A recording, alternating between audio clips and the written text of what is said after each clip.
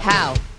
Just how? How does Florida State lose at home to Boston College? Welcome to the show. Maggie, Gray, Andrew, Perloff, whole band back together after Labor Day, and we're so excited. We've got so many new things to debut this week with the NFL upon us. But, Pearl, what we saw last night was just unforgivable from Florida State. I mean, credit to Boston College. That was a fun team to watch. They took Florida State and took their lunch money on the ground. They were the bully. They were just better. But Florida State, to start the season 0-2, they were 16.5-point favorite yesterday. They got the heat, the humidity. You got Boston College coming in, and they were not competitive. That wasn't Boston College. Didn't you hear Louis Riddick on the ESPN telecast? That was 85 Nebraska, apparently. And that's the week after Florida State lost to 83 Oklahoma. Listen. There's so much blame to go around. Yeah, obviously, where do you want to start? DJU, the quarterback's getting killed. The coach is getting killed, Mike Norvell. But you have to start with the run defense, right? And I guess that's on Norvell. To me, this is such a cliche, but run defense is all about effort. And the fact that they've gotten so torched on the ground. I mean, how did BC, I don't think of BC as a running team. I don't think of Bill O'Brien as a specifically running coach. How do you let that happen in your home field where you just get run over? With all your problems, to me, that's the first and most important one. Without a doubt. But let's diagnose what's really going on with Florida State, which, by the way, Florida State, a team that was picked to win the ACC. Whenever you think about the ACC, they were picked to be the champion of a power conference, okay? Boston College was picked to finish 14th out of 17 teams in this conference. Yeah. So let's talk about Florida State, because you're right, they lost that bad game to Georgia Tech in Ireland, but, you maybe forgive that. Georgia Tech has an interesting way to play. You're in a different country. We could explain this away 100 different ways. At home in a quote-unquote get-right game, you got smoked. And to be honest, they called off the dogs. They could have scored more, but Bill O'Brien, yes, that Bill O'Brien, the former NFL coach, Penn State coach, all that, he did the NFL thing where you take knees instead of trying to run up the score. It could have been even worse, Pearl. But this is what I see with Florida State, and I'm curious if you agree. This just all goes back to last year and getting snubbed for the college football playoff. This is like a bad breakup or something that a team can't get over, and everything that has gone on since has just been an outright disaster. But it's got to be the hangover from that, because this team has too much talent on paper to be laying an egg like they did last night. Yes, but isn't it sort of a different team? I keep arguing with our executive producer, EJ Stewart, on this. It's not the same team as last year. So that's not a good excuse, because they're all new players. I think they're 15 new starters, right? So these guys didn't get snubbed last year. It was a different bunch of guys, and they're all in the NFL now. To me, I think they might just be bad. Well, I kind of refuse to accept that. Well, Pete Thamel said that, or somebody said that they have all these first-round picks or high NFL picks on their defensive line. That's impossible. I mean, that cannot be true. Well, see, that's the thing. I've watched enough college football to know those players on Florida State's defensive line are not NFL players. Like, they are wildly overrated. This happened before where guys go, I think they just botched the transfer portal. I think they just picked the wrong players. I think their GM is the problem, not exact. I understand what you're saying about the hangover. Yeah. There's definitely some of that. I'm playing devil's advocate. Right? No, but it's also, they might stink. Why do you think they don't stink? Why do you think the talent's not way down? Because, again, I'm seeing people who do this for a living, evaluating talent, saying that's an NFL player on the defensive line, and that one, and that one. And I'm hearing them say that this offensive line is so experienced and they can't run the ball. And so to me, it's different names from a year ago, but I think it's like a cultural thing of getting snubbed last year. They're in this protracted lawsuit with the ACC, just everything about it. I don't know how that would filter down to the players, but clearly it's having an impact on the program, because I think that snub last year has now derailed the whole program. Mike Norvell took over a once proud program that was really in the dumps. But what did he do? Put together back-to-back double-digit win seasons. They were on the upswing, and I think either they overreacted to getting snubbed with going into the portal and getting DJU, thinking they needed to get this guy who had been inconsistent at 2 different stops. And now the quarterback from Florida State, it is just beyond, it's painful to watch him play football right now. Well, how do you know, though, that the Florida State team that Mike Norvell took over, maybe that's who Florida State is? Maybe last year was the aberration, And they're really 2 years in a row with double-digit wins. Last year but was, they had undefeated. two losing seasons before that. Yeah, bad seasons. I think they had 4 losing seasons in a row, and they're about to have another losing season. So maybe that's who they are. Maybe this program is way overrated because of last year. Wow. I mean, Jordan Travis last night, there were plays where DJU, as awful as he played, if he had any mobility, that would have made a gigantic difference. If you had Jordan Travis in there, I think, why is it that we can't say they missed last year's players? Like, it has to be an emotional hangover. I understand what you're saying. I think it is because I think that they were a program on the upswing. It's not like they didn't try to address important areas. And, you're in a conference where you're kind of like, you should be the cream of the crop. Right. And I think to me, I do see this as a hangover. I'm curious out there at 855-212-4227. Do you see this as just, all right, Florida State's back to being mid, or do you see it as the hangover from last year and getting snubbed? Well, I mean, do you think, okay, if it is a hangover from last year, eventually hangovers wear off. They're 0-2 right now. Do you think that it's going to be a season-long hangover, or do they get over it? Because I think they just stink. I mean, DJU obviously is not good. Like, I don't care about it. I don't care what his emotional state is. He's the same. By the way, he's actually consistently inconsistent. Like, he's the same quarterback as last year. His same QB rating as Oregon State. He makes some great throws, makes some bad throws. The hangover aspect is interesting on the run game. Are they really just going to get bullied all year long? Do they have any fight left in them? Or are they just, are they basically lying down for the whole year? I think that it's going to be this way the whole year. I think they have a losing record. I'm betting against the Seminoles every game. You picked them to win the ACC. Well, they're not Alabama. I mean, no, I know. They're definitely now I realize, and I did pick them to win the ACC. Now I realize last year was the aberration. The rule is they are mid. 855-212-4227. I'm just stunned. I think this is, of all the big takeaways, and we will dissect the games that we saw over the weekend with the USCs and LSUs and Notre Dames and Georgia and Clemson, and there's so many big takeaways, but you got to start with what you saw last night, because I think Florida State starting out of the gate at 0-2 when last year they probably definitely should have been one of the Final Four teams. Yeah. They should have been playing for a national title, and now it looks like a cliff just came, and they all just ran right off of it. And you're right. I think the effort can be questioned. The decision-making can be questioned. And how do you regroup on the fly like this? Like, forget all that, it's a 12-team playoff. There's plenty of time to get back in this thing. There's not. At this point, you are just trying to play for pride and salvage the season, but you're not with DJU. I think that ship, I think we've seen enough of him. Well, yes, but one thing I would also like to counter, let's not put this whole thing on DJU. I mean, there was... drops. I mean, there were drops where DJU hit guys between the numbers, experienced guys who have no excuse whatsoever. And if that's an emotional hangover, like a drop, I think they were pressing so much. They were so desperate. I think, and I blame the coach on that. Mike Norvell had them tight as all get out. They were dropped on fourth down, really, the first drive of the third quarter. Oh, well, yeah, and not only that, you just can't tackle a guy. So I don't care if you had an all-world quarterback, you can't let up that much running. There was just so many issues I had with the play calling, by the way, I didn't have an issue with. Because last week when they tried to run the ball against Georgia Tech, it was pathetic. Yeah. So last night, every first down, did they run on first down at all? I don't have the stats in front of me. It felt like they dropped back DJU every single play, which is funny because he wasn't playing well, but they're like, we're going to keep on hammering this home. I think that was a matter of pressure. Mike Norvell felt so desperate by the second half of the game. You mentioned the fourth down. It was just like, this isn't happening to us. This isn't happening. We got to do something. We got to do something. And the harder they pressed, the worse they played. So we're talking about FSU losing last night to Boston College. Congrats, Bill O'Brien. And he gets his first win as the Boston College head coach. Kind of an odd career move for him. He was going to go to Ohio State and be the offensive coordinator, and then the job at BC opens up, and he ends up taking that job, and it's kind of circuitous. I love it. They're like, Bill O'Brien, his dream job at Boston College is like, guys, it's a lie. He'll do a good job there, but please don't sell me that Bill O'Brien's been waiting his whole life to be coaching Boston College when he's most likely going to be out of there in their first good season. But we can talk about that another time. But I think another question is, who is for real?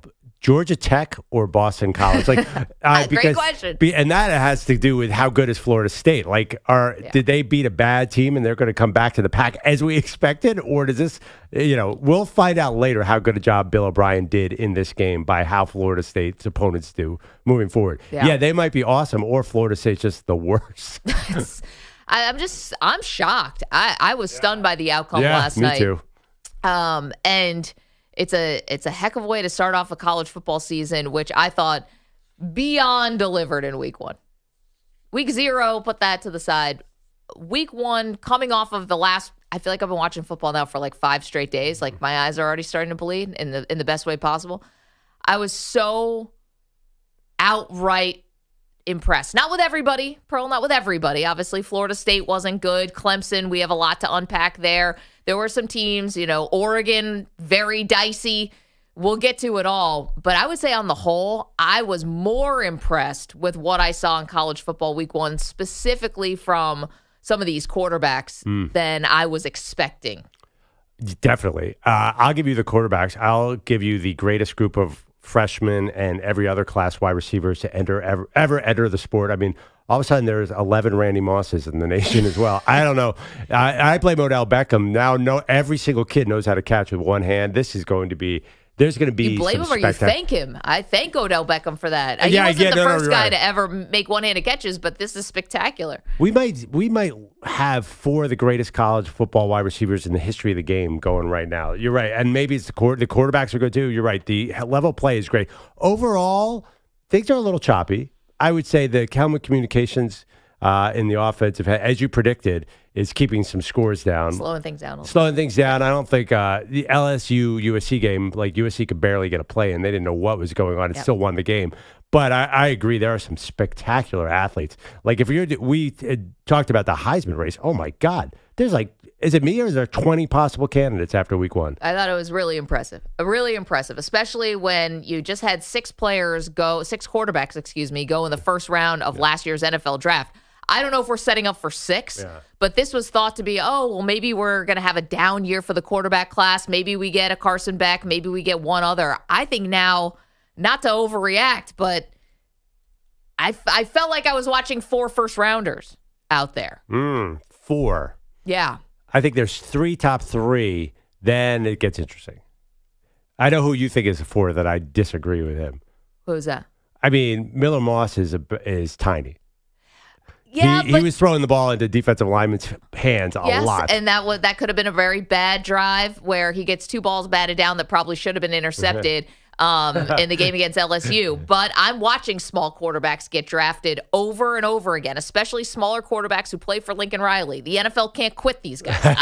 Fair point. He could go number 1 overall. I mean, let alone get drafted. I'm watching Carson Beck, I thought, looked very good. Although that game, I think, is being remembered a little different than it actually happened, even though it just happened 3 days ago. Well, Beck was always going to be a top first round pick. He was very good. I thought that Miller Moss was very good. I think that Shedeur is still a first-round pick. If we go back to Thursday night's game. And I thought Garrett Nussmeier was good. I don't think he's a first-rounder. I thought he was very good. I'm watching true freshmen like Dylan Raiola look very good. He's obviously not going to the draft. He wouldn't be eligible. You're forgetting the number 1 pick, Cam Ward. And Cam Ward, of course. Cam Ward is like a giant Patrick Mahomes. I know. Yeah, hello. Come on, Maggie. Hey, EJ, how you doing? Also, Jackson Dart. I mean, Jackson Dart looked If you have it, I don't know. The college football passer rating is weird. It goes up to some bizarre number. I mean, you can't possibly have a better game than Jackson Dart did at Ole Miss. You're right. But he didn't play anybody. But can we also talk about, I'm telling you one thing, the running backs are, I mean, Ollie Gordon, like nobody has any interest in tackling that man at all. Just let him run into the end zone. Boise State running back, there are so many exciting players. This is going to be, we got to really focus on the Heisman race this year, Maggie. It's going to be tough. But we've already made our selections. We did? Yes, we did. I mean, if you'd like a mulligan, I might be able to offer one to you, but I don't feel great about it. Did I pick DJU? Did you? You did you? No, I picked Travis Hunter because I picked the first non-quarterback off the board. It turns out this could be a great quarterback class, so that was maybe a bad mistake on my part. But I will not take the mulligan. 3 touchdowns. Yeah. Let's not forget against North Dakota State. I'm going to stick with Travis Hunter, the two-way star from Colorado. Yeah. You have no issue with celebrating a win over a lower level team like it was winning the national title like Colorado did? That was a little tough. Well, who was your Heisman pick? How could you forget it? One of the producers here jump on. I have no idea. We picked the Heisman? We picked the Heisman. EJ, who did I pick? We definitely did pick the Heisman. EJ, who did you pick? I don't know why. I can't remember. I have a future bet on Miller Moss. Oh, did you do Dylan Gabriel? I feel like you did Gabriel. Could have. I think lefty quarterback. I think I have a future on Miller Moss and a future on Carson Beck last year, which bombed. Not going to be able to cash that one. We'll double check. Did I go Dylan Gabriel? That doesn't sound like me. I do love a lefty. We'll find out. We're going to go into the archives. But I'm changing my bet right now. I'm going CamWard, baby. CamWard. To the promised land. How do you not remember your pick? We made it 6 days ago. Do you know how much has happened since then, Maggie? True. All right, Florida State. That's the question. If you're watching that game last night, is this the hangover from last year? Is this just all-time bad? And we'll take your biggest takeaways from college football week 1. What a slate it was. 855-212-4227. Speaking of going on the record, we'll do that today in terms of our NFL awards. So maybe someone could jot one of these down so Perloff can remember who he picks. We'll do that a little bit later in the show. You know me pretty well, Maggie. Who do you think I would pick? Now I've got to I've got to remember your picks and my picks. We're all in the same boat. Week 1 just changed everything in our mind. It's just like a new slate. But all right. I will find that on the break, and I will come back with my Heisman pick from last week. All right. Very good. It's Maggie and Perloff. Again, 855-212-4227. Your biggest takeaways from the college football week 1. All right, let's do it. Football season, Perloff, it is here. We are so thrilled to have Prize Picks aboard. They are the best place to get real money sports action while watching football. Season-long fantasy, it just takes too much time. Perloff can't remember his Heisman pick, let alone his setting his fantasy lineups. But on Prize Picks, you pick a new lineup every single day. Oh, yeah. The app's so simple to use. You pick 2 or more players across any sport. Pick more or less on their projection, and you could win up to 100 times your money. Maggie, I watched a lot of baseball this weekend, dialed in because the Braves-Philly series is on national TV. Yeah. So I'm warning you right now, my baseball analysis is on point. On Prize Picks, you can still cash out even if the lineup isn't perfect, and all the withdrawals are fast, safe, and secure. And not only that, Prize Picks is the only daily fantasy app with injury insurance if one of your players goes down in the first half. Yeah. Prize Picks doesn't count as a loss. That's awesome. Because you know how many times, remember Aaron Rodgers last year? It can get ugly early. Just some of the ways, many ways Prize Picks puts its members first. Absolutely love this. I need this kind of safety net in my life, this kind of insurance. All you got to do is download the Prize Picks app today. Use the code MNP, M-A-N-D-P, like Maggie and Perloff. You get $50 credit instantly when you play $5. That's code M and P on Prize Picks to get a $50 credit instantly when you play $5. You don't even need to win to receive the $50 bonus. It's guaranteed. Prize Picks. Run your game. Must be present in certain states. Visit prizepicks.com for restrictions and details.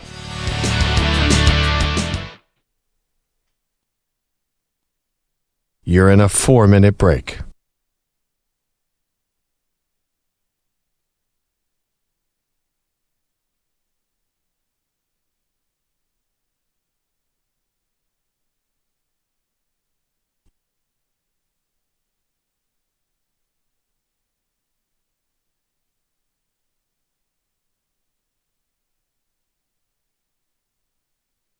Three minutes, 30 seconds remaining.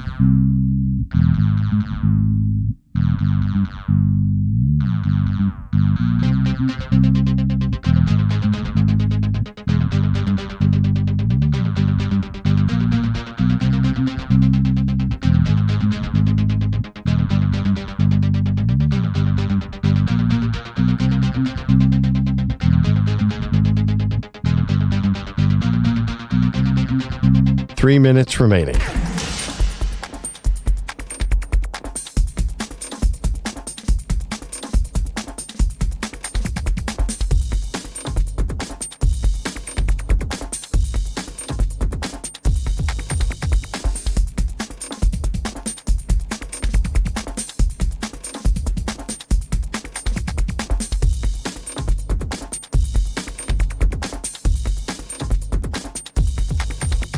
2 minutes, 30 seconds remaining.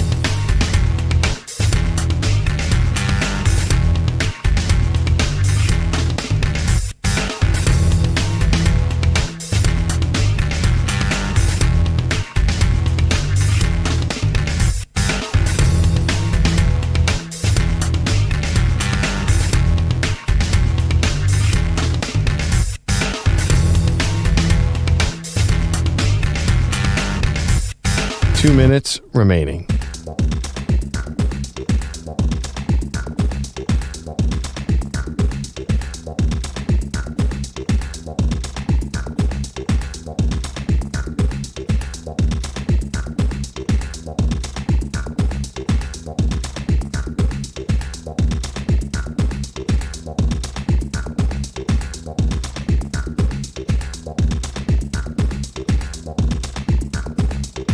One minute, 30 seconds remaining.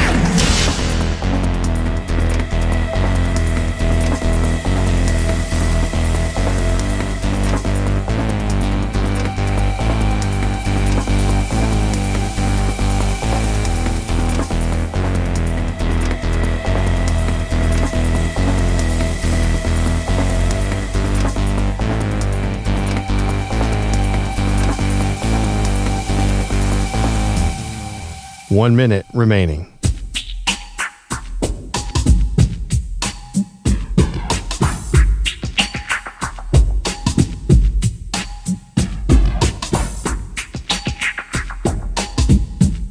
Forty-five seconds remaining.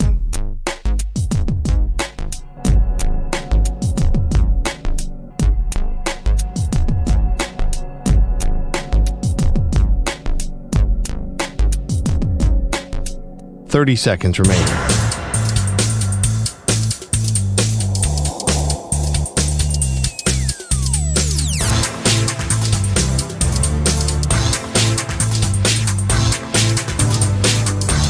Fifteen seconds.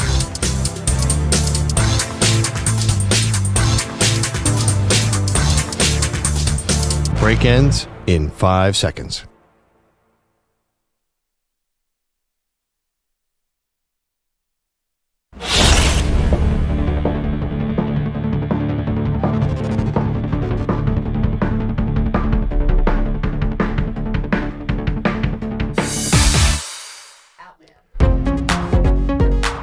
Welcome back, Maggie and Perloff. We teased it. I picked Jalen Milroe, Alabama, of course, because he's my favorite person in college football. For the Heisman. You've forgotten your Heisman vote. Yeah, it's Jalen Milroe. That we made 6 days ago. There's a viral video of him staying after the game to congratulate every player on the Crimson Tide. He is a leader, Maggie. If leadership is a thing that you count in your Heisman vote, Jalen Milroe is going to run away with it, the Alabama quarterback. And actually, I mean, who knows? It's so early, but I feel really good about that team. But Maggie and I started the show. There's just so much to be positive about after week 1 in college football. There's so many exciting players. And then we have LSU. Once again, 5th year in a row, blew their opener. In spectacular fashion. You know, this was a great game, and it came down, obviously, to the final drive. And for some unknown reason, LSU again, well, I know why. The penalties, the bad mental mistakes, the personal foul penalties. I mean, in every way that you can be sort of undisciplined at the end of a football game, that's the story of a BrianKelly team to start off a season. And he got really mad after the game, and we'll play you the audio clip that went viral. Did he really? He would like you to believe that he got... I don't know. That was as fake as his Southern accent. I mean, he was. I'm sure he was mad, but that press conference was bizarre. Well, let's hear it. BrianKelly, this is after LSU ends up losing to USC in Las Vegas in the opener, said he's mad about his team blowing week 1. We're sitting here again. We're sitting here again talking about the same things. About not finishing when you have an opponent in a position to put them away. But what we're doing on the sideline is feeling like the game's over. And I'm so angry about it. Angry, I'm mad. Have you guys ever banged a table? Bogus is here. You bang the table all the time. Literally. I bang a table? 50 times a show. I do? Yes. Do I do it as well as BrianKelly? Am I as convincing? No, because, well, I don't know. You're definitely more convincing than that, because that sounded like he was reading a plot line. Who says, what kind of, first of all, let's just start with the fact. I'm mad. If you're mad, you don't say, I am angry. That is not something a mad person says. You actually scream curse words. Like, you don't say, I am angry. I am angry. It sounds like a guy reading a line in a play. It's so weird. Well, this is faker than his Southern accent. Not that he's not mad, but like he's trying to present this thing like, I'm drawing the line here. This is not acceptable, but it just sounded fake. Can I come to the defense of Brian Kelly? Would you rather have him go up and be like, la-di-da, guys, no big deal? I'd rather be a genuine human being. Who's Good not, luck with that. It's a college football coach, Perloff. I mean, we can't reinvent the wheel. Well, I'd like him to maybe pay off on that huge investment. Is he like the second or the third highest paid coach in college football? Maybe the highest. Like, win some openers, dude. He'll still win 10 games. I'm not panicking at all about LSU. But this was kind of pathetic, especially in that environment. It was somehow a home game for LSU in Las Vegas. Like, it was ridiculous. You had every excuse. You had every reason to win that game because of the crowd, and you blew opportunities. That wasn't at the end either. Like, they blew opportunities in the beginning. They blew opportunities throughout. That was not good. Well, USC tried to give them the game at one point, having to burn multiple timeouts, couldn't get play calls in. It looked like USC was really on the ropes. And then what happened? USC's defense made a stand. They went on an incredible drive, and then as LSU is trying to get back into the game, USC forced a 3-and-out. I thought that was really impressive. The USC defense couldn't have gotten any worse. LSU's defense, by the way, was also an adventure last year. They seem to get better this year as well. The linebackers are good. They're just undisciplined in the secondary, and they got these bad personal foul calls. That is definitely their fault, and Brian Kelly should be taking the blame for it as well. How do you know it was the defenses played better and the offenses didn't play worse? It seems to me like a chicken or egg thing. I mean, you did just lose. Both teams lost 2 Heisman Trophy winners. Yep. The last 2 Heisman Trophy winners. Are you sure that those defenses are so much improved? Or is it possible that LSU misses Jaden Daniels and USC misses Caleb Williams, even though their quarterbacks did have big numbers? I didn't think the quarterbacks were the problem. What I saw from USC was actually tackling, making plays, stopping guys. Like, that had been an issue last year. And I felt like I saw a renewed, toughness. They made plays. They made big plays when they needed to. Again, they forced a 3-and-out when LSU should have come down and tied the game. Yeah, but how do you know LSU's offense isn't bad? That's what I'm saying. Because I think Garrett Nussmeier, he didn't look like he was totally flailing out there. This is a time will tell here, and I'm curious how USC matches up against the good Big Ten teams and how LSU offense. I mean, you have to admit, Jaden Daniels is not there. Garrett Nussmeier played really well, but it's a completely different kind of offense. Jaden Daniels was pretty much 18 yards a play every play. Right. He either threw the ball, a beautiful pass down the field. Garrett Nussmeier is a much more chip down the field quarterback. I think I'm curious if these defenses really were as impressive as we thought. I think the offenses both look kind of slow. I thought they looked. USC hit a couple lucky strikes late. I'm not sure that they are the prolific Caleb Williams offense. We'll see. Maybe I'm more of I like this offense. You got guys making one-handed catches. You've got a run game that's robust. I mean, they were pushing guys around at the line of scrimmage. I thought this was not only a great statement from USC. We'll stop on them for a second. I think they're going to be a factor in the Big Ten. I think they're playing for the Big Ten championship. It's possible that Lincoln Riley can coach up a quarterback. We know that. You have Miller Moss. If the defense is actually improved, even just more than last year, is it going to be Ohio State? No, it might not look like Ohio State. It might not look like Michigan yet, but to be honest, like, why not them? Why not be in the mix? Oregon didn't look that great. Michigan didn't look that great.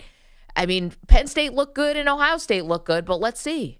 Why not USC? Why can't they be there? All right, let's talk about this in a month. We got Michigan and Penn State on the schedule. Yep. It's one thing to beat Brian Kelly in week 1. I'm curious if they hold up physically against Michigan in Michigan, then you're right. But I'm a little more skeptical than you. Did you not see how much muscle these guys put on? I watched the Holly Rowe had the amazing report just about how jacked all these dudes are on USC. They just changed everything. So you definitely picking USC over Michigan?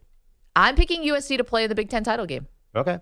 Yeah. Andrew Bogish is here with headlines for us. By the way, you can weigh in on that at 855-212-4227. We're on in California. Good morning, where guys. USC is. And UCLA, right? Doesn't that? Okay. We know that because their head coach made sure to tell us a few times.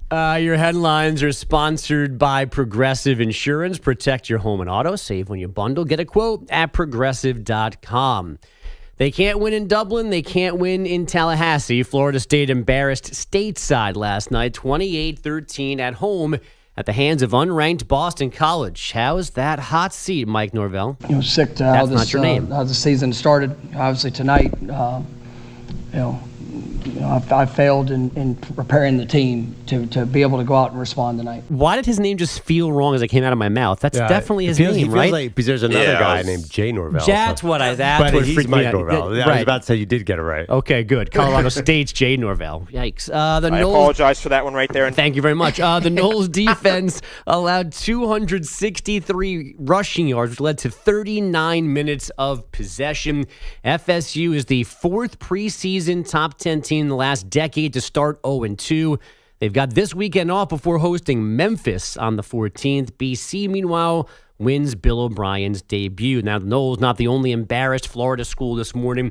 Not only did Florida take a 41-17 beating from Miami in the Swamp, but the Gators had recruits on campus to see it all in person, and those youngsters were sitting behind the Miami fan section right near the Hurricanes tunnel, which allowed the Canes to make their pitch to the high schoolers as they left with the W. You better come to Miami. We run for it. You better come to Miami. Come to the U. Come to the U. Let's go here. There were Florida staffers trying to keep the recruits and the Hurricanes apart, but they had no chance. I understand having recruits at this game ahead of time, but why are they anywhere near Miami people? Why do they put them there? Seems like a bad idea. Well, I don't know. I actually watched Florida play. I think it's a bad idea for the Miami Hurricanes to ask those guys to come to the U. Yeah, you don't want the guys. Yeah. Like, keep your own guys. You don't need any of those Gators. They stink.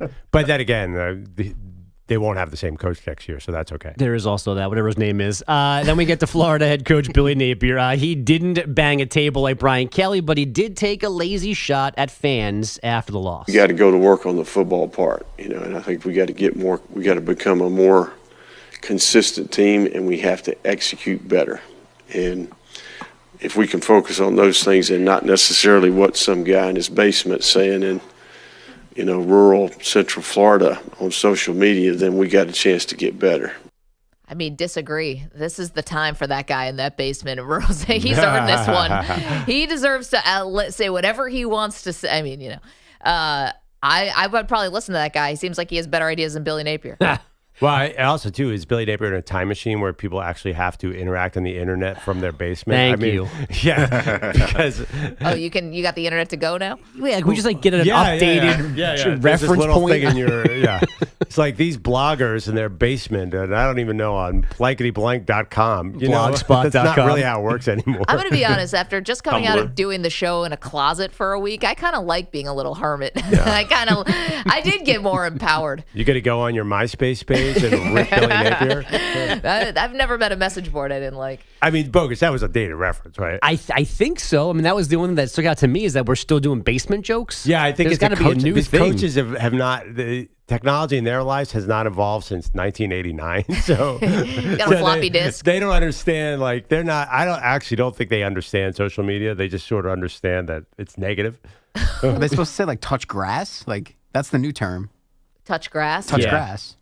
Like, get out of the basement. Yes, get outside. Yeah, breathe a little air. But the basement thing, that's like a internet 1.0 thing, right? Right. That's the initial joke. Like, you have to dial up your AOL account. So when you think of an internet troll, where is this person? I think of them like sitting outside like a Panera Bread or something, just like a casual. That's a more modern version of it. Right. I think that's the point now. Like, there is no more obvious geographical reference. They could be I'm anywhere. asking you guys, if you think of a typical troll, where is that person firing off this social media post from? Like in his car before he goes into work. Got it. Yeah. Just like, I hate my job. Yeah. I'm just going to fire off this tweet, say Billy Napier should be fired for the 100th time. I don't even put them in a geographic that's place. a good one, Zoo. What's that? On the toilet. On the toilet, yeah. But actually, that's the one place where the most social media activity happens. But generally, though, I don't put them in a time and place. Like, they're everywhere. I mean, that's the thing about mobile phones. They're mobile. Oh, thank you. See, Yeah. I don't see the bathroom, though, not to get into this, but is that a place where you're really getting angry? You fire off mean tweets there? Like, I get it in the parking lot before you head into work. Maybe you hate your boss, you hate your colleagues, all that stuff. You're just sort of getting ready. Yeah. But, like, the bathroom's kind of like you're by yourself. It's a sanctuary. Yeah, I hear what you're saying, Maggie. It's usually a happy place. But that being said, get away from your kids, you say your mean wife. tweets. You mean just tweets. Yeah, right. Right, there are just no... Wait, you think there's a positive tweet out there about the Gators? I've never seen one. Yeah, this is college football. Nobody cares. Nobody wants positive. I've never seen a positive tweet about anything. Let alone the Gators. Maggie. And if you did, you would immediately scroll past it because it was so boring. Like, It doesn't resonate. once in a while, I get those sports writers who are like, "Be nicer to people," or some ethical crap like that. Oh, Seth Davis. He has like Well, the auto I tweet. love Seth Davis. Please be kind. Nope. I'm like, dude, who's coming to Duke next year, Seth? I'm not following you for the Motivation. I'll follow the Dalai Lama for that. Just tell me Even about the Dalai Kansas. Lama wants Billy Napier fired. Yeah, tell me the Kansas freshman. No, generally, you're right. You do say that. Like, that's a thing that people say, oh, the internet and social media is too negative. But let's face it, that's the only thing that's interesting, right? Like, nobody wants... Can you imagine someone tweeting from their toilet today? Man, I think we should give Billy Napier a second chance. That's someone who's got a real sunny attitude. Some quick NFL notes. JaMarrChase was technically at Bengals practice yesterday, but did not actually participate in the workout again. Zach Taylor is still calling the situation day to day with no clarity on Chase's status for this weekend's opener. The Cowboys naming Cooper Rush their backup QB, which means Trey Lance is number 3. And Russell Wilson, not just the Steelers' starting quarterback, he is also one of their 4 captains. The San Diego Padres, a 3-0 home win over the Tigers after the Diamondbacks lost to the Dodgers earlier in the day. So San Diego leads Arizona by a game for the top NL wild card. The Mets, a half game behind idle Atlanta for the last spot after a 4-1 home win over the Red Sox. Guys, back to you. The Russell Wilson captain headline. I mean, that proves that we were wrong all along. This man truly is a leader, Maggie. I saw that headline pass. I'm like, Mike Tomlin must have twisted a lot of arms to get Russell Wilson in as captain. I feel like they gave it to him the day he signed. Like, it was part of the agreement. Don't players name the captain? I believe. Isn't that and I think you player? always vote for the starting quarterback. Like, how many starting quarterbacks are not captains? Well, that's always a red flag in college. Yeah, I feel like that becomes a story. Not a captain. But if there was ever going to be a quarterback who is not a captain, it sure as heck would be Russell Wilson, right? Like, is that the thing? His teammates never have liked Russ. It's like, that hasn't stopped him. He's not like a guy's guy. He's like a weird little CEO in the corner of the locker room. I think it would really damage him if he was not a captain. Yeah, but it would have. I mean, first of all, he just got through a quarterback battle with Justin Fields. Yeah. Like, I do think it would have made sense. He did. There was a list of captains. There was T.J. Watt. I think it was Cam Hayward and somebody else on there, and Russ did not fit. Like, you know what I mean? Like, that headline was clearly forced by Mike Tomlin. Yes, I know. I think that this is part of the negotiation. Russ gets to town. He's like, and by the way, I'm a captain. Like, I'm gonna be a captain. Wait, I don't even think there's a vote, and probably be a secret vote anyway. So who's got the breakdown? So what you're saying is secret. PricewaterhouseCoopers didn't come out with a little steel La La briefcase, and we've done the accounting. But he wouldn't have gotten it if he didn't win the job. PricewaterhouseCoopers. I think that he might have. The funny part, this would be a great scandal if actually they voted Justin Fields as the captain, but they changed it. That'd be awesome. Or if Russ was a captain and Justin Fields wasn't a captain, that'd be the number one story today. Because Justin Fields is another guy who doesn't get along great with teammates. That's true. 855-212-4227. Good for Russ. I'm sure that's important to him. Throw a forward pass. We have, thank you, Bogish. We have so much news coming out of this weekend from both college football, but also from the pros, and a very serious situation that thankfully disaster was avoided. We'll get to that next. It's Maggie and Perloff. You're in a 5-minute break.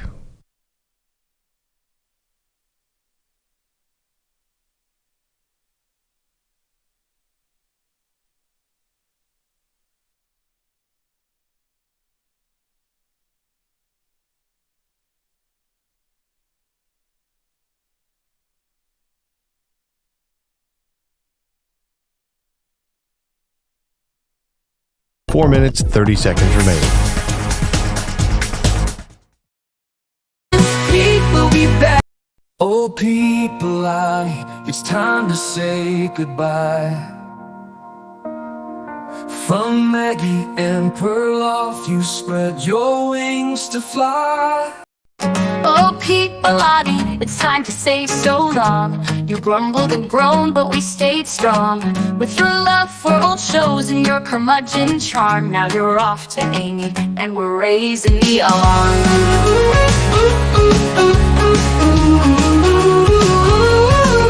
Good riddance, Pete, we'll be better off today. No more Three's Company or Alf in our way. Off to Amy Lawrence, where you can grumble all night. The show will be smoother, everything will feel just right.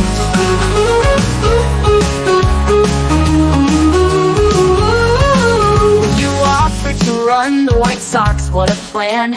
But running on show, you were our grumpy old man. With the NBA on NBC playing in your head, we'll carry on now without all that dread. Good riddance, people, be better off today. No more Three's Company or Alf in our way. Off to Amy Lawrence, where you can grumble all night.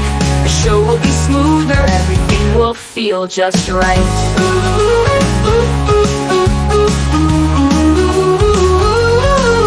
You offered to run the White Sox, what a plan. But running our show, you were our grumpy old man. With the NBA on NBC playing in your head, we'll carry on now without all that dread. Good riddance, Pete, we'll be better off today. No more Three's Company or Alf in our way. Off to Amy Lawrence, where you can rumble all night. The show will be smoother, everything will feel just right. 30 seconds remaining.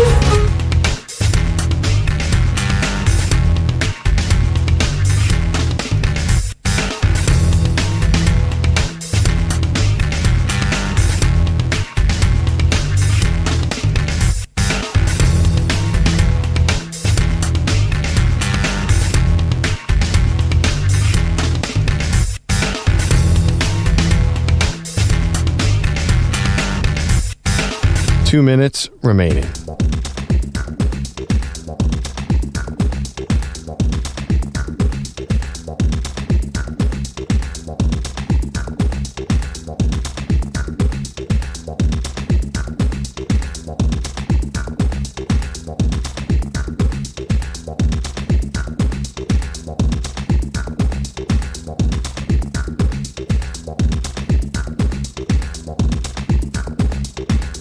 One minute, 30 seconds remaining.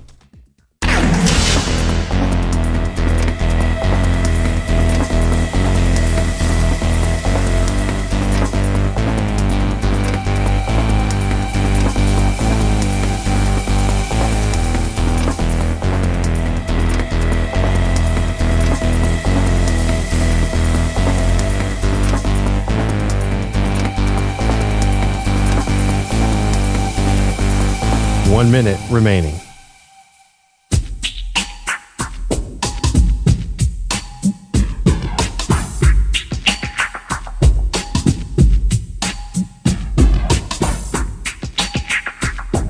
"45 seconds remaining.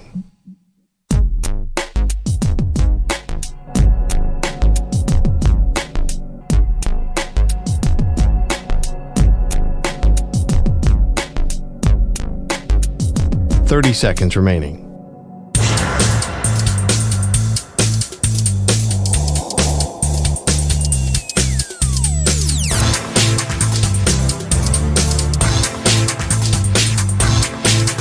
"15 seconds.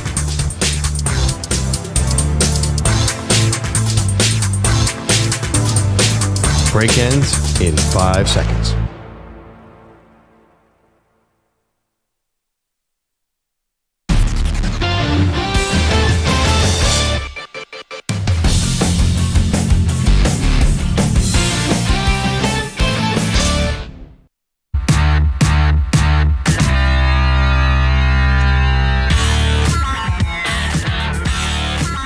Welcome back to Maggie Gray and Jim Perloff. I thought that things were going to start to calm down a little bit for the San Francisco 49ers. You got Aiyuk signed, Still working on Trent Williams, but obviously that needs to happen for the 49ers to be at full strength, Perloff. And then out of the blue, you get this horrible story that could have been even worse with Ricky Pearsall, the first-round wide receiver for the San Francisco 49ers, doing an autograph signing in downtown San Francisco. And afterwards, 3:30 in the afternoon, the guy's walking by himself, gets held up by a 17-year-old with a gun, shoots Ricky Pearsall through the chest. This guy is so lucky to be alive, Perloff. And not only that, he was wrestling with the gunman, and multiple shots were fired. Even the teenager was also hit, but he's going to survive as well. This is so awful of a story that could have just been so much more tragic. But now Ricky Pearsall's out of the hospital. He's on PUP, so he's going to be out for at least the first 4 weeks of the season. This is just an unreal twist and beyond scary moment for this young wide receiver and for that whole city and team. No, it was crazy because the headline came out that Ricky Pearsall has been shot. Yes. That was the first headline. So that's immediately concerning. Like, oh, okay, is he still alive? We had no idea. Then it said he'd been shot in the chest. I'm like, okay, well, this isn't good. No. This seems terrible. Then the most incredible thing to me was video of him walking away from the incident after being shot in the chest.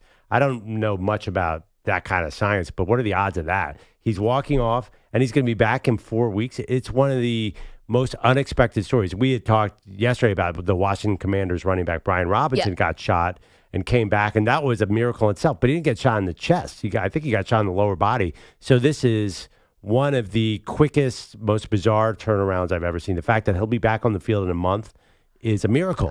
A miracle. I mean, he's the unluckiest and luckiest person because obviously you're unlucky that this would even happen to you, but then lucky that you are going to walk away from this with your life and with your career and everything, and he's going to get to play football.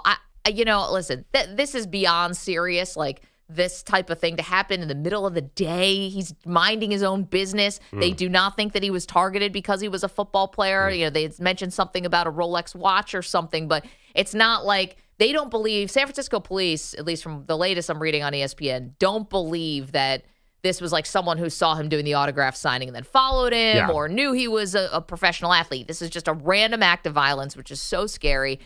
But this is just another thing here. Like, we talk about how much pressure is on the San Francisco 49ers. Again, this is not football stuff. This is real life stuff. But everything matters.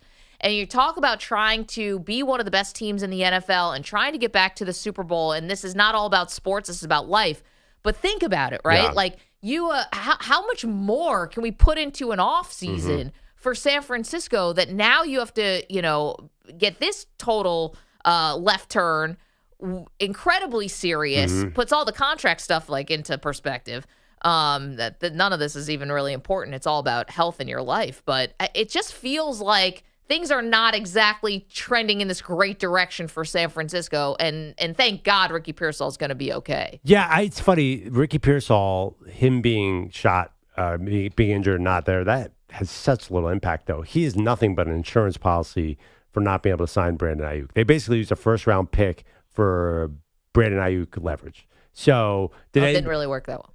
Well, it worked fine. Well, he got a contract, though. Yeah. But I mean, I think that's the old Andy Reid strategy. You draft the guy to pressure the other guy to sign. I don't really know how it works, but the point is Aiyuk's there.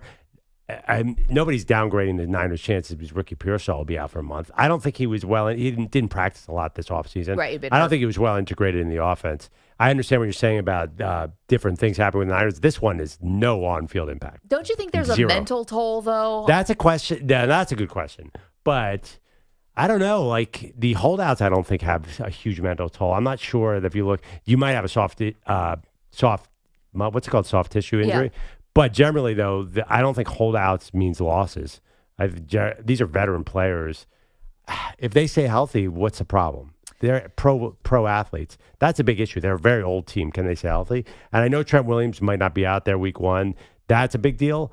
But generally, are these distractions? You're a football player. You get out there on the field. The ball is hiked and you have a job to do. Is it really going to weigh on them?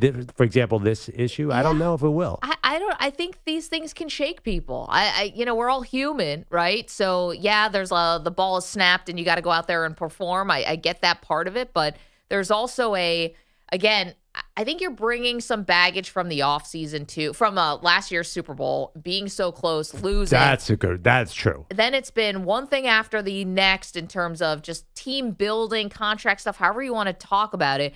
The general manager and the head coach are answering questions about this every single day. And then it's just, this is a bizarre one with Ricky Pearsall. And again, thank God he's going to be fine. But, you have your first round draft pick get shot in broad daylight in the middle of San Francisco. You got to admit, this is not trending. These aren't great not omens, but this is an amazing way to start off your season. I can't go there with you on that one because he's a rookie. I mean, Brock Purdy's going to drop back and he's going to be looking at Deebo Samuel, Brandon Aiyuk, Jawan Jennings, who he loves, and Christian McCaffrey and George Kittle. I mean, it's not. I would think, especially this, they don't really even. This could be something. They don't even really know Ricky Pearsall that well. He hasn't been integrated into the team. I'm not sure this one will impact him. Trent Williams holdout certainly feels like a more, to me, on-field impact. Which, by the way, it's Tuesday. They're playing Monday night against the Jets. Where is Trent Williams? Yeah, that I understand. But I don't know that this kind of, it's so random too, Maggie. There's no rhyme or reason. A Super Bowl hangover, that makes sense. Right. But just this random crime, I think they're just grateful that he's coming back. I don't know if this is one of those dings on the Niners offseason. It's one of those things where I think let's fast forward 6 months. And we're looking back, and it's like, what happened to the 49ers? Say they make the playoffs, they lose in the first round, they lose in the second round, they don't get back to the Super Bowl. And we're like diagnosing, like, man, what happened? Doesn't this feel like one of those things that just gets added to the laundry list? It's like they came with the Super Bowl hangover. McCaffrey got hurt early. You had contract stuff with Aiyuk and Trent Williams the whole offseason. Ricky Pearsall got shot. He survived, thank goodness. But that was a distraction. And then this happened, and then that happened. Like, I could see it being one of those things where, again, thank God the guy's going to be okay. This could have been a horribly tragic ending. It just seems like another thing. If the 49ers underachieved this year, we'd be looking back through the laundry list of stuff and thinking, man, look at everything that was stacked against them in reality. Yes, they have a great team, an awesome roster, but look at all the things that got stacked against them in this specific season. You're totally right. I understand that, but that's not happening. If they stay healthy, if those guys stay healthy, which is a big, big concern, that team's not disappointing. If you get all those superstars out on the field, how are they going to disappoint? It's injuries. It's specifically McCaffrey and Deebo and probably Trent Williams. I understand what you're saying. I just think they're just so good. If they get that group out on the field healthy, what happened 2 years ago in the NFC title game? That was they got hurt. It was a pure health situation. What happened in the Super Bowl? They got hurt. Dre Greenlaw. What happened the year after they made the Super Bowl last time? Nick Bosa got hurt early, and they just totally folded. So I understand what you're saying. I think these guys are professional, and they can compartmentalize. I really do, especially Pearsall, because this is just so unprecedented. There's no experience they've had in their lives. Like, what do you do with this? You just say, like, wow, thank God. That's all you can say. I don't even know how you move on. Like, how do you just on a human level, right? I would never want to leave my house again. You know, like you could see that instinct to just say, I'm like, what does the world have for me? 855-212-4227. Curious for 49ers fans how you're feeling about this with the season on the doorstep. I know Zoo's a big Jets fan. Obviously, we have a lot of them around here. With no Trent Williams, I feel like you have to be feeling a lot better about your Jets.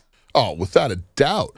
I mean, listen, I'm not saying they're going to go out there, they're going to do anything like they're going to kick anybody's ass, but they look really, really good right now. I mean, outside of Hassan Reddick not being there, but if you tell me that Trent Williams ain't going to be there, I feel way better about Jermaine Johnson. Zoo, a question. When you say they look really good, you understand it's the offseason, they haven't played a game. Yeah, so Don't ruin it for Zoo. Where are they looking good exactly?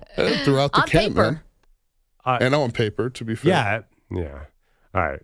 Hey, listen, I know you know about dream teams falling apart with the Eagles. Yeah. Was that a good thing or a bad thing that they look good on paper? Are you guys saying that they are going to be good? I don't know.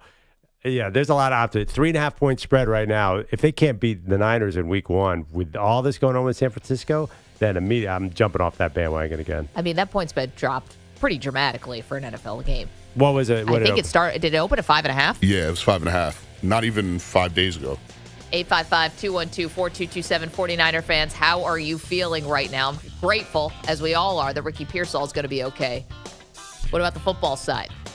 Maggie and Perloff, so much to do today, including who's the biggest threat in the Big Ten.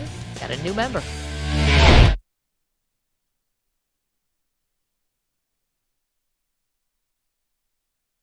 You're in a 5-minute break.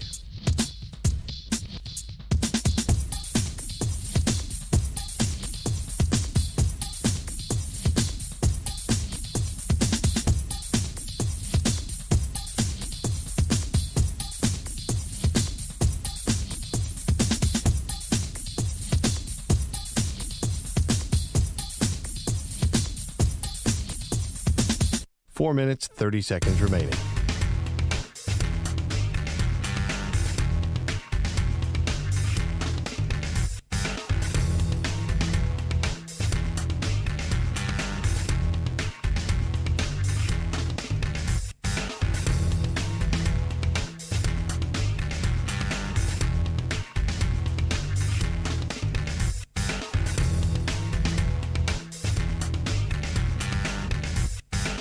Four minutes remaining.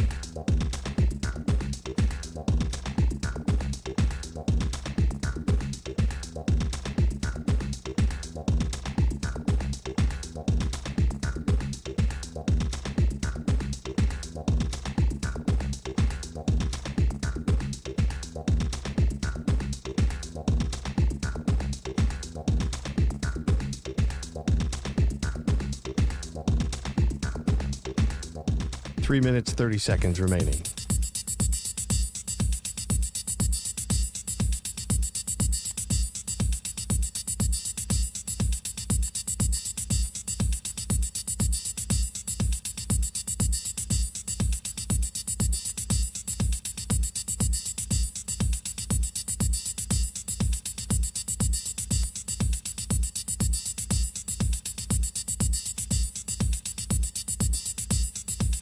Three minutes remaining.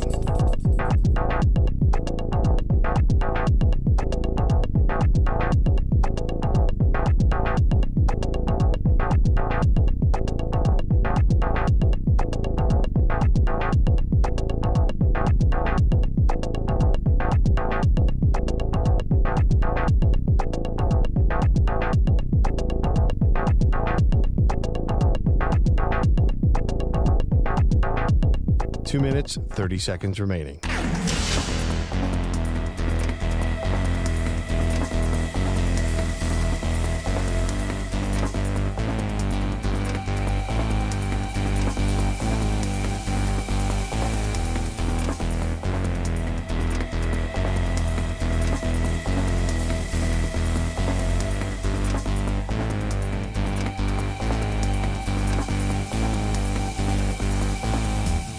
Two minutes remaining.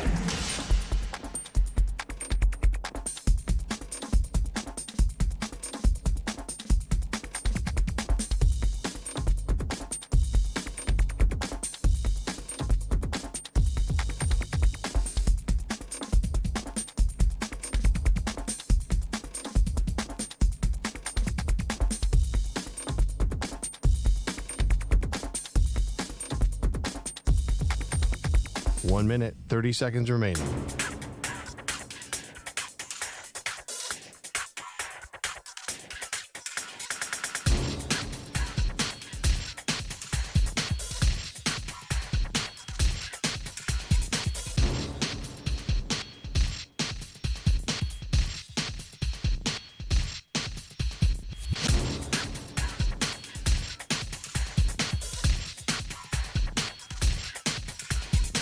One minute remaining.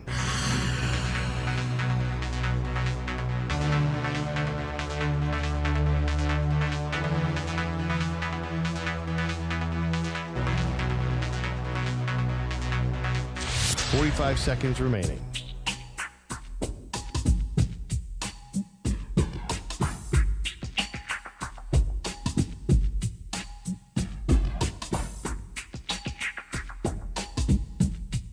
Thirty seconds remaining.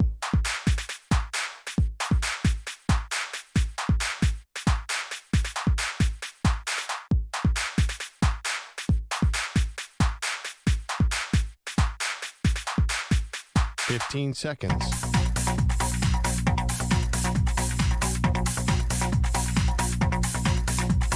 Break ends in 5 seconds.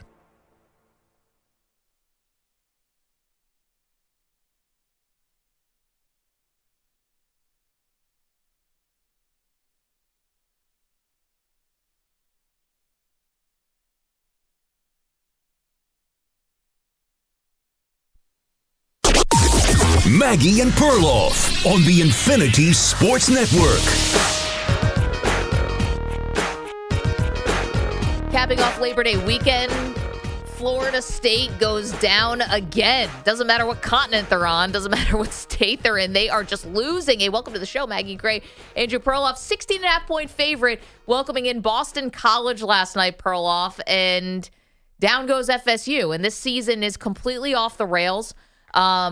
To me, this feels like the hangover from last year, getting snubbed by the College Football Playoff Committee. And I don't know if this team and this program ever got their head on straight coming off of that, very devastating decision by the College Football Playoff Committee, because they are completely out of sorts. And these are two games, Georgia Tech and Boston College, favored by double figures. They were favored to win the ACC. You think that they've made this progress where maybe Florida State is back to being a factor in the national stage, and now they've completely laid two eggs, and this is it. I mean, they're not getting into the college football playoff outside of a miracle. Yeah, I mean, listen, you could get in with two losses, but I actually don't know the math here. The odds of them getting to the ACC title game seem slim now, so they can't get that championship spot. It's not happening. I think this team, I understand the hangover narrative that they should have gotten in last year and they're upset about it. I think last year was an aberration. I just think Jordan Travis was better than we realized. Maybe the committee had it right. I think Jared Verse is going to be awesome in the NFL. I think that those receivers were underrated. I think Keon Coleman and Johnny Wilson were amazing. Like, where were they last night? There's just so many guys from last year gone. I think they played the transfer portal game and it bombed. I mean, and it starts at the quarterback. They obviously signed DJU, who was middling last year at Oregon State, I would say, bad at the end of Clemson. Everyone thought, if he just gets into the right spot with the right receivers and the right offensive line, he'll be good. First of all, he's not. Second of all, the offensive line was terrible. The receivers were disappointing. So he's once again in a bad spot, but he was a bad choice. So I think they screwed up the transfer portal. I think it's more their talent level than a hangover. But I think you and I disagree about that. Well, but here's the thing. You go into the transfer portal and maybe you're feeling like, I got to go get DJU because I just had this snub. Like, I need a quarterback who's got a name, who people, who is very visible, who has a reputation. The thing is about DJU is his reputation has really changed a lot. I mean, we've come a far cry from when he was the anointed, the next one up at Clemson, and we're nowhere near that guy. But but I mean, they had to get a transfer from somewhere, so they just picked the wrong one. It's not the thought of getting a transfer quarterback, of course, made sense. It definitely made sense, but I don't know if maybe they're looking at different things because of the pressure that got put on after getting that snub. Like, I think all of it could be connected. I don't think. I mean, listen, they were going to the transfer portal for quarterback, even if they got it in the Final Four. So I don't. You can't say they did the wrong thing there. Like, by the way, all the other transfer quarterbacks, CamWard looked great, but I don't know about Will Howard at Ohio State. The point is it's really hard to build a team with the transfer portal. Like, you can miss, you can strike out. We've seen him. In fact, it feels like the more common way is that you miss on most of these guys. Yeah, but then I'm watching Riley Leonard at Notre Dame and I'm seeing him be great. Great. Listen, A&M was not very good. We'll get more into that game, what we saw. But I'm watching Riley Leonard come in, and he looked really good. Yeah, I thought he did. And he was moving the ball. Obviously, his legs, they overcame the lack of, experience on the offensive line. I absolutely think the quarterback had a role to play in that, no doubt. I mean, he threw for 158 yards. There's a lot left to be determined with. I mean, they don't play. But it wasn't that kind of game that night. The that's my Texas point. A&M game in Notre Dame, nobody scored for like an hour. All these transfer quarterbacks, except for CamWard, who is the truth, I think are up in the air. I think it's just a really hard formula. If you don't have a quarterback and you go out and get one, you do not know what you're going to get. Because you put them in a new situation. And first of all, when Florida State's offensive line completely no-showed last night, that's true. DJU's not the kind of quarterback who can get over that. And the play calling was off. There was no run game whatsoever. The whole thing was a mess. The one thing about DJU, we're talking about Florida State losing to Boston College last night. Boston College, coming from Boston, to play in the sweltering humidity and heat in Florida. Like, they should just lose that game on weather alone. I'm surprised you didn't bring that up, Pearl. You love talking about the weather. I was in Boston this weekend, and it was incredibly humid. And Bill O'Brien pointed out we've had the crazy hot, humid summer. Not Florida. It's not like Tallahassee. But it's not even the same universe. But when it's hot in the Northeast, that's worse. No, it's not. That's true heat in Florida, Texas, places like that. 3 not like a.m. what on we do. Sunday night when my in-laws would not turn on the air conditioning, I felt like I was in the swamp. Why did your in-laws not turn on the air conditioning? Because you're in Boston. Because everyone up there is like, well, it's always cool up here. Guess what? It's not. Yeah. But O'Brien said it last night. He's like, you have no idea how hot the summer was up here. And he's like, that did not affect us at all. I'm sorry, being unseasonably warm is not going to, that shouldn't be the difference between Boston College overcoming a 16.5-point spread. You saw the result on the field. That was all because it was a hot summer in Boston. It's the only reason BC won. Yeah, this should have been a weather win for FSU, but instead it's not. And the thing about DJU, that's just particularly, you talked about getting, quarterbacks in the transfer portal, and it's roulette. You're never really sure what's going to land. He's painful to watch. There's one thing about just not being good or not being effective or it's painful. It's painful in the red zone. He's overthrowing guys. He's dirting balls. He's taking sacks. Yeah. They're going for it on 4th down, trying to recreate a little of the one good drive that they had against Georgia Tech in Ireland a week ago, and they couldn't get anything going. There's something about DJU that's specifically painful to watch, not just bad. He makes some sick throws, though. He has that arm. 1 out of 10. Yeah, you see, even when the guy throws an out like a rope. It's just, you don't know where it's going to go. He also, by the way, he had 277 yards. The receivers easily left 100 yards on the field. He could have, as bad as he was, when you drop back every play, you're going to get a lot of yards. The fact that they abandoned the run game made life a little easier for BC. Do we have a poll question up, or EJ, can we throw it up there? Is this a hangover from last year? Are you even going to let FSU? I don't even know if I'm letting them off the hook. It's just, this is what I see. I see from last year a program that has yet to recover from that. Zoo, you're nodding. You agree with me here. Yeah, I think FSU is still, as Perloff said earlier, I think they are closer to that mediocre to bad program than they are to the great one we saw last year. Yeah, but you know what? It wasn't just last year. The year before that, they had 10 wins. This is the trending in the right direction and taking advantage of a down Clemson. And we weren't sure what Miami was going to be, but now Miami obviously looks fantastic in that first win over Florida. And you're thinking, all right, maybe here's a lane where FSU gets back to prominence. I think also we downplay how poor the ACC has been the past couple of seasons because Clemson has been such a powerhouse and still gets that respect, or has gotten it. And FSU, as you said, has been a double-digit win team. Yeah. I just don't think the ACC is that good, and that's why we see Florida State when they're going. I mean, listen, Boston College losing at home, that's just egregious and unacceptable. But when you're going on the road in, Ireland, getting that L from Georgia Tech, I just think it's because they're just not. They can't play up to competition. They only play down to competition. Yeah. Forgive me if you're watching the game last night. Boston College wins 28-13. And by the way, called the dogs off. Could have scored more, could have piled on more. But Bill O'Brien, the new head coach of Boston College, started to take knees at the end. Were you a little intrigued by the Boston College quarterback? Did he just have the game of his life, or is that guy going to be fun to watch? Tommy Castellanos? I thought, he's playing really good. Then I looked at the box score. I don't have the numbers in front of me. I'm like, oh, man, he barely threw for any yards whatsoever. But he was fun to watch. He was, he was mobile. Look at his final box score. It's way more disappointing than you think it was. It felt like he dominated the game. He only ran for, I think, 77 yards. I think he threw for 100 and a little. But sometimes the numbers don't tell the story. Watching him was really exciting. Anyway, you're welcome to weigh in at 855-212-4227. Is this like an FSU hangover from last year and getting snubbed, or are they just bad? They're just mid. Yeah. Okay. USC, on the other hand, he threw for 106 yards. Felt like 300. That reminds me a lot of a giant quarterback over there that's getting a lot of love, Tommy DeVito. It kind of got that same little parallel there. Interesting. Former ACC Tommy DeVito played at Syracuse. So here's the other thing with what we saw this weekend. To me, I don't think it's an overreaction to say that USC is going to have a say in who decides the Big Ten. Now, this could be just Ohio State's to win, and they lead wire to wire, and this is an all-time Ohio State team, and Ryan Day finally wins, and we could have a lot of this could just be a season for Ohio State. But I was beyond impressed with USC. And I know that LSU played into this and that they helped give the game away. But think about it, Perloff. You have a Lincoln Riley coached quarterback.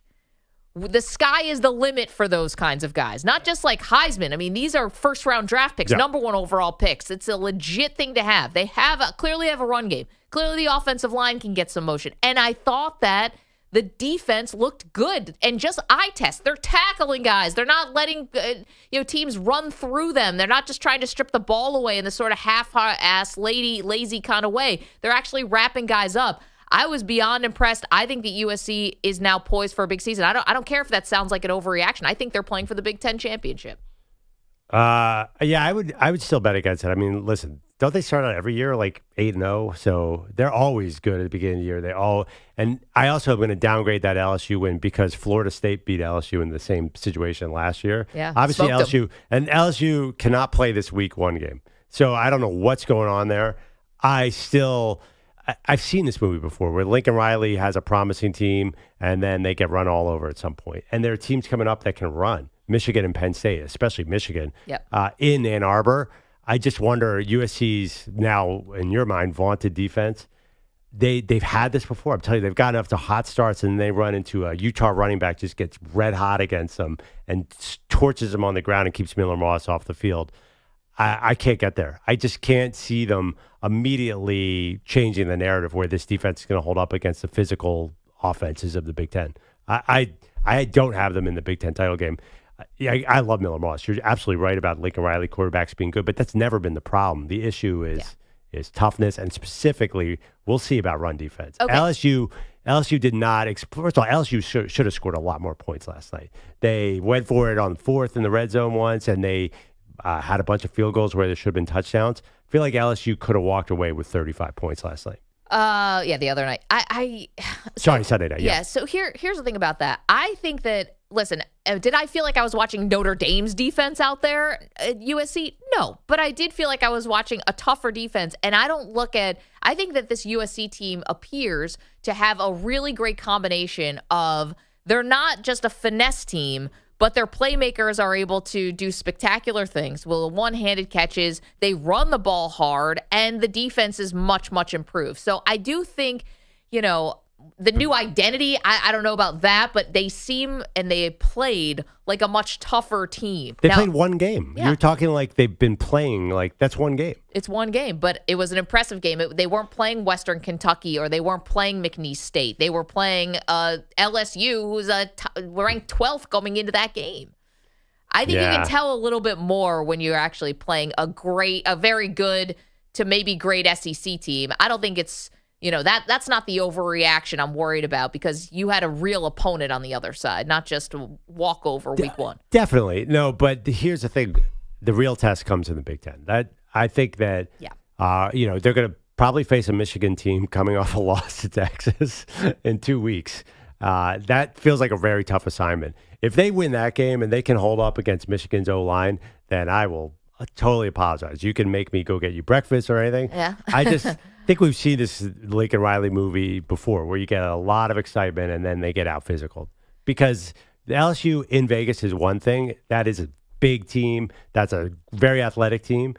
We'll see. When they have to go to some of these stadiums, I think it's going to be a different atmosphere. And I think USC eventually their defense will fold. I cannot buy into it like you can. 855-212-4227. EJ making a good point in the chat. YouTube.com/Infinity Sportsnet. Zachariah Branch. Wow. That dude. I mean, electric as a returner. I feel like LSU, at one point, he fair caught the ball, and I'm like, what a sigh of relief they must have felt. When all of a sudden he waves his hands there. It's like, whew, at least we don't have to worry about that dude, who was awesome as a freshman, as a true freshman, has continued. By the way, the really spread good. On Michigan USC, you got to jump on this one. What is it? 10.5. Wow. What's the spread on Michigan, Texas? Not to treat you like DraftKings and Google, but can you grab that while I give everyone the number? That moves a lot. 855-212-4227. You are welcome to weigh in on the best or the worst thing that you saw from the college football weekend, your biggest takeaway from week one. And obviously last night was the stunner. Florida State loses to Boston College. Texas by 6.5. Yeah. So that means Texas would be That's in Michigan. a 17-point favorite over USC. Unless that Michigan USC line, I don't know if you can bet. I'm going to go on DraftKings. This is if Stand that by already Perloff, so makes his it's bets. 10. So Michigan on September 21st. I don't know if you can bet on that yet. Is a 10.5-point favorite over USC listed. That's I think you're a little higher than the public on USC. Okay, but let's see what happens with Michigan and Texas. Because if Texas goes in and if they really beat Michigan, I don't know if that line's going to move a little bit, but it might. Oh, it definitely will. Yeah. I would jump on early if you can make that bet. Still, September 21st is a long way away. A lot could happen. Even, this is interesting. Texas 6.5. That is surprising. How the mighty have fallen. Man, they need Connor Stallions back on. That was a joke. Did you Jerome see Moore's like, where's that skinny nerd out there giving me the plays? What's going on here? Did you see that apparently Connor Stallions is a defensive coordinator for a high school in Detroit, and they made sure to mention on the broadcast that they lost their opener. I'm like, oh my gosh. Doing 855-212-4227. Okay, lots to do. It's Tuesday, but it's kind of like Monday for us. So we're going to do the MP500. Whose stock is up, whose stock is down after a big Labor Day weekend. And can I just give a spoiler alert? I was in the back of a cop car for the first time in my life over the weekend. What did you do? Back of the paddy wagon, guys. Little old me. Oh my They got you in the paddy wagon? And my mom.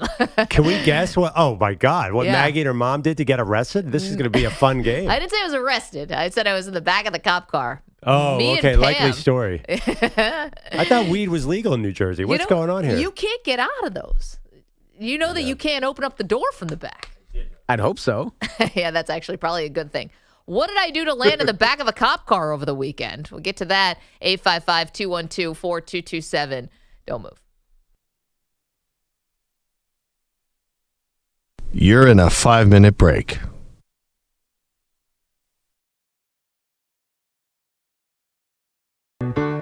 Thank you for being a friend. Travel down the road and back again. Your heart is true. You're a pal and a confidant. And if you threw a party, invited everyone you knew, you would see the biggest gift would be from me, and the card attached would say, thank you for being a friend.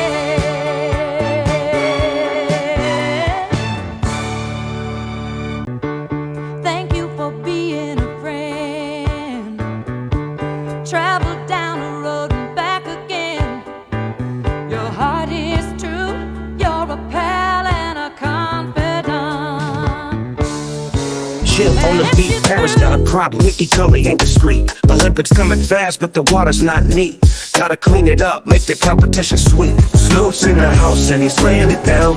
In Paris where the river's supposed to wear the crown, but there's trouble in the water, yeah, it's going around. While Peter Buddy's on the sideline, I'm making a sound. Now Peter Bellotti ain't fazed by the fuss. While the city's in a hurry, he's missing the bus. Olympic fever high and everyone's a rush. Peter's laid back, in the calm, no crush. Athletes train hard, dreams big, they trust. While Peter's in his world, the sideline. Captain Big Two at the helm with a flare, a joint in his hand, so breeze in his hair. With first mate Andrew Bogus rolling greens by his side, they navigate not for gold, but for a chill smoky ride. Oh, puff, puff, row, Big Two keeps it slow, laughing through the mist. Where do they even go? No medals to win, they've got their own high under the high seas Olympics, beneath the smoky sky. Big Zoo's laughter echoes over ocean waves so fast. Stay chill, steer easy, his motto from the past. Which way's the race, he chuckles, cloud of smoke in the air.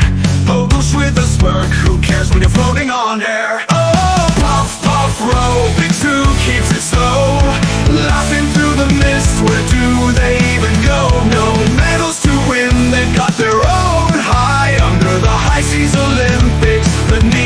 smoky sky.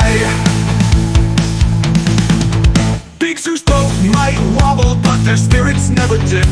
With every puff and giggle, they're on a fantastic trip. Olympics or not, they've won their own game. With a stash of good vibes, they enjoy their fame.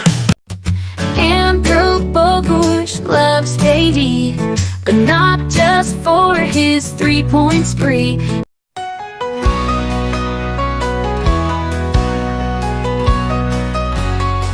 Well, Peter Ballard is moving on today.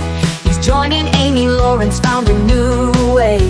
No more curmudgeon takes to make us all laugh, but we'll miss that big bracket, your signature craft. Goodbye, Ballard, with your grumpy style. The John Sterling drop always made us smile. Off to new horizons, but don't you forget Maggie and Perloff's crew will never let you say. Oh!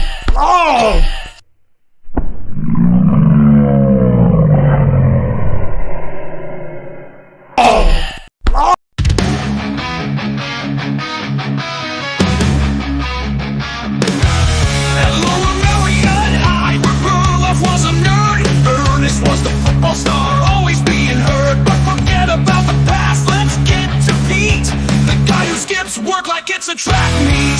Or is Pendleton, thought you were the king, but Perloff's the one who's doing his thing. Speaking of kings, let's talk about Pete, who never shows up, his presence is beat. Lottie's got a gift, it's called disappearing. When it's time for work, he's nowhere near it. Out sick, on leave, or on a special trip, but showing up on time, he just lets it slip. Or is Pendleton, thought you were the king, but Perloff's the one who's doing his thing.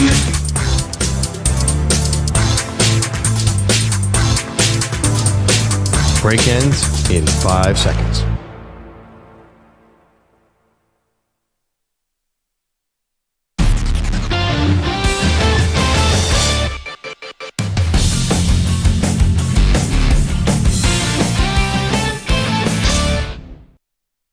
The MP500 on the Infinity Sports Network.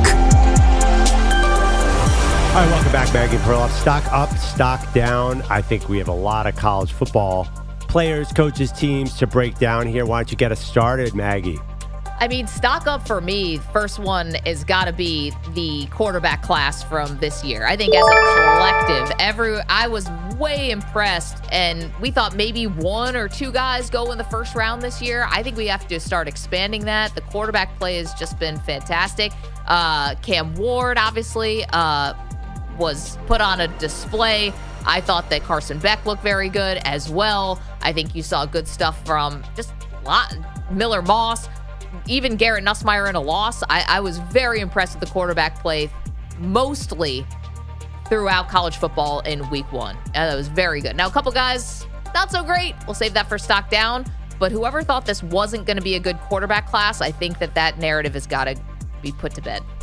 Totally agree. I think the tank is on for CamWard and Carson Beck. We'll see about Shedeur and all these other guys too. My guy Jalen Milroe as well could be in the mix. I am going to build off of that. Okay. You can't have a quarterback without a receiver. The receiver class is crazy, and one guy in particular is going to be my stock up. Now I'm going to butcher the name. Yeah, go for it. Teteroa McMillan. Anyone? Ryan's giving me the sort of shrug / thumbs up here on the other side of the glass. Yeah, you can actually, you can't hear on the radio. I'm actually shrugging as I say his name. The Arizona receiver who is already, I think, a top 10 pick in every mock draft ever, had over 300 yards receiving. He's perfect. He can do everything a receiver should be able to do. He's not built like Marvin Harrison Jr., but he's still got speed, he's got strength, and his hands are ridiculous. I think it's a great wide receiver class, and he is by far 1A. I'm curious if he can get into the Heisman race, along with your pick, by the way, Travis Hunter, who's another great receiver. But yeah. I think the wide receivers are going to have some say in the Heisman race.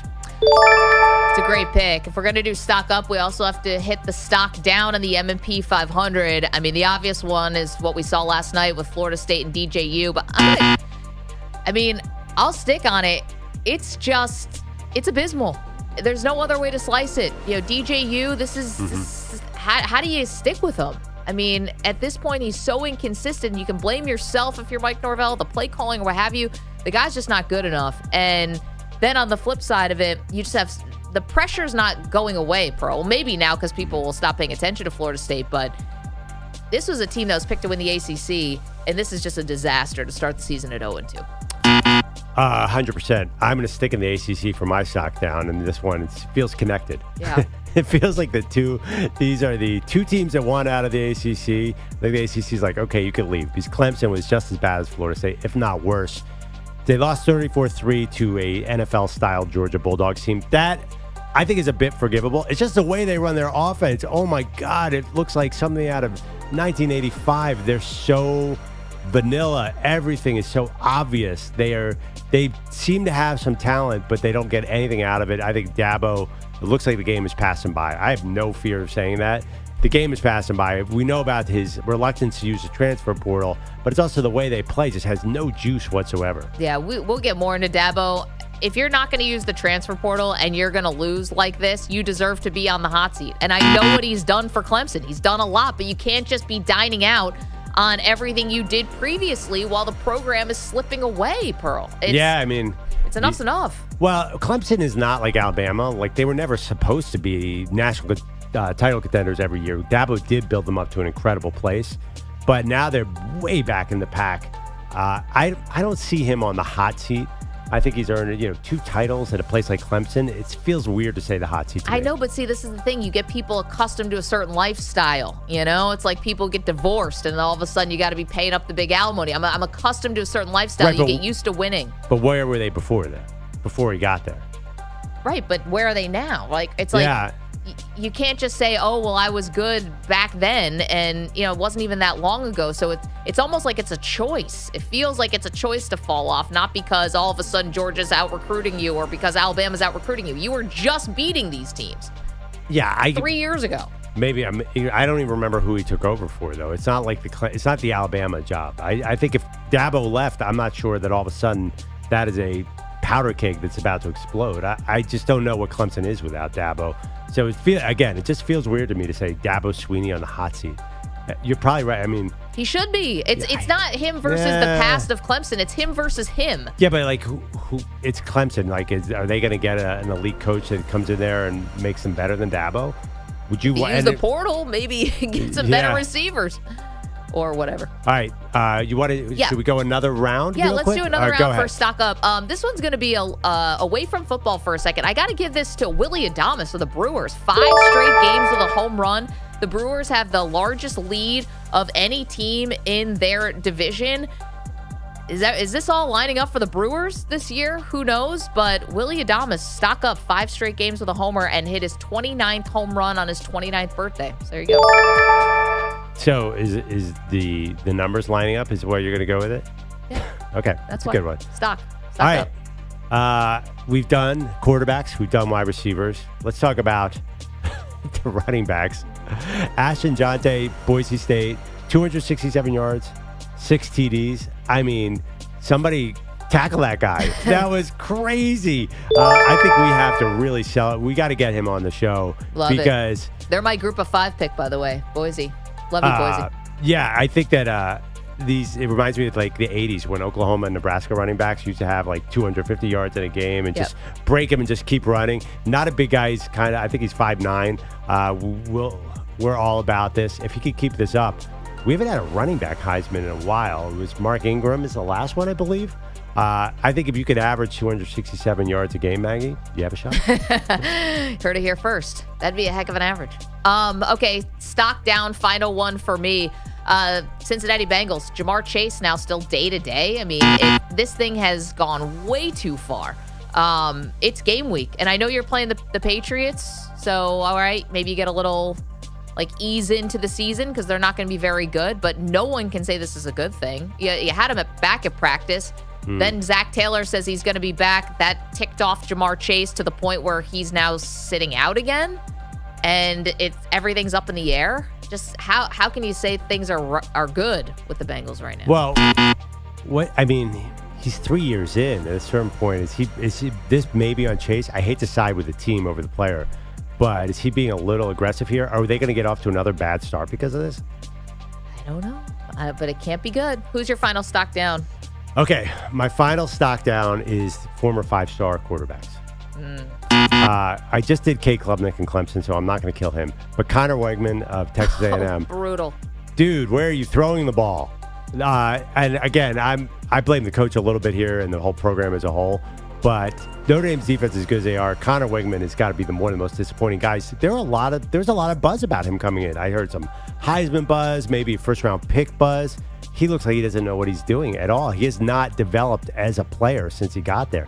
12 of 30, 100 yards, and it looked bad. It looked even worse than the numbers say. Yep, it was really disappointing. He was not good. DJU was not good. You're right. Some of the fives. Kate Klubnik was not good. Not good. Yeah, 5-star doesn't mean what it used to. The funny thing, though, about that Clemson-Georgia game, that was a one-score game at the half. Clemson-Georgia was? What was the score? 6-0, wasn't it? That was a one-score game at the half. It was like this. It's the final score was terrible, and the third quarter, Georgia just took control of the game. But that was a close game. Clemson was hanging in. Klubnik still wasn't very good, but they were hanging in there. But were they doing anything offensively at all? No, but the defense was making plays. So that's a little MP500, a little stock up, stock down. Can I give a little, before, Bogush, we get to let's get to your headlines, and then I'll tell you guys how I ended up in the back of the cop car. Oh, great. Thanks for the lead-in. The lead story is you arrested, not anything else. But I never said I got arrested. It's all detained. In the back of the cop car. All sponsored by Prize Picks. Football season is here, and Prize Picks is the best place to get real money sports action. Download Prize Picks and use code M&P and get a $50 credit instantly when you pay $5. Must be present in certain states. Visit prizepicks.com for restrictions and details. Bill O'Brien got the Boston College job in early February, very late in the hiring cycle. Fast forward 7 months, and he's 1 for 1 after his Eagles went to Tallahassee and kept Florida State struggling. 3 wides to the right, looking left. Castellanos throws to Ward, wide open left flat towards the end zone. Trayshawn Ward's in, touchdown, Boston College. That's his first Eagle touchdown. Trayshawn Ward, the Kansas State transfer, also was here in Tallahassee for a couple. Eagles lead 13-0, 13-yard pitch and catch. John Materparell on the BC Football Radio Network. Trayshawn Ward, the former Nole, as you heard, 137 scrimmage yards and that TD in a 28-13 win for O'Brien. That's a heck of a statement for BC, but it's just one win. It's only one. So we have to understand that, and we've got to be able to handle success, as well as we handled adversity tonight. You know what I mean? Handle in the same way. So, but we're on the right track, that's for sure. A new AP poll comes out this afternoon. It is very unlikely to include FSU after this 0-2 start. The Pac-2 and Mountain West did not meet yesterday's deadline to extend their football scheduling alliance, according to reports. Restarting talks is allowed, but not considered likely because of the gap between the two leagues. Without an agreement, Washington State and Oregon State would build fully independent schedules for next fall. Jacoby Brissett is the Patriots starting QB, at least for now. Former Patriot RobNinkovich is happy the team is taking it slowly with rookie Drake May after maybe rushing MacJones into action. Whenever May plays, Ninkovich assumes he'll handle it better than Jones. The demeanor alone between MacJones and Drake May are completely different. Oh, yeah. Like, I could listen to I just got to keep working and got to get better and I'm just going to keep working hard and we're just everybody together and it wasn't my best and I got to be better and over and over and over and over again. So he doesn't like MacJones. This is from the Dan and Ninko show, and as the Jones bashing began, Dan reminded Ninko that Jones doesn't like him. I don't give a like you think I'll smack the out of he does not like you. I don't care. I'm fine with him. He does not like you. I don't care. Do you care if somebody doesn't like you? No. Exactly. I'm just telling you. I hope he has a great career as a backup. And he makes a ton of money. Wait a minute. I don't believe that they don't care when someone doesn't like them. These sound like people who definitely care. I mean, he certainly does. Why RobNinkovich v. MacJones is the weirdest feud I never saw coming. Yeah. Didn't know I needed. Well, I'm not sure I totally agree with that. I do think that Ninko genuinely disrespects Mac Jones and might not care that Mac Jones doesn't like him. How did this get started? Well, I'm sure Ninko was in the media just tearing him apart. Right, yeah. All Mac right. Jones played football. Ninko watched it, yelled at him. Ipso facto. And here right. we are. Okay. Yeah. I mean, the guy's gone. He's a backup. What more do you want to say? Yeah, that's a good point. So he was kind of meek, By I the way, guess what is is Drake, kind of what it is. Yes. What is every young quarterback? Drake May probably sounds exactly like that guy, too. That's what young quarterbacks are just supposed to say. Honestly. It's on me. I got to play better. RobNinkovich also coming from the Andrew Perloff school of impressions. It's like, not that great.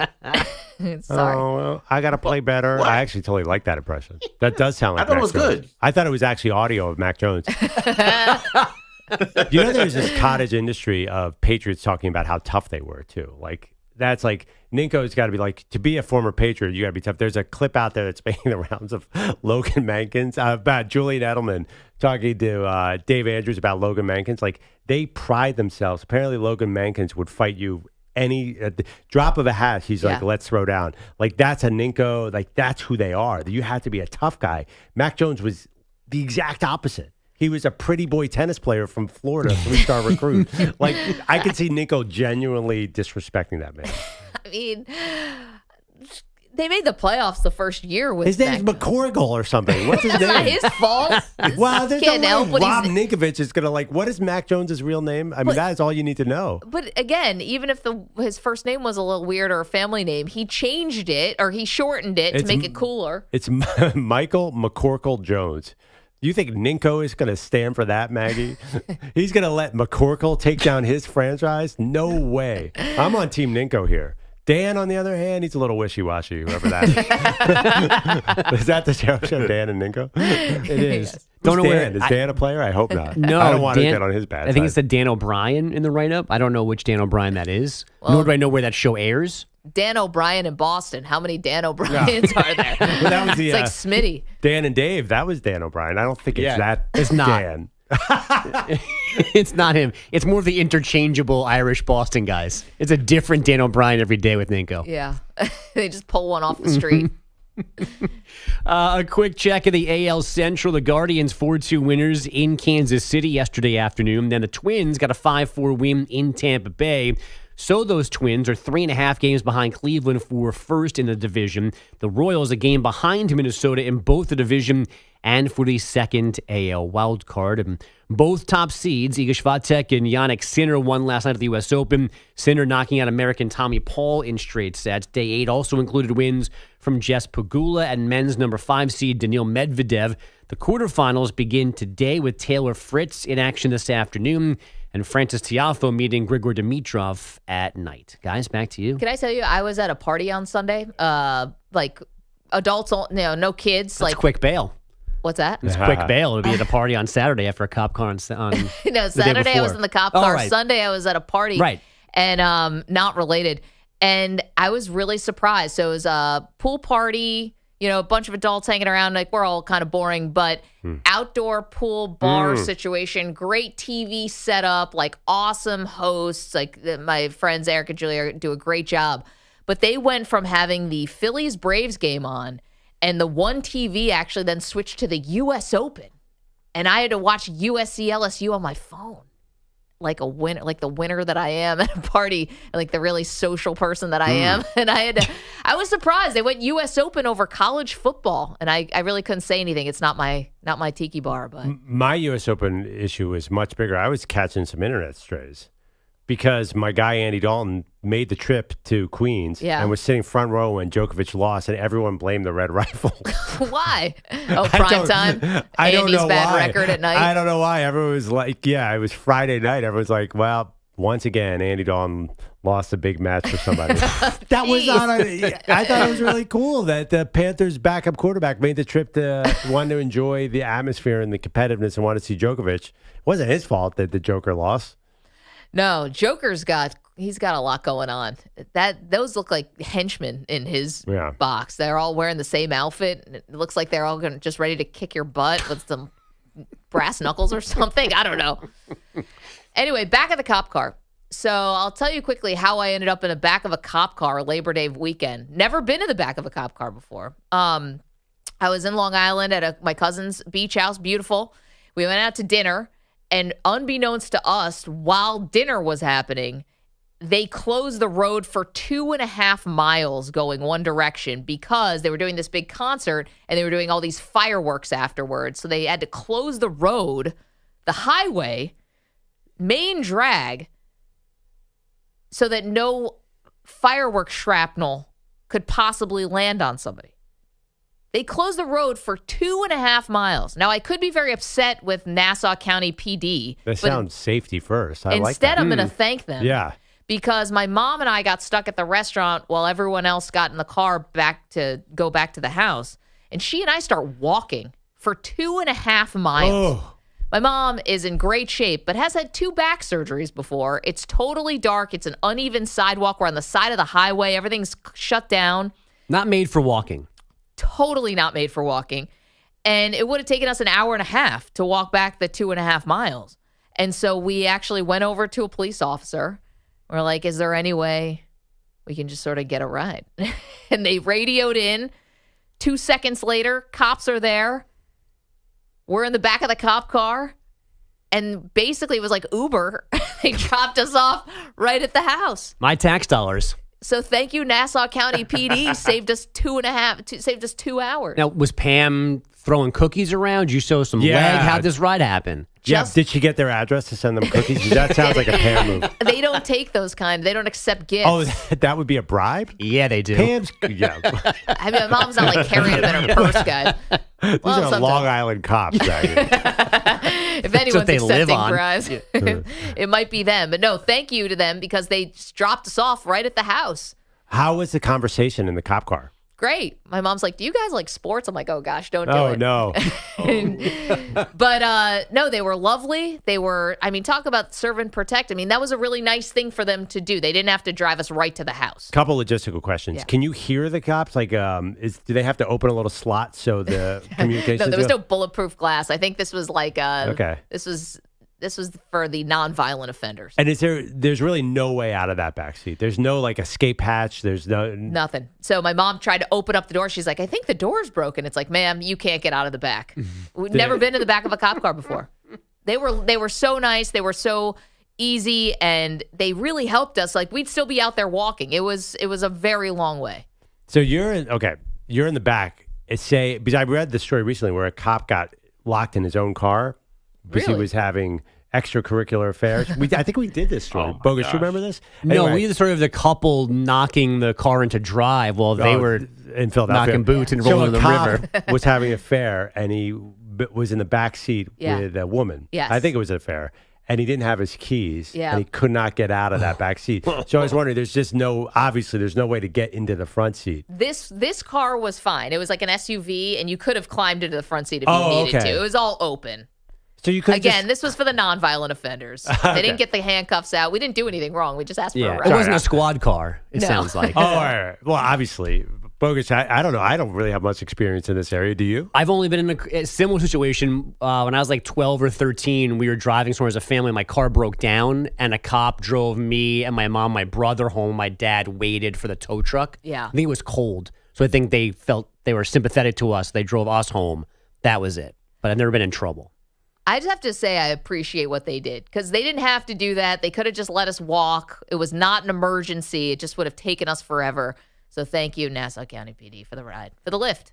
That is really cool. It was awesome. That's awesome. Yeah. We were hoping it'd be a canine unit just to pet the dog, but beggars can't be choosers. That would have been bad for me because I'm allergic if the dog sheds. So then you're suing the PD. Yeah. I don't want to get arrested by, German Shepherds can shed a lot, Maggie. Let's be honest about that. Thank you for telling me that. 855-212-4227. So ended up in a back of a cop car, but it all ended well. Coming up, speaking of police activity, we've got a story for you coming up in just a moment. We'll get to the bottom of that. It's Maggie and Perloff. You're in a 5-minute break.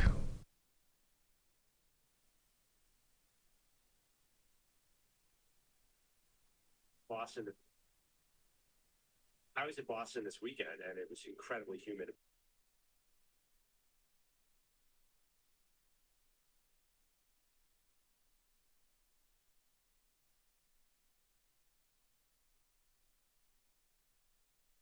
Four minutes, 30 seconds remaining. Yeah. 6 do the airways.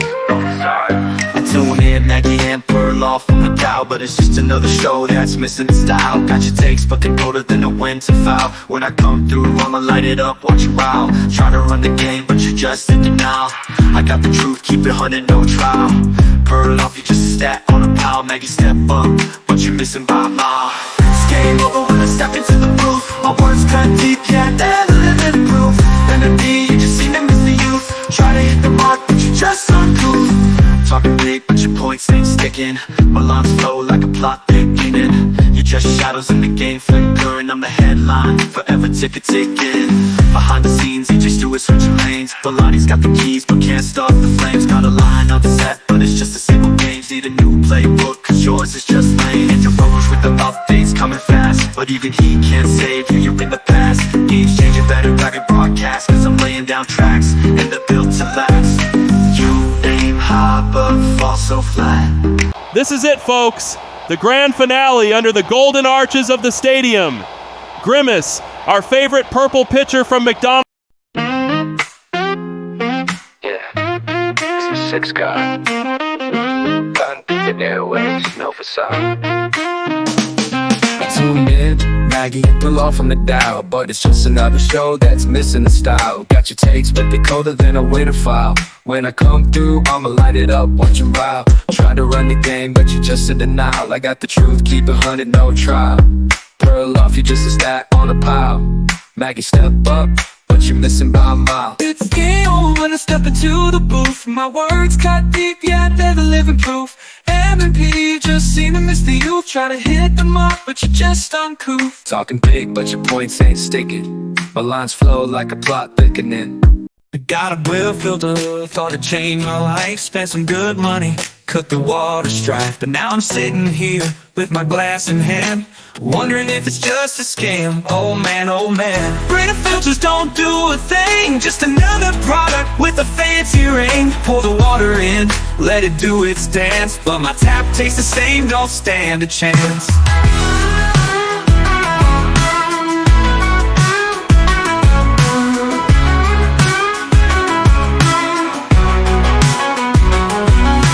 Perloff, Maggie Gray, hear my plea. Grit is just a trick, can't you see?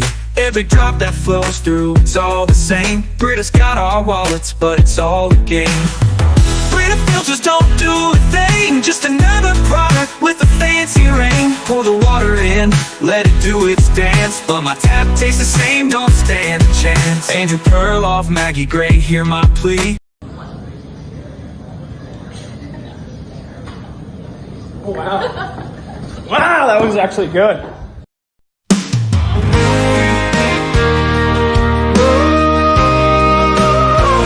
Maggie's got some giant feet, they're the talk of the town. When she walks the sidewalk cracks, she's bringing buildings down. She tried to buy some shoes, but they said no way. Now she's wearing boat sails just to get through the day. Maggie's giant feet, they're a real big deal. Stepping on posts, creating legs for real. Maggie's giant feet, they make a mighty thud.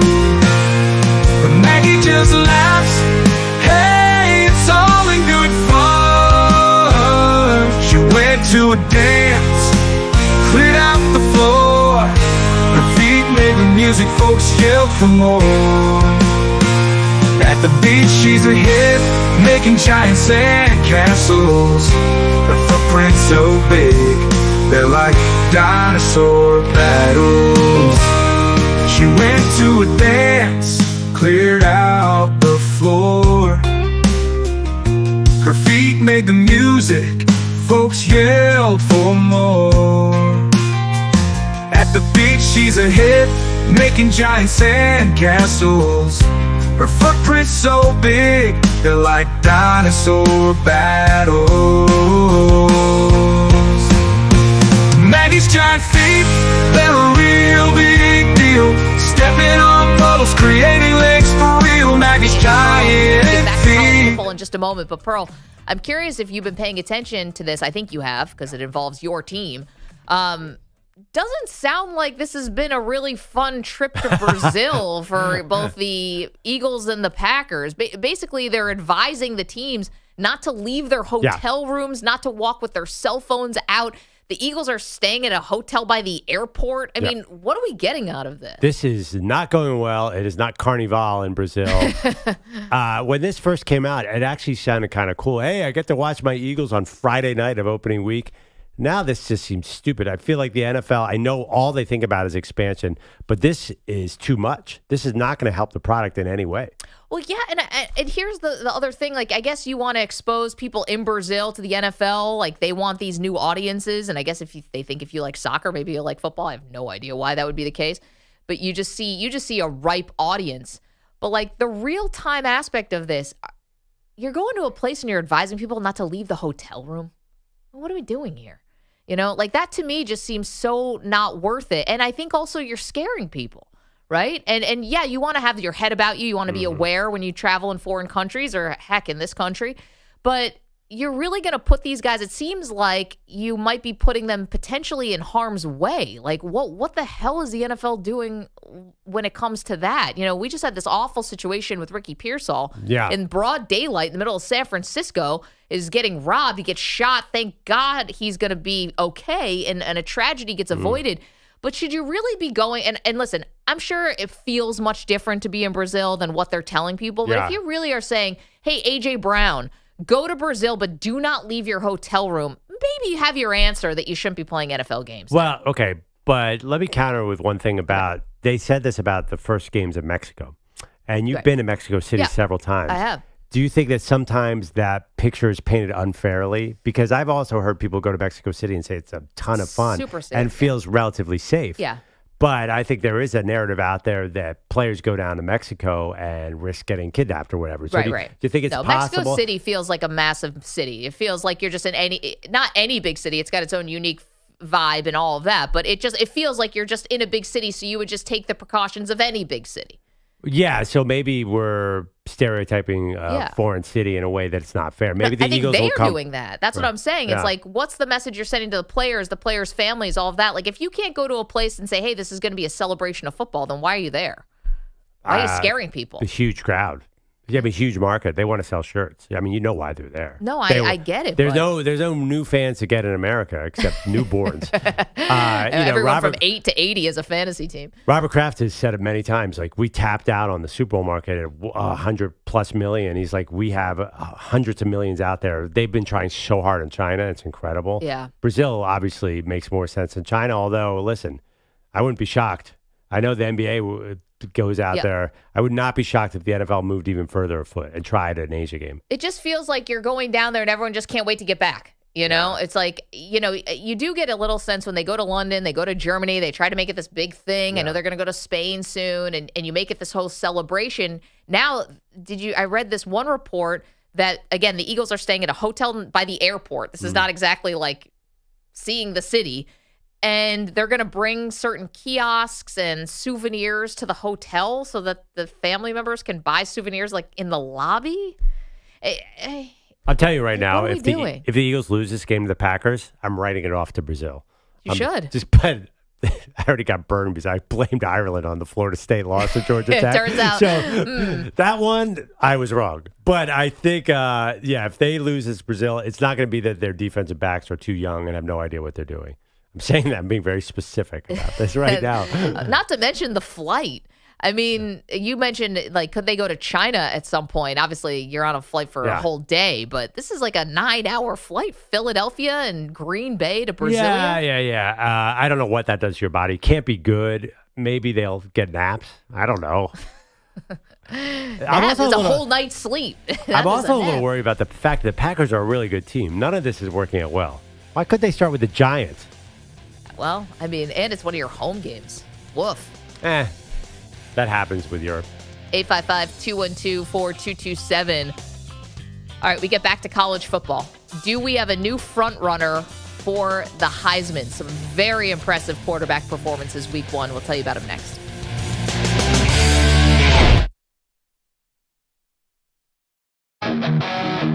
Landlord, Marion High, where Perloff was a nerd.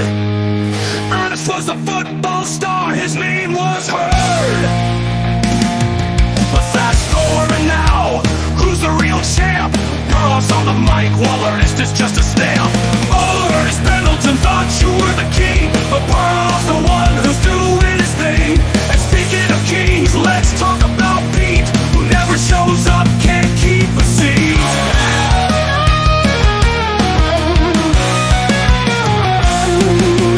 Well, he's got a talent, it's hard to deny. From missing work like it's pie in the sky. He's the Houdini of the office space, gone without a trace, not a single face. Oh, Ernest Pendleton thought you were the king, but Perloff's the one who's doing his thing. And speaking of kings, let's talk about Pete, who never shows up, can't keep a seat.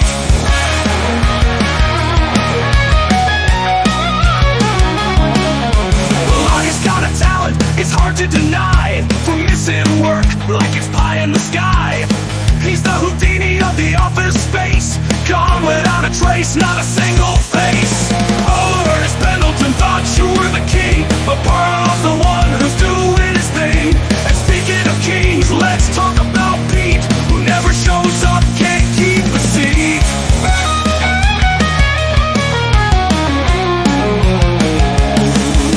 Pete's got more excuses than days on the clock.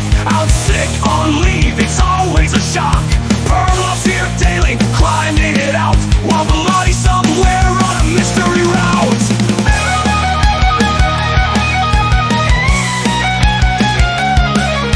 Pete's got more excuses than days on the clock. Out sick, on leave, it's always a shock. Perloff's here daily, climbing it out, while Belotti's somewhere on a mystery route. Oh, Ernest Pendleton thought you were the king, but Perloff's the one who's doing his thing. Kings, let's talk about Pete, who never shows up, can't keep a seat. So here's the tale, from nerd to no show. Perloff's still shining while Belotti's a ghost. Ernest is history, Belotti's a myth, but Perloff's on top, and that's the twist.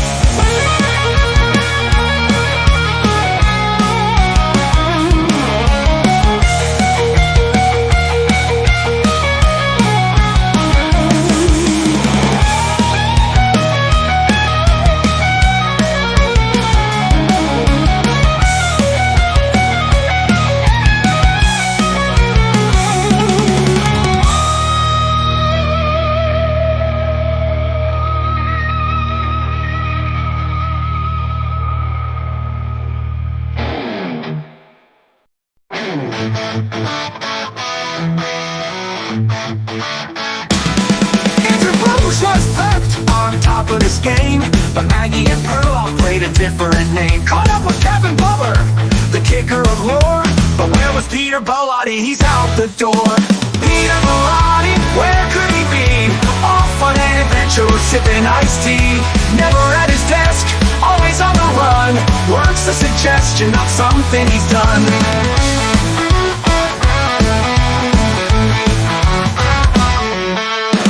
Is tired, he's done with the show, but Peter Bellotti's got places to go. Is he on a beach or out for a cruise? Peter's always missing, it's old news. Peter Bellotti, where could he be?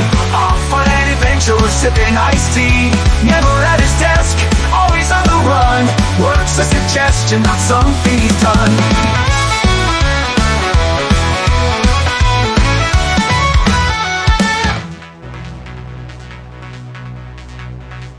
45 seconds remaining.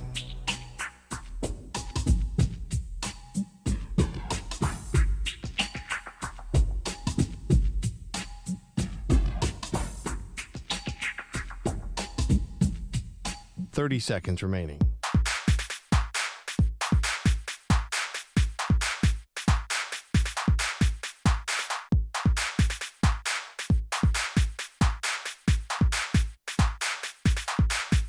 Fifteen seconds.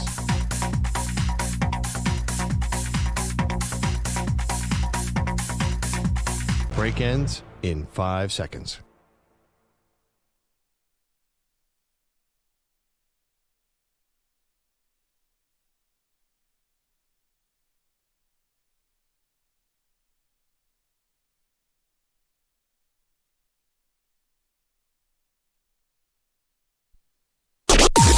Maggie and Perloff on the Infinity Sports Network.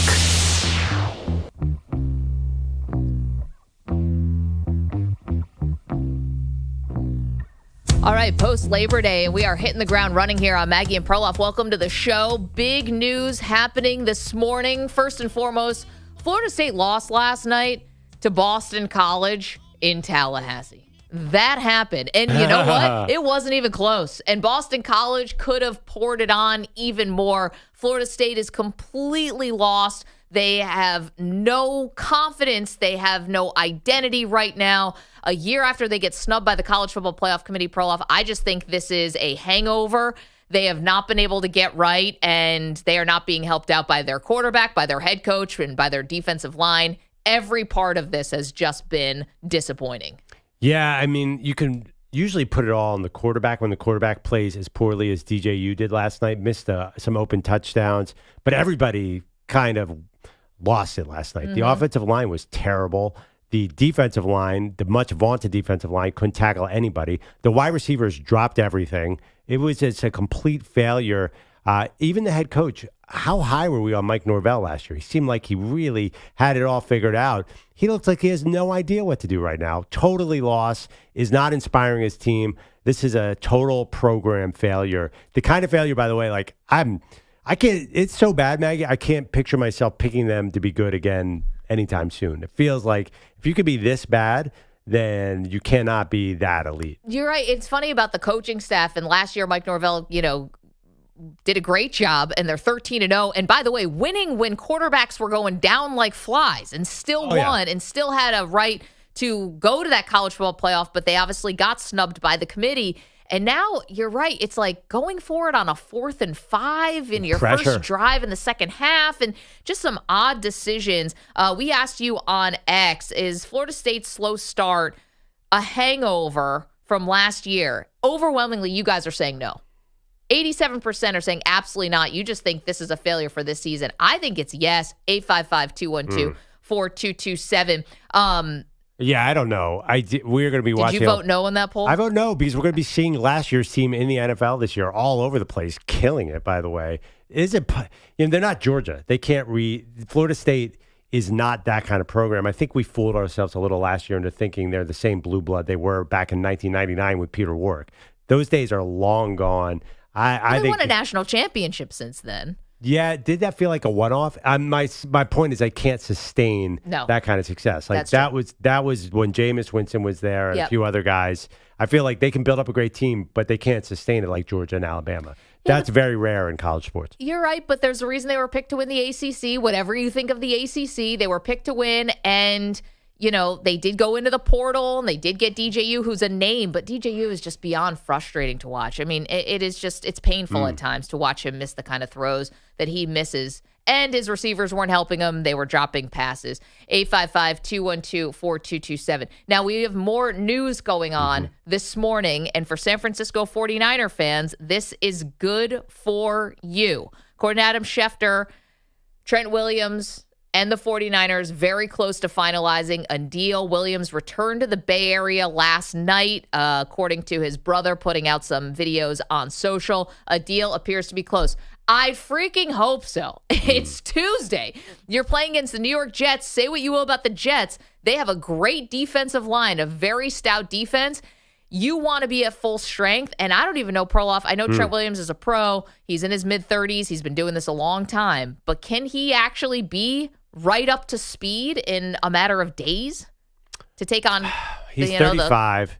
No, it does seem like a reason to downgrade the Niners here. But I'm going to get back to my original. This is good news. Yeah, it's definitely good news, but I'm getting back to my original stance on free agency and contracts moving forward.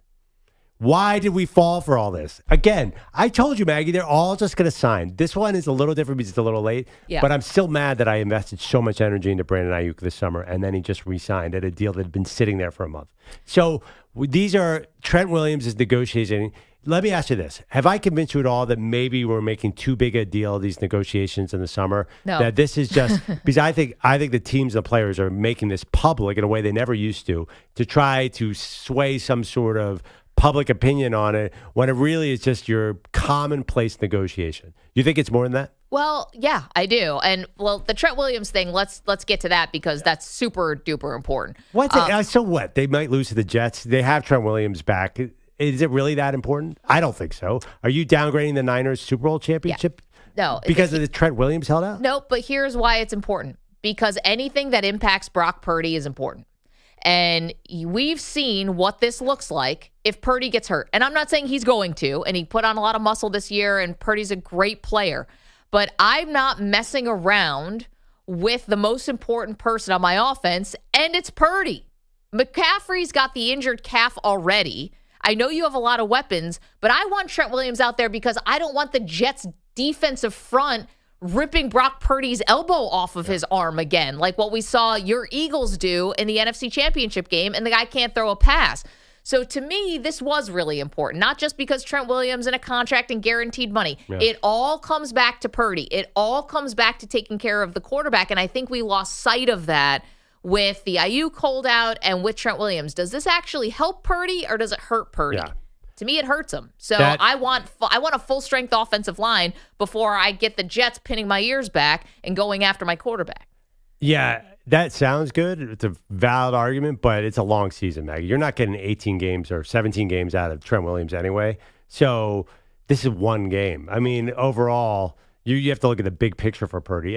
Are the Jets that terrifying, more terrifying than the next possible team? I mean, they have a bunch of tough defenses coming up. I don't know. I mean, this is a long season. That's my point. It's like, I think that people sit there in the offseason and say, oh, Brandon Aiyuk held out forever, and Trent Williams to some extent too, and think that it's going to have an impact. I'm not sure it does. It's just training camp. He's 35 years old. The dude knows how to play. I get it, but I'm just saying getting up to game speed, and it's not like you're coming out of the gate here with, a team that doesn't have a good defense. I know there's good defenses all over the NFL, but for the Jets, that's the calling card. Outside of Aaron Rodgers, and we'll see what happens with him, the one thing that is really good about this team is they're able to get to the quarterback. So I want my all-pro left tackle. I want him there. I want him in shape. I want him protecting Brock Purdy, and he'll be there now, but is he in game shape? Is there going to be any kind of letdown? I feel like you're looking way too much at the moment and not looking at the big picture. Like at the end of the season, is this going to be the story of the Niners year? No. If you bet the under on the win total, I just think that's a mistake because this is like these things happen. Trent Williams is going to come and go throughout that rod. He's an ancient left tackle. It's like Tyron Smith in Dallas. But he's still one of the best. Yeah, I know. But these guys at this age, and I had Jason Peters in Philly, like they're gonna walk out with it. This is me. This is my life, Maggie. Yeah. When you're old, your hamstrings get tight all the time. Trent Williams is gonna be here to this week. He'll be gone in 3 weeks. Like, trust me, this will be an up and down thing. When you have older left tackles, that's the nature of the game. Guy got some rest in the offseason in August. Took some days off. Yeah, great. That's all good. Yeah, I'm just telling you why I think this actually is important. You're telling me I shouldn't pay attention to contract stuff anymore. It doesn't matter. I think it does because I think both of these contracts impacted the offensive side of the ball, and ultimately that impacts Brock Purdy. What possible impact was there of Brandon Aiyuk? You're saying Brandon Aiyuk, who's been in the league now 4 years, like he missed training camp, he's going to be worse? He knows that playbook like the back of his hand. He's not on a new team. No. It's not about the playbook. I do worry a little bit, again, about those soft tissue injuries. Like, are you up to speed? And if you lose Aiyuk, you're losing your 17, yards per catch guy. You're losing the guy who Brock Purdy actually throws outside the numbers to Brandon Aiyuk. You are losing a part of your offense that you and I will just disagree is important. And again, this is why these things matter. Also, so you're saying basically you're saying health. Yeah, health. But guys train on their own. That's their job. He was training, or at least he pretending to. I don't know. I don't feel like there are soft. I don't feel like this is going to be the health story. I mean, first of all, Debo's probably going to get hurt first. I mean, Debo is being held together by crazy glue at this point. Watch that wide receiver documentary. You worried about young Aiyuk? He's fine. Worry about Debo. Worry about Kittle. Worry about the old guys. These are the things that if I'm a 49er fan, I'm worried about at all. 855-212-4227. So, okay, got a couple things on the table for you. Big loss last night by Florida State. They have, as Louis Riddick was on the call last night, said they have some soul searching to do. I don't know how fast they can get up to speed on that. And, of course, now Trent Williams looks like has landed in the Bay Area, and he will get a contract very, very soon. Let's go to the phones, 855-212-4227.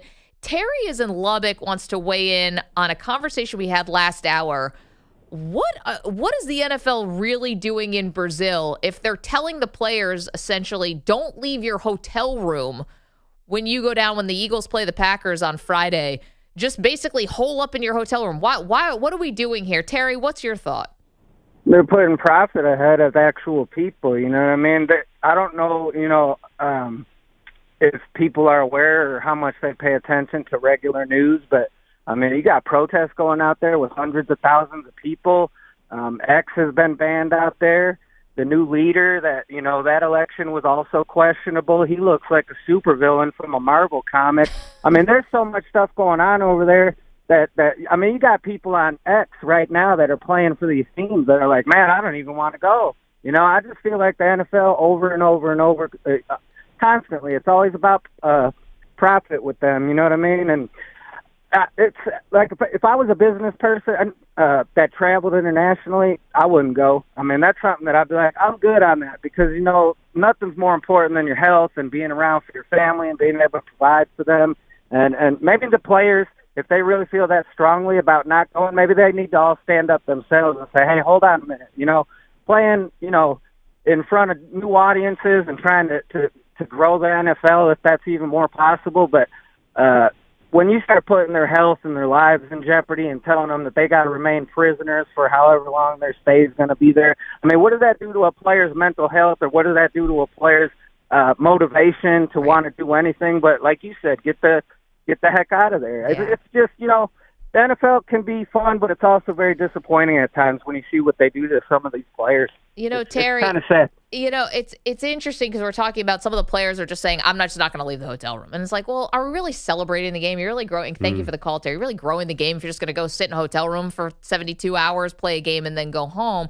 I don't know about them being like held, what do you say? Held hostage. Held hostage. Yeah. It's not like that, but I think that this is the thing. This is why the players are saying yes to this, is because anything that grows the game actually helps the players make more money, right? Because they get a certain percentage of the revenue. Exactly, which is why they are kind of complaining, but they're never going to say let's not go, because ultimately the more money that comes into the NFL helps the players too. Yeah, I mean, I do think they could bristle on this and say, hey, we don't want to go back to Brazil. That's very possible. Yeah. And I think the NFL might have to listen to it. I actually we have a buddy, Elliot Shores Parks, who works at WIP in Philadelphia. The sports station is down there. I got to tell you, his hotel looked pretty darn nice. And if he's getting stuck in a hotel, what do you think a football player does when he goes on the road? They do not leave the hotel. Right. I actually would love to go down to Brasilia or wherever it is and stay in a hotel for 3 days without my family, play video games, go to the sick pool. The food is probably amazing. So one thing, everyone's like, they can't leave the hotel. Man, there are a lot of vacations where I wish I wasn't allowed to leave the hotel. You don't want to. It actually is a bit of a. You don't want to go sightseeing. Yeah, I mean the players obviously, even home games, stay in a hotel on Saturday night. Nobody's leaving the hotel. There is a game going on here. Totally. I don't know about your plan of going out and shaking hands in Brazil. No, you better be in that playbook. To Kobe Dean, or actually no, whoever is playing here. Yeah. I do not want them out shaking hands anyway. But you get the point, right? Like, I know, but it's a very professional in and out situation, which I even think, I've never been to a London game, but I imagine, yes, they go on a couple photo ops, but at a certain point, you better be focused on that game. That's why Jacksonville has an advantage, because your Bills are out there drinking beers and meeting the people. Well, the one thing about Brazil is you don't have to worry about it's not the big time change that comes with Europe, where all of a sudden your body clock, because it's 6 hours ahead or 5 hours ahead, Brasilia, I believe, is just 1 hour ahead of East Coast time. So you're not like, it's not this big body clock thing. I got to get my sleep schedule back on this thing. Yeah, you got to deal with the travel, but your body's going to probably be fine. Yeah. We'll see how this goes. We gotta reach out to a reporter who's down there because it always feels different when you're boots on the ground. It feels different, and the pictures, the place does look very nice. Like we're saying all these things about it not being safe. This might end up being a little nicer than the Eagles players. Like who was it? Darius Slay was saying he painted this terrible picture, but players don't want to go to London either. I think in the middle of the season, I think that's a big disruption as well. Ryan, can we hear some of Darius Slay? He is the player for the Eagles who said he was talking about he can't wait for week 1, but just really didn't want to go to Brazil. Week 1, I'm looking forward to it. I can't wait, but man, I do not want to go to Brazil. He said the NFL told players don't leave the hotel because of the high crime rate. They already told us not to leave the hotel. They told us we can't do too much going on because the crime rate is crazy. You know what I'm saying? I'm like, NFL, why y'all want to send us somewhere with the crime rate this high? And like, we got the country. So, the first thing people think is like something terrible can possibly happen. I told my family, do not come down there. And more from Slay said he's not going to do anything, but still complaining about the long flight. I'm not going to be nowhere to be found. Really, I'm going to be in a hotel, chilling, minding my business, playing my game after a long 9.5-hour flight. So I don't have no intentions on doing that. I'm going to eat hotel food. Man, this sounds dynamite. What a lovely couple of days. I can't wait to have a long flight. I'm going to sit in my hotel. I'm going to do nothing. I'm going to mind my own business. I'm going to go home. It's like, wow, awesome. Well, they are probably saying like a Ritz-Carlton level. I'm sure the hotel food. Am I the only one here who thinks staying in a hotel for 3 days sounds super fun? No, see, this is, you go to, hold on. I'm with you. You go to a foreign country. You go to Brazil. That's like a trip of a lifetime, Not to those guys. But how many times you go to Brazil in your life? If you're lucky, you get to go once, maybe. They don't think you don't see anything. You're not doing any sightseeing. You don't go to one restaurant, not one tourist attraction. You got nothing. It's like, were you even there? I don't think these football players care about that right now. They're very young. They have a lot of money. They have a lot of travels ahead. I don't think the opportunity, it's not like you and I are in Brazil and have 24-hour layover. No, but you said this sounds like great to you, even if you weren't playing football. You just want to go to a hotel for 3 days. Yes, and even in foreign country, like going out on the streets is super stressful. Figuring out the language, like, is this restaurant safe? Can I drink the water? There's a lot going on. Sitting in a Ritz-Carlton for 3 days, and I'm sure there's a gorgeous pool. Yeah. You don't think that sounds like a blast? I'm sure there's 20 bars in their hotel. No, this is just like a philosophy of traveling. Like, forget the football game now. Now we're just talking about us. Like, you would go 9.5 hours on a flight and sit in a hotel and eat the hotel food? So, for example, guys, live a little. My family and my in-laws are planning this big trip to Costa Rica. Ooh, fun. Yeah, and I've seen the hotels. Like, I don't want to leave the hotels. They're like, oh, we're going to plan a day trip to Whitewater Raft. I'm like, no, thanks. I'll be at the bar getting a massage at the spa. Do you think I want to do that crap? Do you want it? Why would it? I mean, you give me the option of eating amazing hotel food and sitting by the pool. Of course, that's what I want to do. That's what we all want to do. But here's the thing: when you travel, you got to see a little how the locals live, don't you? Don't you want to like see and actually get a sense of the place you're going? Not the Ritz-Carlton. You could be in Tampa. I mean, are they going to be doing that anyway, though? They are there still with the NFL. If they were allowed out, they'd probably be going to like convention centers and all that kind of thing. Like, so I'm talking about you. If you go, you're not going to travel, go to a foreign country and stay in a hotel for 3 days. It depends, though. I mean, like Perloff is saying, I mean, if it's a Ritz-Carlton or if it's a hotel that has a ton of amenities and a ton of things, which I'm sure they are at, like, say less. I am all about it. I'm all about the Home Alone 2 life. You know what I mean? Just staying in the hotel. Plaza Hotel. The staycation. Zoo and I, we should get a suite. Watch movies, play video games, eat them. I mean, I would get room service every day. It's so expensive. But basically, you're just extending the flight. So basically, you're just, whatever you do on the flight, watch movies, have snacks. Now you're just doing that in the hotel, and then you're just fly. You don't need to fly 9.5 hours to play video games in a hotel room. EJ, what'd you want to say?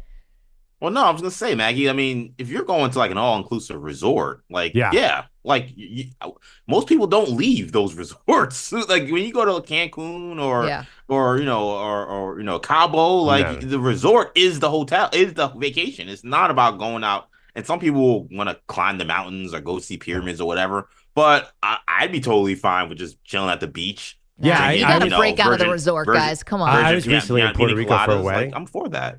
I was recently in Puerto Rico for a wedding, and you could have gone into town, but all of us why on earth would we do that? Maggie, you would definitely be the annoying person. No, we have to go see this church or go see this. Oh, totally. Oh, my God. Old San Juan? What are you, crazy? You got to go see the fort. You got to get some of the local food. You guys got to break out of the hotel. You can't just sit there. You're right. Let's figure out a cab to get to Old San Juan instead of sitting on this beach chair, drinking pina coladas and having amazing food. Of course, yeah. You're definitely you got to explore a couple back alleys, guys. Come on. Who wants to travel with me and have a good time, and who wants to travel with Maggie and quote unquote get to know the locals? Yes. Who's with me? I'm with you, Pearl. I'm with you, Pearl. I mean, I'll be honest though, Maggie. If we're in Ireland, Dublin, or we're in London or something like that, I'm all about making the moves, being all around. But we're somewhere tropical. I'm trying to be tropical. I'm trying to lay out by the beach, man. Oh, man. Yeah, good point. Ireland is basically like Connecticut extended. There's no reason to stay in the hotel there. We'll hang out with the locals there. Come on, guys. 855-212-4227. You got to go out, do a little, get some stories. Oh, you're going to be the worst. It's everyone's hungover. Okay, I'm organizing this hike. Oh, who invited Maggie on this trip anyway? When the Sunrise hike, guys. When the NFL goes to Tokyo, I'm sure at some point, that'll be an incredible trip. That's the one. That's my all number about. one. I want to go so bad. Burst in like the Kool-Aid man. Well, couldn't wait. I'm here for you. To back me up. Yeah, this is ridiculous. I was actually in Puerto Rico 18 months ago. Went to Old San Juan, walked back alleys, went to a market, ate tacos in some lady's stand on the side of the street. Some places you sit at the beach, you don't move. Other places you got to move around. Thank you, Bogish. 100%. Sunrise hike tomorrow, everybody. Let's do it. Meet at the pavilion. 855-212. Beach yoga, 8 a.m. Come on. 227. You put out a poll question. If you go on vacation, do you leave the hotel? But to be fair, Bogish, they do yoga and all that stuff at the resorts. Call it a resort. Yeah. Not the hotel. Okay, do you leave the resort? Yeah, some places the vacation is the resort. Yes. Other places it's not. San Juan is him, then the Eagles shouldn't be either. Yeah, the one thing that makes me nervous, Maggie said they're at an airport hotel. Typically, you don't have all that fun stuff by the airport. No, definitely not. Although it is convenient to get out of town quickly. Great. Were they even there? It's like a tree fall in the woods. 855-212-4227. When you're on vacation, do you leave the resort? I break out of there.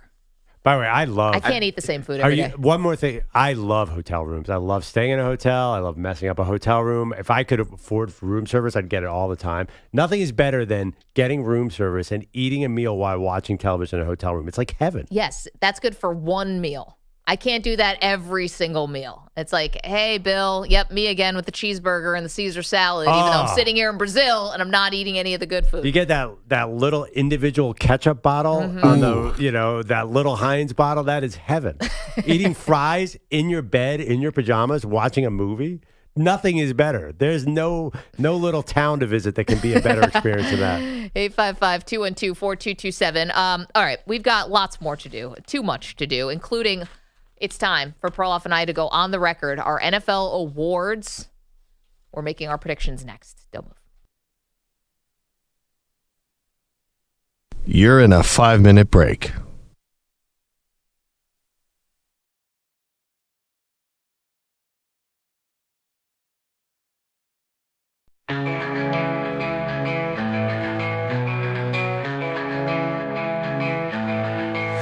Jay's back, he's limping in, but he's ready to roll. After that knee took a hit, but it couldn't take his soul. He's been down, he's been out, but now he's back on his feet. Peter Belotti's still missing, but EJ can't be beat.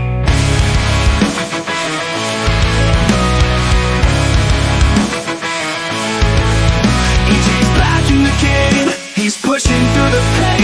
Peter Belotti's still MIA, but EJ's here to stay.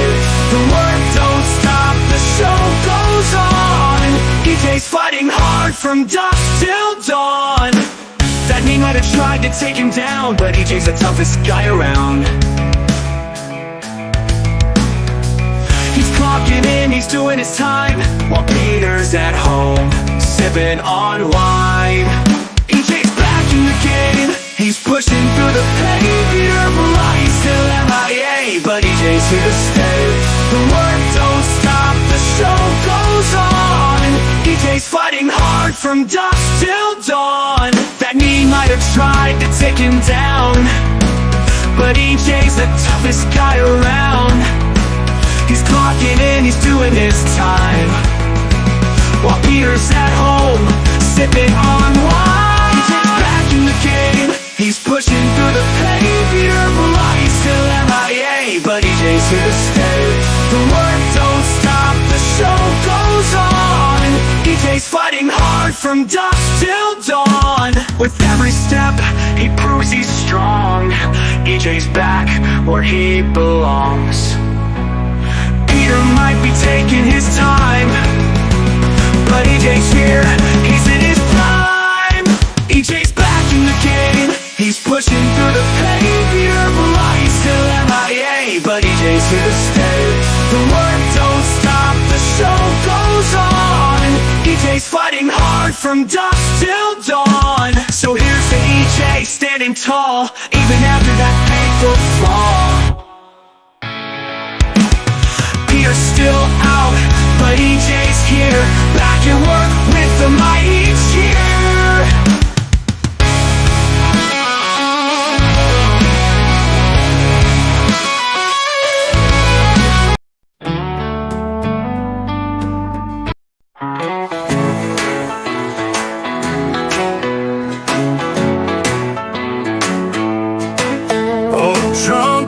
On YouTube, tune in for some laughs, with a beer in his hand and his feet on the grass. He cheers for the Bogush and Perloff, with a toast to the day. 4th of July's the best, you'll hear him say. Raise your glass, light the sky, it's the 4th once more.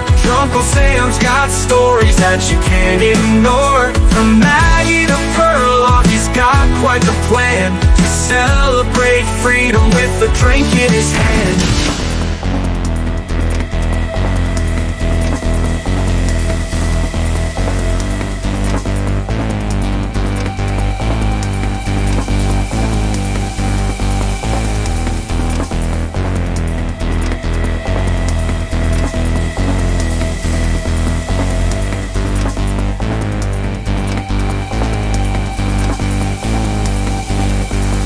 One minute remaining.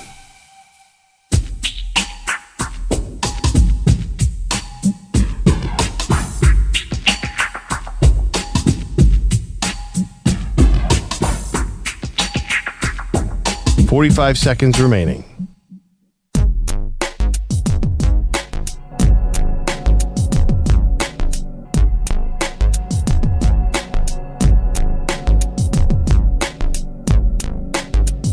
$30 seconds remaining.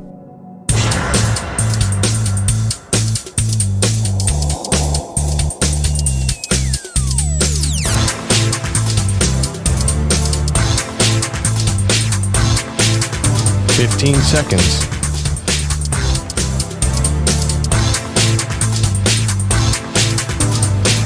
Break ends in 5 seconds.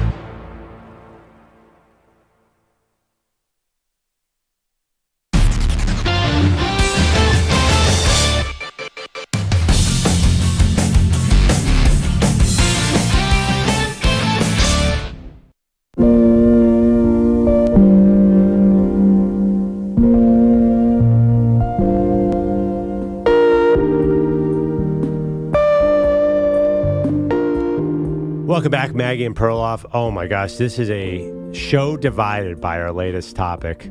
When you visit somewhere, are you that person that has to leave the resort to go visit Old Town? Maggie is. Maggie's like, let's go see what the local flavor is like. I'm like, guys, the oldest cemetery in the world is here. We got to go see it. Oh, it's compared to let's get a massage and drink pina coladas by the pool. No, we got to see bikes. A cemetery. Oh, you're so wrong on this one. Can we throw up a poll related to this somehow, EJ? Because I feel like the Eagles got lucky. They don't have to leave the hotel when they go to Brazil. They get to sit and watch movies, play video games, and eat awesome food. They're going to be fine. All right, the poll is up at Maggie and Pearl on how's X. it read? When you go on a tropical vacation, do you leave the resort? Are you okay with that wording? Perfect. In other words, very tight right now. Do you enjoy fun or are you no fun? Visit Old Town. Go on a hike. These are terrible ideas. All right. Andrew Bogus is here with headlines. I can't believe you're on Team Maggie. Well, I should say, you wanted to travel with me. Like we were going to go. You were going to be like, okay, let's wake up early and see the world's biggest ball of yarn. Yeah, let's go to the Riverwalk in San Antonio. Absolutely, let's go there. Well, that's in the hotel. That's hardly anything. The Riverwalk's in the hotel. All of them. You walk outside of a hotel in San Antonio, the Riverwalk's right there. So I have to go outside the hotel. No. The kind of thing you and Maggie want to do be like, the Riverwalk's great and we can have amazing food right here. But instead, let's drive 27 minutes to this hole-in-the-wall. Yes. If you go to our place, because there's actually the real Alamo. The battle before the Alamo was here, and we have to go see the place where 19 Texas soldiers died. You would do some dorky trip. Wait, Perloff, you're driving all the way to San Antonio for a breakfast taco. Right. And also to apologize to Wembanyama. Right. Fair. You are literally going to the most out-of-the-way place. You don't even remember what it's called. We don't even know if it's still there. But I'm not doing something cultural. That's the most important thing. But to go to a place like San Antonio and not move around and learn San Antonio, you're doing it wrong. Now, in the break, Maggie told a different story where she basically defied police orders to leave a resort. No, just the general manager of the hotel. I wouldn't do that. that was a different kind of vacation. Yeah. So, okay, I'll give you two options then, Bogus. Yeah. You go to, where's the game? What's Brasilia? Brasilia. The capital. It has another name too, right? It's not Sao Paulo. No. Okay. Brasilia. You going there as an Eagle, would you want to spend 3 days getting to know the city, or would you want to stay in the hotel and study your playbook? I would want to do one thing that would make me feel like I had been in Brazil. Right. So, the point is... No. Doesn't Brazil have that big Jesus statue? Christ the Redeemer? Yeah. That's in Rio. Okay, but so take me to something like that, and then I'm good. The other 48 hours are going to be in the hotel. I just can't imagine going on a plane 9.5 hours and you sitting around and eating the Cobb salad for 3 days and then go home. I mean, there's a part of me that would like to go to the Amazon, but at the same time, do I really want to encounter the type of creatures that I'm going to run into in the Amazon? Is my American body fit for that? No, yes, and the answer is I'm funding it. How fast can you go? Let's talk about as fast as our sailboat can get there. On the Big Zoo in the Amazon. Dude, I gotta be honest. If this was a movie, I think you're the first person going overboard in the movie. I don't know though. Maybe I get adapted. Maybe I adapt real quick, and with that's the locals. A tribe comes out of the Amazon, hasn't met any other humans, and you're the first one they meet. They're going to be enthralled by you. You know what? I also see that as the plot. Yeah. Also, Zoo gets separated from the rest of the voyage, ends up in El Dorado or something. The place that no one can find. In the history of exploration, you find it, and you're the new king. I'm the king. Oh, bro. And then he's marrying the chief's daughter. You guys all come through what feels like 10 years later, but it's like 2 weeks. We're about to die. And you go, wait, those are my friends. Yeah, right. Oh, no. Zoo emerges from the jungle, and he's like, halt. Save them. Yep. Allow me to see their faces. Zoo, some of these, the primitive villages that's cut off from civilization, I think for the most part, they're kind of small. You'd walk in as a giant, larger than life character for them. We can only hope, because if they do have one big guy in that area, I gotta fight on my hands. Yeah, now you. Yeah, or they're hungry and they've just. Yeah, now listen, it's a movie. You got to watch out for that. Honestly, Zoo's telling them all about the Jets. They're just confused. As they're just getting a fire started in the background. Trying to comprehend Jalen Brunson. And then 1986 happened. The ball went through Buckner's legs. What? All the Villanova guys on one pro team. Let's go to the phone. Sean's in Massachusetts. Sean, what do you think about this game in Brazil?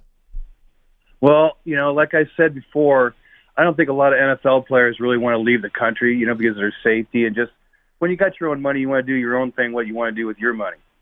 But when you go out of town, I don't like hanging out with tourists. I like to get indigenous with the people and their culture. There you go. I always thought about maybe opening a bed and breakfast on the Amazon somewhere and offering Texas-style barbecue to the people coming through. I mean, sounds like $1 million idea. It's amazing to me that someone afraid of squirrels and don't like road trips would want to leave the resort. I know. Of all the people there, now you're getting courage. You want to go out and do stuff like that. Sean, it's the dichotomy that is me. You can't put me into one box. And great to hear from you, pal. Thanks for calling in. I am afraid of squirrels. I don't like road trips, but I can't just sit on a beach for 5 days. I get restless. I need to get out and see things. I can't almost die. Maybe not come back. I need to do something. Just take a kayak down the Rio.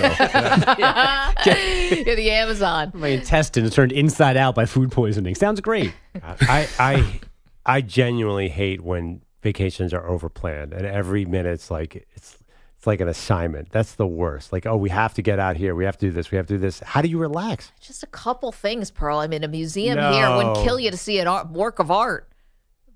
Maybe it would. Let's get to Bogus's headlines. What do you got for us, Bogus? You guys have already mentioned, I think, Trent Williams' brother Fred is the newsbreaker this morning, putting a video on Instagram of Trent boarding a plane, presumably to the Bay Area, with the caption, "Year 15, let's get it." The usual newsbreakers then jumped on and said Trent is close to ending his holdout with the Niners. And now Trent Williams' agency, his agents confirming he is back in San Francisco to finalize a new agreement with the Niners, who yesterday placed rookie receiver Ricky Pearsall on the non-football illness list 48 hours after he was shot through the chest in an attempted robbery. I don't think there's an official timetable yet for his return, but Pearsall now has to miss the first 4 games of the season at least. There was one last college football game last night, and 10th-ranked Florida State wished there wasn't. The Noles 0-2 after a 28-13 home stinker against unranked Boston College. Head coach Mike Norvell's searching for optimism. I do believe in what this team can do. I believe in what this team can accomplish.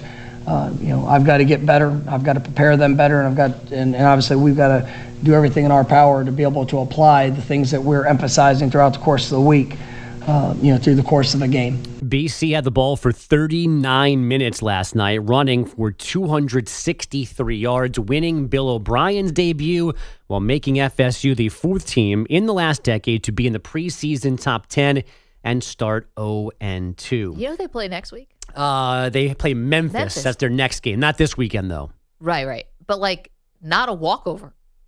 No. This is possible. This goes to 0-3 before you get Cal. I mean, they're definitely having a losing record this year. You think under 500, right? Oh, yeah. I don't think there's a bowl game. I don't think any of that's happening. I mean, the rest of the schedule in terms of the tougher ones, at SMU is probably not a picnic. Clemson, at Duke, at Miami, back-to-back. North Carolina, then at Notre Dame. Finish out the season. Yeah, I mean, listen, they're letting up 275 yards rushing to Boston College. Yeah. Who's not going to be able to run on them? That's crazy.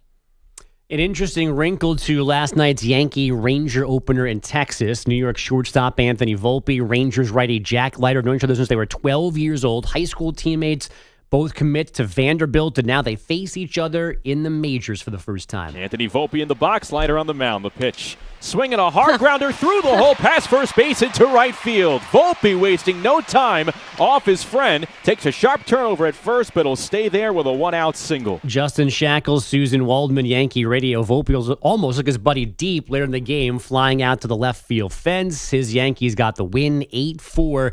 They remain a half game better than the O's atop the AL East. And I think I'm mad at myself for watching this yesterday. It was the matchup that about 18 of us wanted. Joey Chestnut and Kobayashi eating hot dogs on Netflix.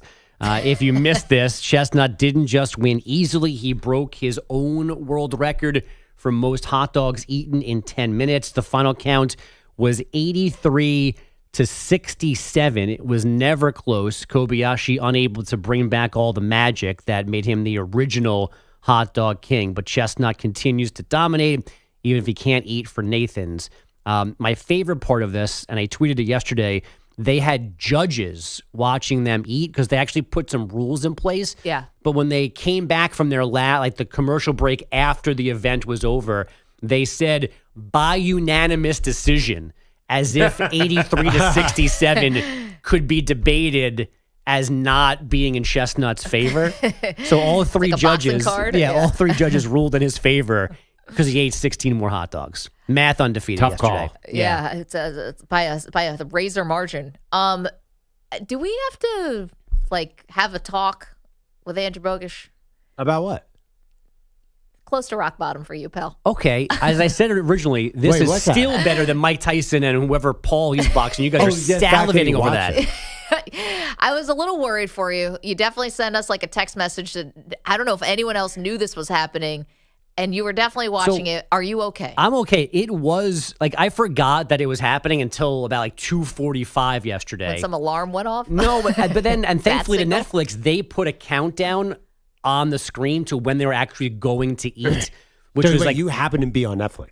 No, it happened to be I think on my phone. Okay. But then so at 3:00 I turn on the TV, there it is, and they go they're eating in 42 minutes. Oh great, never mind, I'll come back then. So I didn't waste any time until they actually ate. But then I had my phone out again and I'm looking and it's silence. There was nothing on my Twitter feed yesterday from 3 to 4 o'clock about this happening. Right. It was completely a non-event. Yes. It just didn't matter. This is why we're worried for you. Because I feel like it was an event to you. I thought you guys all liked him. I sense from that same text thread that everybody except me was into competitive eating. I swear to God, I've never seen a hot dog eating. Well, I'm not. Never once in my entire life. This is a phony competition. That's why I was. But you're cool with the Nathan's one. Yeah, no, the Nathan's one is the real one. The fact that, to be honest, I feel disappointed because I feel like they set up my guy Kobayashi. This guy's been had a 12-year layoff. He hasn't been competing in hot dog eating contests. And JoeyChestnut, that loser, comes up and is like, "Hey man, let's settle this rivalry once and for all." And Kobayashi doesn't want to stand down to a challenge or the money. So then he goes up there, he eats 67 dogs, and we act like he, is some chump. Well, he lost, EJ, by a lot. Also, they didn't set him up for failure. They didn't spring this on him yesterday. He definitely had months to figure this out. No, but they were putting this up these two guys are definitely equal. And I'm like, JoeyChestnut's been eating 80 dogs for the last 10, 15 years. We haven't even seen Kobayashi. I think he had a good performance considering he has not been in that kind of spotlight in a long time. Listen, I as someone who judged a Kobayashi, or emceed rather, a Kobayashi hot dog eating contest once in my life that I did not get paid for, it's violent. It's disgusting. It's gross. You don't want to be there. But I'm concerned for you. I'm not calling you out. I'm just a little worried. I still stand by this was a better idea than the Mike Tyson fight, and you guys can like that all you want. I'll pay no attention to that bad boy, but I did not like myself watching this for 12 minutes yesterday. It was a terrible production also. And I haven't watched any of the other Netflix stuff. I'm surprised. The golf thing they've done. I don't know if those are good or bad technically, but when this was over, they did not know what to do for their quote-unquote post-game show. You could watch Rob Riggle holding the earpiece in his ear, waiting for some kind of direction from somebody. Oh, no. He didn't know who to talk to, who to ask questions to. And it was extra gross because you know how at Nathan's they dunk the hot dog in water to eat it? For some reason, they wouldn't let these guys do that. So they were eating the hot dog and basically throwing water at their face to it was gross. So there was more shrapnel, more slobber. They both had just drenched from the chin to their belt. It was awful. Well, now I know why you need the judges. Yeah. I don't know, Bogusch, if you saw at the end of the competition, they went into Kobayashi's mouth to see if there was any leftover residue of hot dog, and they found some. So they went to go and they measured it on a scale. Yep. And they were like, if this equals one hot dog, then we have to take a hot dog off of Kobayashi's total, which they did. Yeah. So Kobayashi had 64, whatever, and then they ended up with 63 because of the mush that was left over in his mouth. And they showed that on camera. Not even just in his mouth. They were standing on something, and any shrapnel, shards of food that fell onto the floor got picked up and weighed for the same thing. There was a penalty for not eating complete hot dogs. I mean, I kind of want to cut everybody's mic just for grossing us out. EJ, you got to get out of the house, bro. I know it's been tough with your knee. Touch some grass, EJ. You got to get out. This is rock bottom for both of you. I got to be honest. I'm worried for the show. That was a lot. You guys didn't bet on this, did you? No. Okay. No. I would have been very concerned. Well, thanks for that full report. Thanks for checking on me. I mean, I want to do a wellness check. Blink twice if you need us to come pick you up. In a cop car? Once again, that's why you don't leave the hotel. I tell you, stay and get room service. You find yourself in some kind of bizarro hot dog eating contest. All right, Perloff and I have to go on the record. We've got NFL awards to predict for you. We get back to college football in just a minute. It's Maggie and Perloff. You're in a 5-minute break.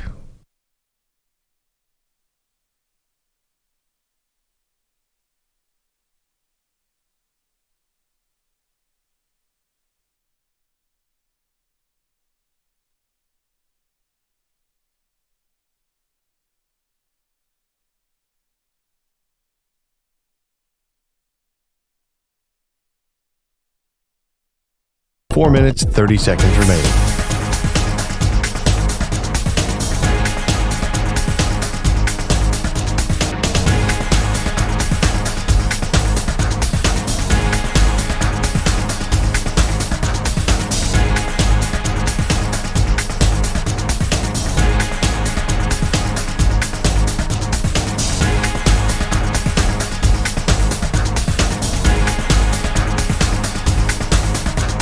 Four minutes remaining.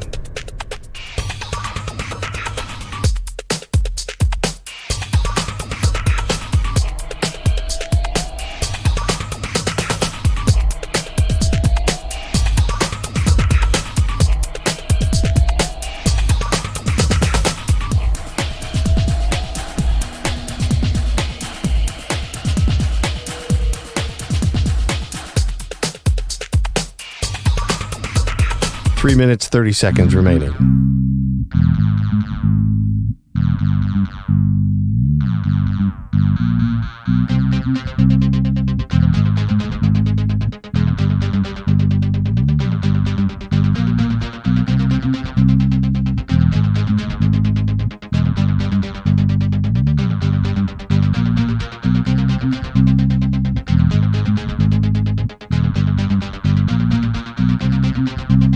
Three minutes remaining.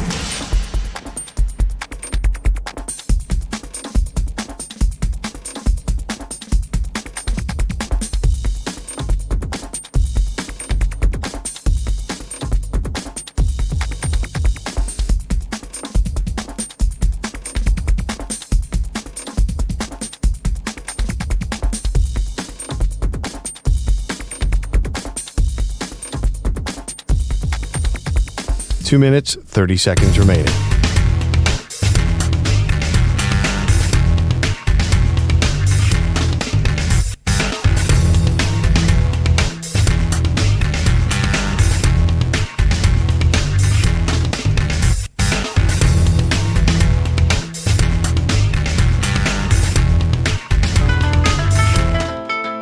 Big Zoo from NYC, packed his bags with flair. Headed to the Amazon, thought he found some fresh air. But the city's concrete jungle didn't prep him for the greens. Now he's dodging giant bugs, wishing he had jeans. Big Zoo, what you gonna do?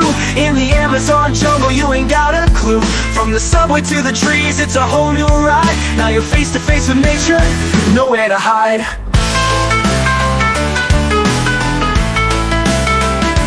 Tried to hail a taxi, but found a Jaguar instead. Asked it for directions, but it just shook its head. Lost his phone signal, can't Google his way. Now he's stuck in the wild, guess he's here to stay. Big Zoo, what you gonna do?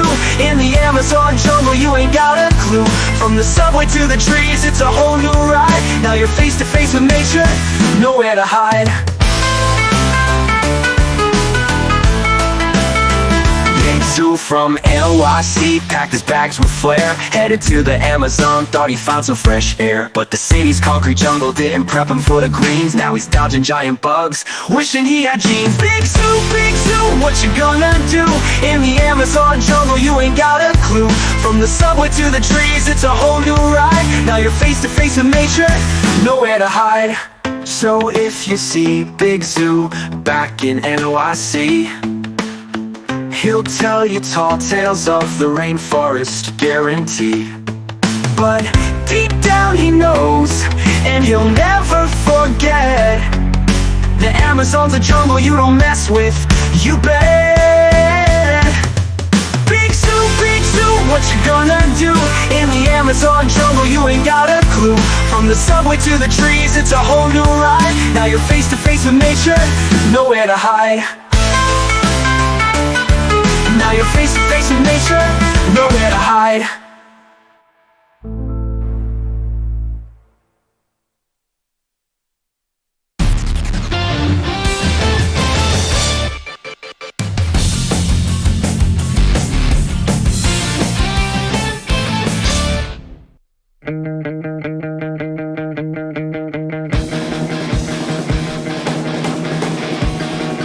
Welcome back, Maggie Gray, Andrew Perloff.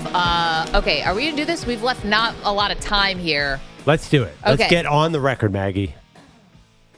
It is time for Perloff and I to make some NFL season award predictions.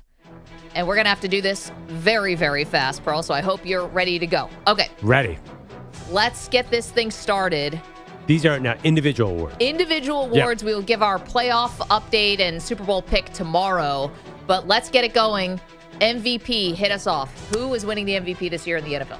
There is a formula for MVP, at least at certain times in NFL history. There has been second-year quarterbacks. How can you not like C.J. Stroud, Houston Texans, Nico Collins, Stephon Diggs, Tank Dell. He's got all the weapons in the world, has a growing offensive coordinator in Bobby Slowick. I think he is set up for such success. I mean, listen, the guy had MVP numbers last year, and he missed a couple games. I think if he puts up 40 touchdowns and 4,800 yards and the Texans win 12 games, he'll be a great MVP candidate. I'm going C.J. Stroud. Okay, I am going with another young quarterback, not as young as Stroud, but my MVP this season is going to be Jordan Love, and the reason why is I think this offense is going to be very good. He's not going to have to share any of the accolades because it's kind of like a young and up-and-coming receiver core, but there's not like one real star. Everyone kind of spreads out the wealth. You have Josh Jacobs to help you in the run game now, too, which I absolutely love. And I think this is just going to be a very good offense. I think the Packers are going to win a lot of games. And just a preview for you guys, I have the Packers doing a lot of very good things this season. Jordan Love, to me, the natural step forward. Love a Packers quarterback winning an MVP. We've seen it before in the past a lot with Favre and Rodgers, and I think Love is the natural progression. Voters love voting for Packers quarterbacks. MVP. Yeah. That's fact. Okay. But also, I think the quarterbacks kind of earned it as well. And they earned it as well. Yeah. Okay. Let's go to Defensive Player of the Year. Who's going to win that for you this year? Okay. I think it's a big Micah Parsons year. Mike Zimmer has all these crazy blitzes he likes to throw at you, the new defense coordinator in Dallas. I think they're going to free up Parsons. Forget putting him in a linebacker. Forget stopping the run, which they can't do anyway. I think they unleash Micah Parsons on what I expect to be a pretty down NFC East. I think he is going to wreak havoc. And they like giving to pass rushers. He's a perfect fit. Yep.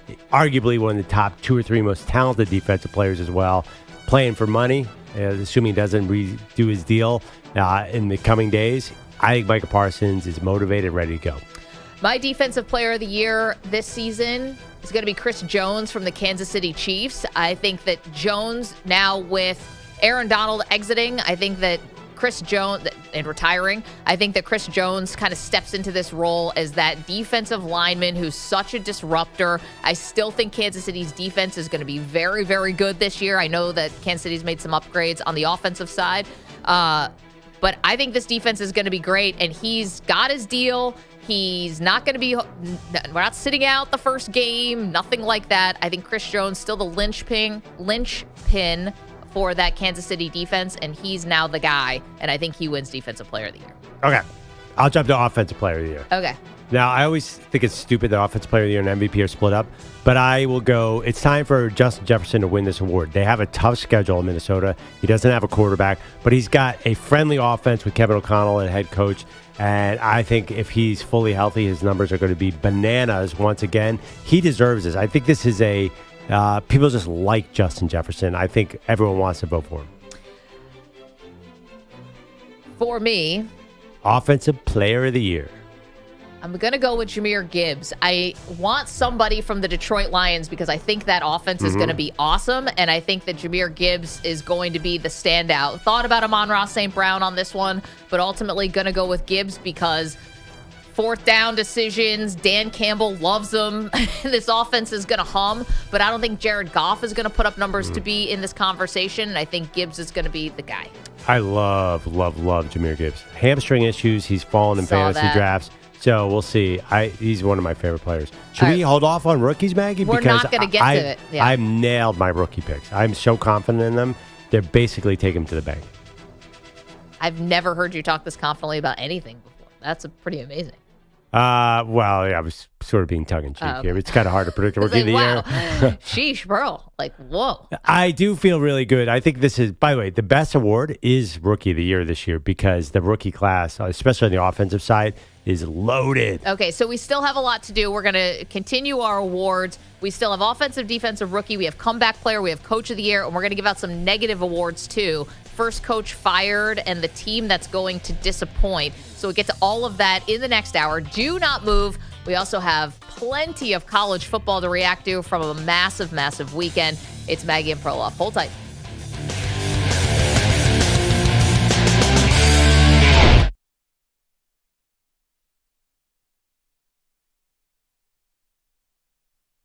You're in a 5-minute break.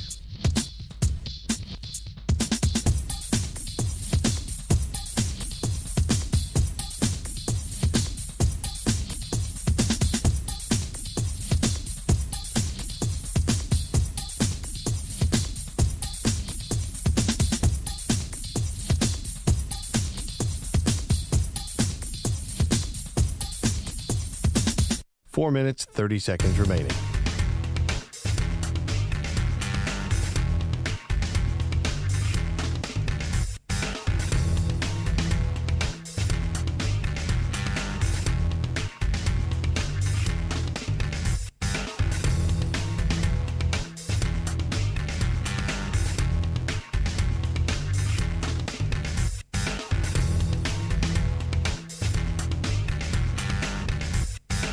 Four minutes remaining.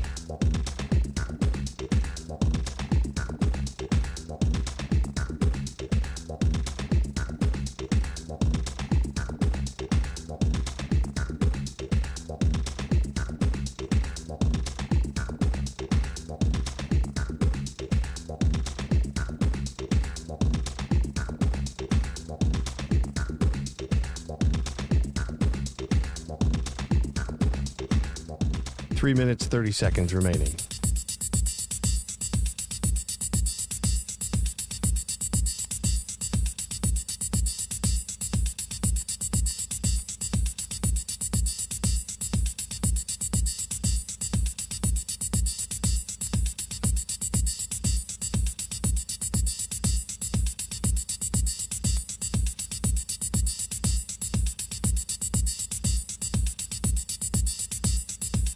Three minutes remaining.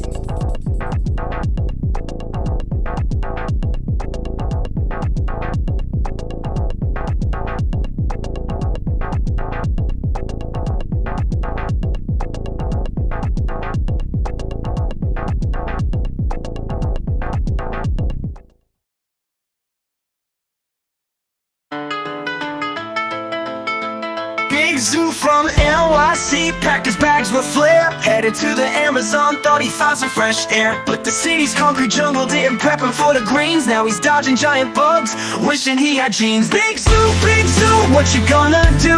In the Amazon jungle, you ain't got a clue. From the subway to the trees, it's a whole new ride. Now you're face to face with nature, nowhere to hide.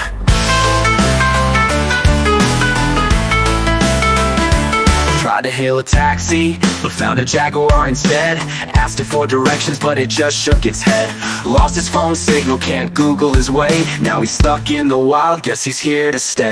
Big Zoo, what you gonna do? In the Amazon jungle, you ain't got a clue. From the subway to the trees, it's a whole new ride. Now you're face to face with nature, nowhere to hide.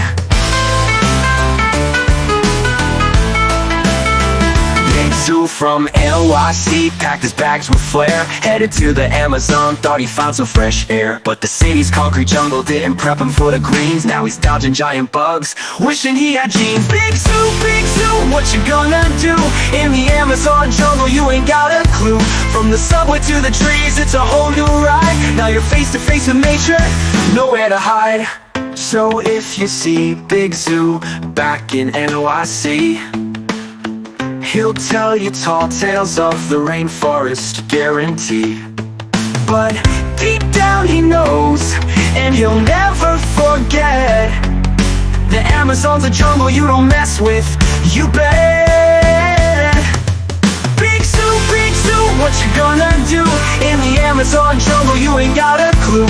From the subway to the trees, it's a whole new ride. Now you're face to face with nature, nowhere to hide. Now you're face to face with nature, nowhere to hide.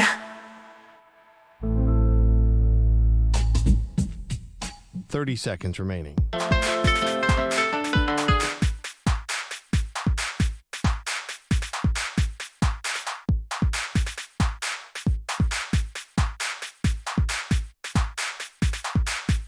$15 seconds.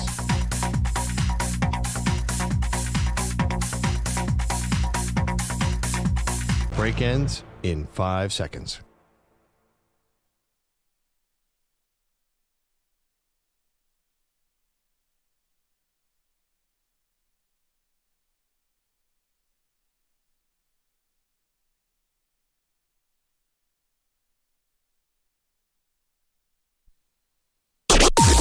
Maggie and Perloff on the Infinity Sports Network. Post-Labor Day, if you're rubbing the sleep out of your eyes or recovering from a big weekend, yes, you see this right. Florida State lost to Boston College at home last night. Welcome to the show, Maggie Gray, Andrew Perloff. That's it. Florida State, their season, it would be beyond a miracle at this point, Pearl, for them to make the college football playoff. I don't see it happening, and to me, all a hangover from last year. They have not gotten right after getting snubbed in the college football playoff. Something is just wrong, rotten. They are just fallen off, and I think that snub derailed the entire program. This was not just a team that won 13 games last year. They'd won 10 games the year before, so you're on this upswing, and now you start the season 0-2. You lose to Georgia Tech in Ireland. Now you're a 16.5-point favorite in Tallahassee. Hot, humid.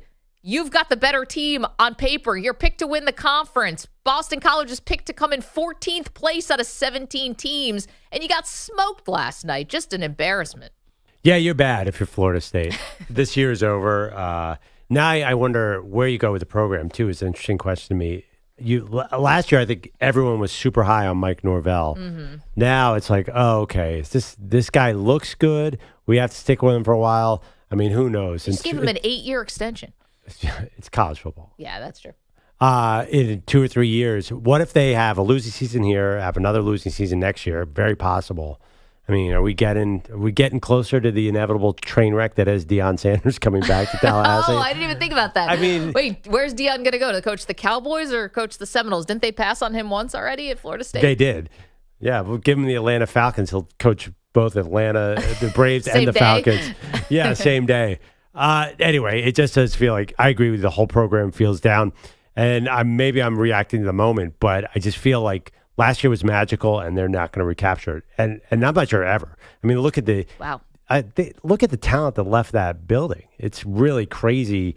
That we now know how good those guys were. Louis Riddick had a lot of great points last night on the telecast. He's like, the guys who got everyone fired up, they all left. Yeah. All the character guys, all the rah-rah guys, all the inspiring guys left the building.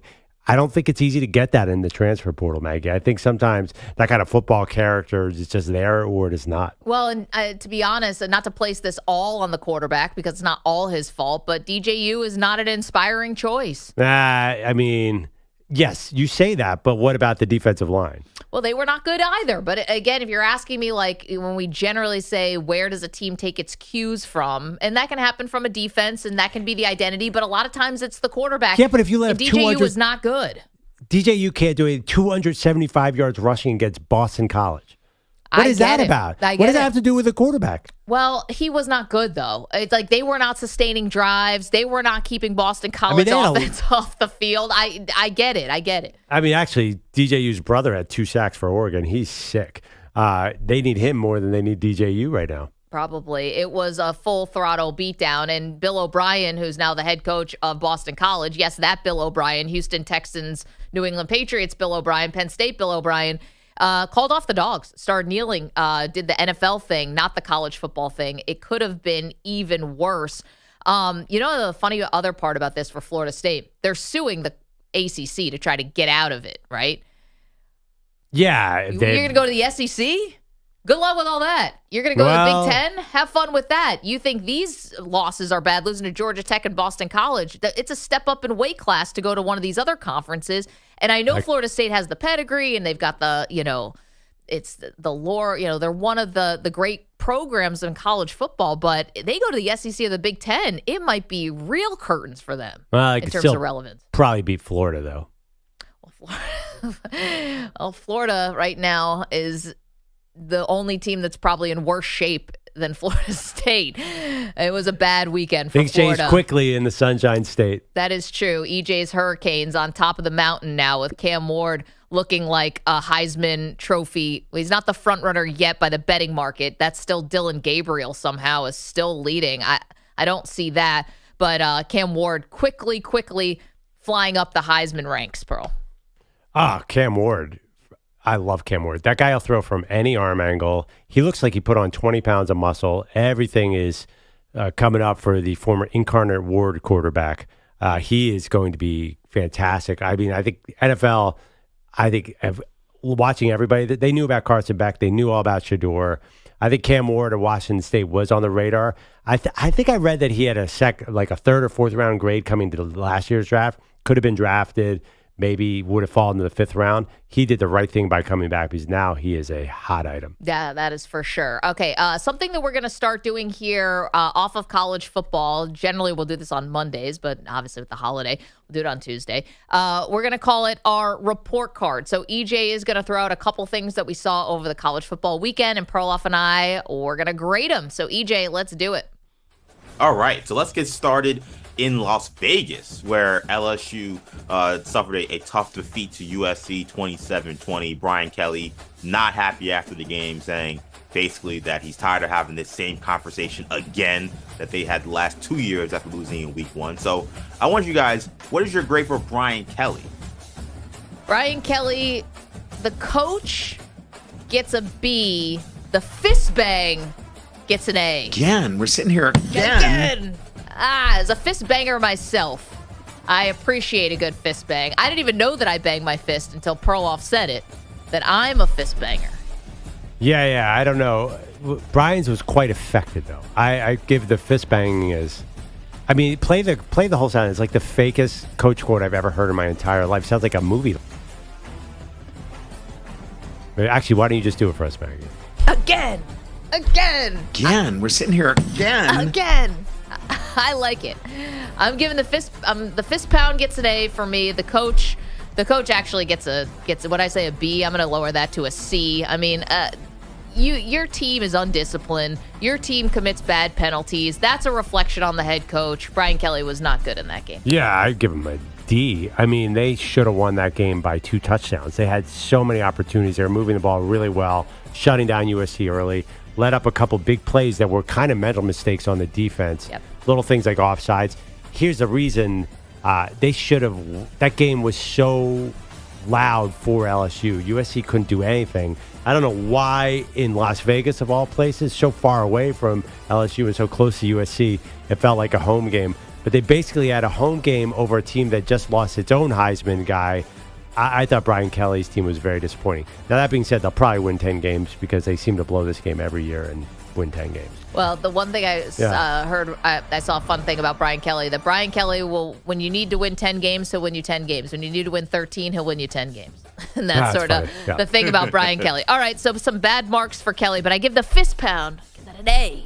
Please stop doing that. I really don't like the fist pound. Again, we're sitting here again. Oh, Pearl, get on board. What's next, DJ? Okay, so let's go to Brian Kelly's successor, who was 1-0 after beating Texas A&M. We're talking about Marcus Freeman, head coach of Notre Dame. He suffered some tough early losses in the past, but not this year. What grade are you giving Marcus Freeman for his performance in Week 1 against Texas A&M for Notre Dame?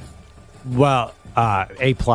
His performance, I don't know if you call it coach or performance, but the way he ran out of the tunnel in talking about a hostile crowd, oh my God. He had that team, they looked to me like the more confident team from the get-go. It felt like A&M felt pressure under Jimbo Fisher or something. Like, it didn't feel like it was a road game. It felt like he gave his team confidence. And even though they didn't blow me away offensively at all, in fact, it looked kind of typical Notre Dame sluggish, I thought that he had that team playing, as close as the game was, he had that team playing like they were the better team. I give Freeman all the credit in the world. Yeah, this is a plus performance because they overcame the inexperience on the offensive line. I think they were really coached up, and I thought the defense looked really ferocious. I mean, let's talk about Notre Dame's defense for a second. Is this possible that we might be looking at one of the best defenses, if not the best in the country?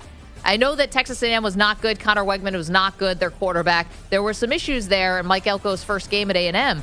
But this Notre Dame defense might be really special. I mean, we could be watching something really good, and they don't play anybody for a while. So I think they're going to keep stacking some really impressive wins. I said it last week. You can fully expect them to show up, just dominate this regular season, and show up in the Big 12 playoff and get blown away by an SEC team as usual.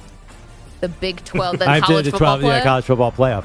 Yeah, they are going to dominate this ridiculous schedule, and then come up against Alabama or maybe, I don't even know, this LSU team or somebody, and it's going to be completely different. I think it reminds me so much of the year they got the title. Like, let's see when they play real teams what happens. A&M is not a real team, by the way. Jimbo got that program going the exact wrong direction. Well, he's gone. Mike Elko. Oh, right. Whatever. Everyone there.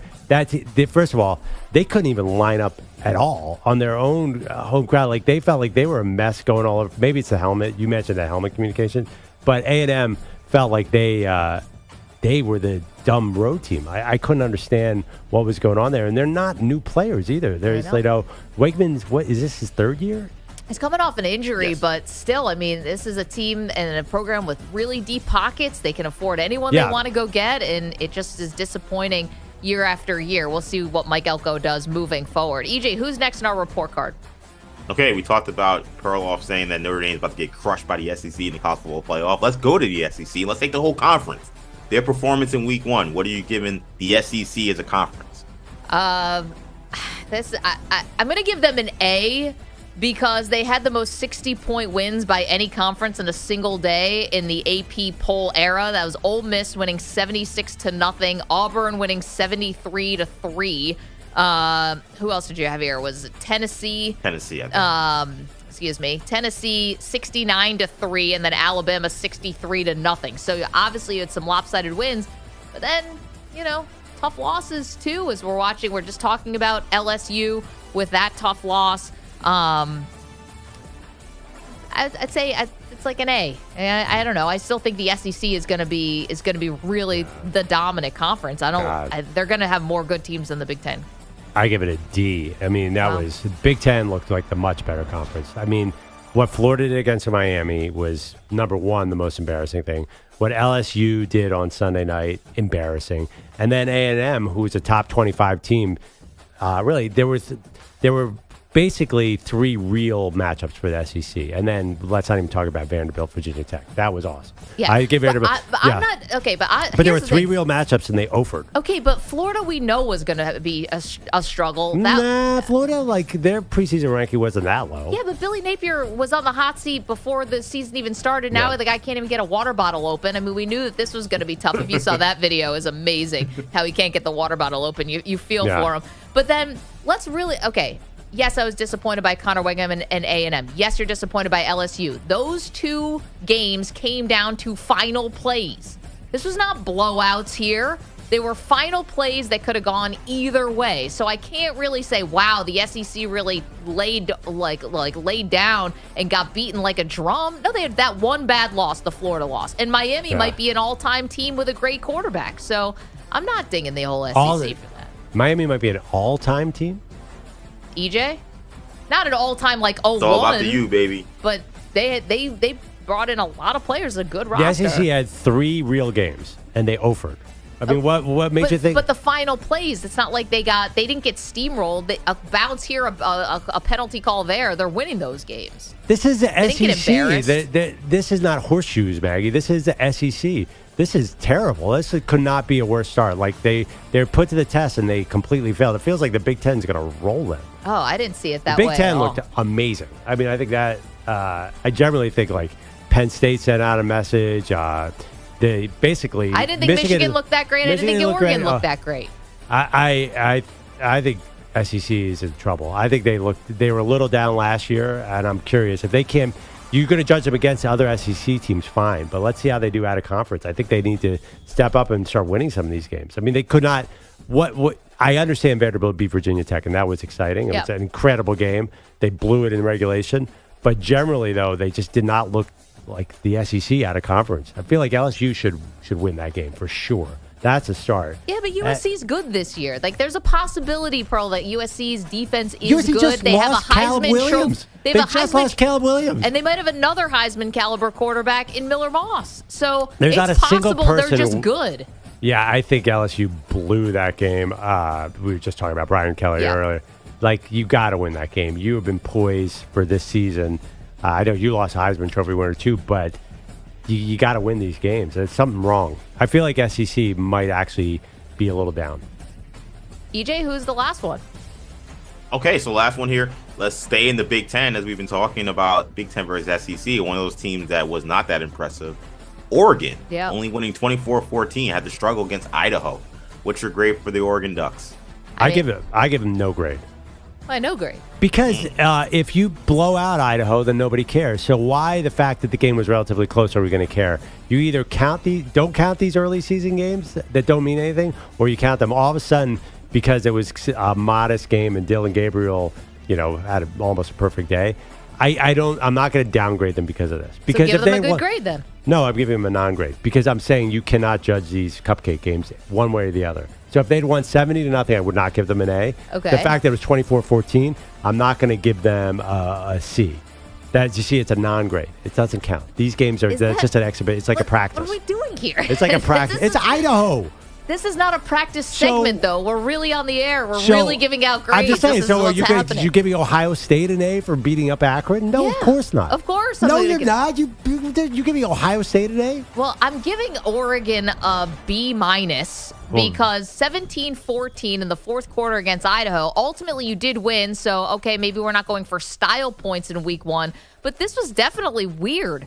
You're getting down to the red zone. You're not able to score, and you've got your quarterback throwing 49 times, and you could barely put points on the board. This was very odd to me from Oregon. Weird stat line, weird game.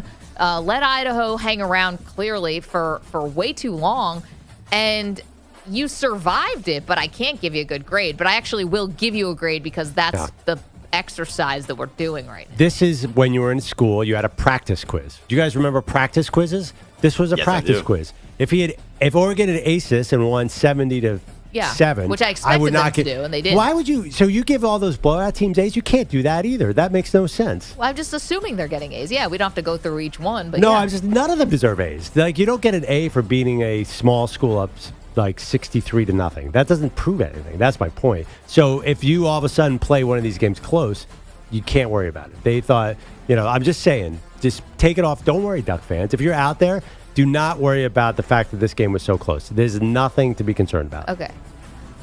I don't follow this logic. I will grant that you are smarter than me on a lot of things. I don't follow this one.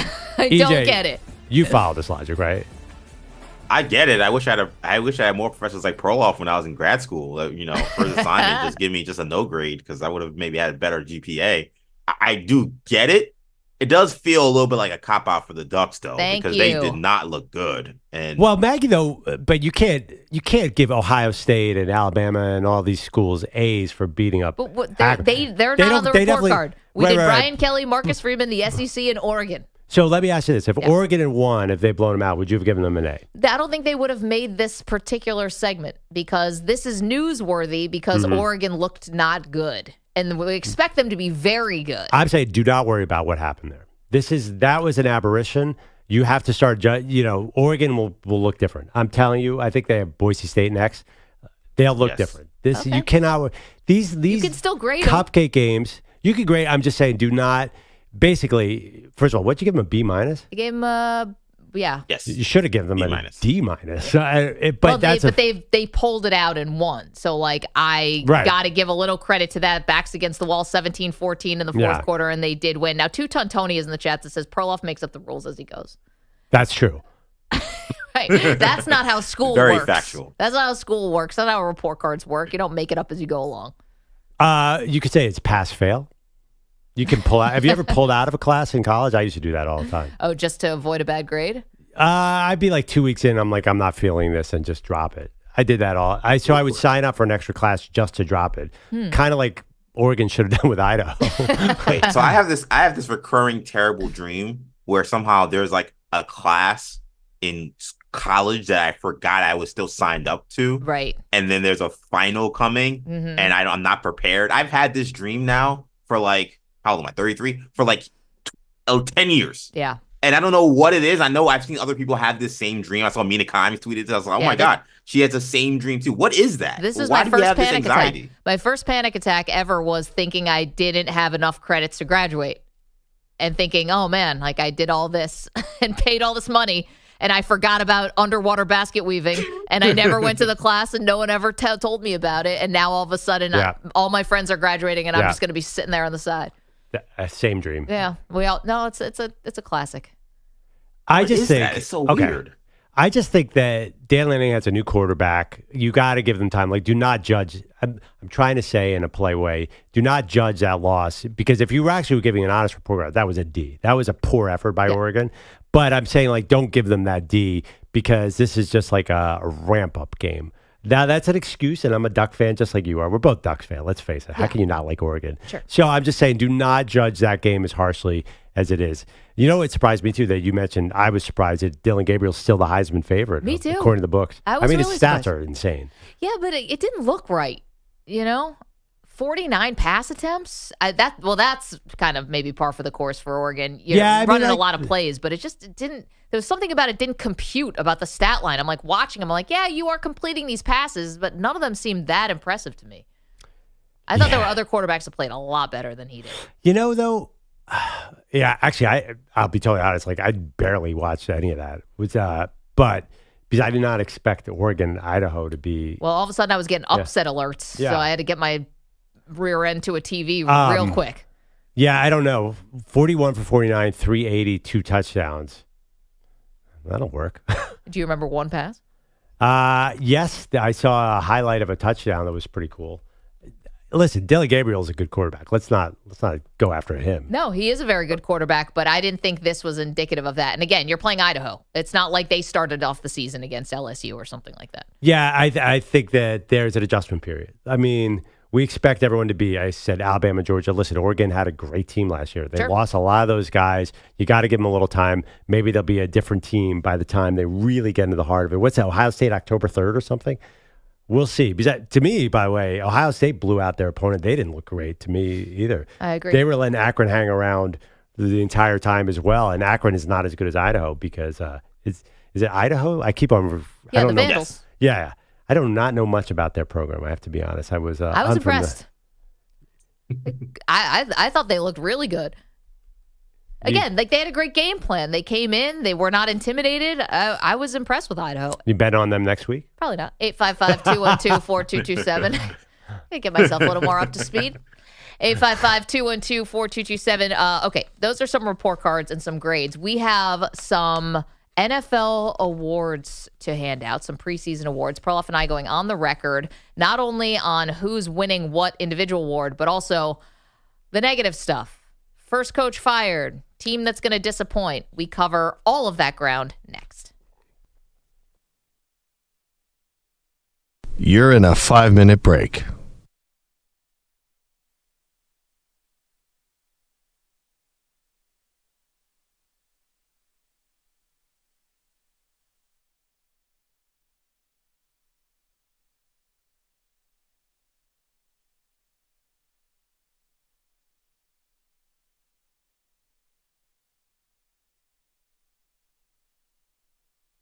4 minutes, 30 seconds remaining.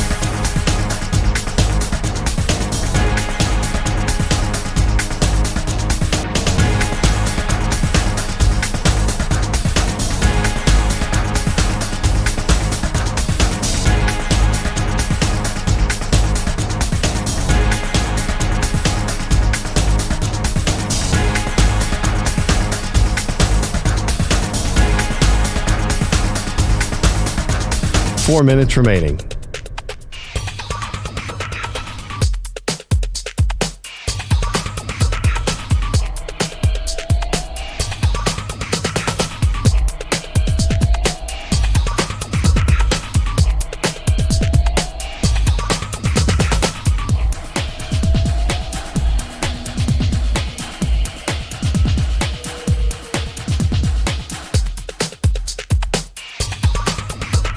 Three minutes, 30 seconds remaining.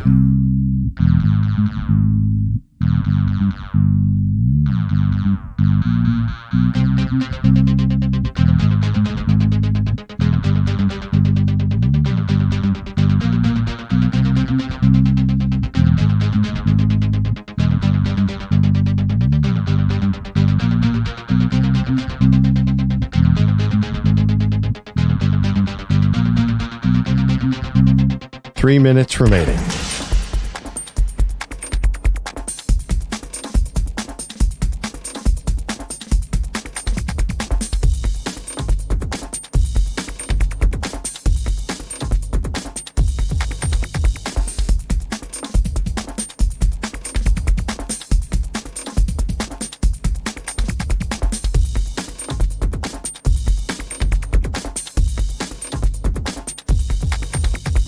Two minutes, 30 seconds remaining.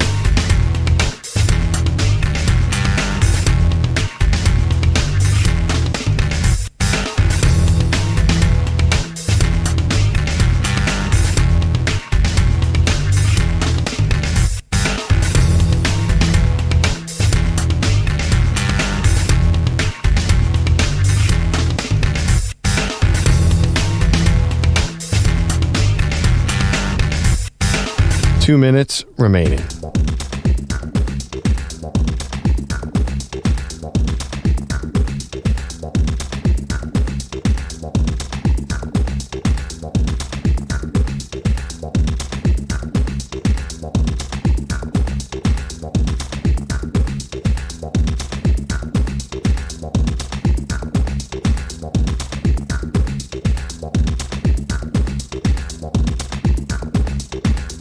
One minute, 30 seconds remaining.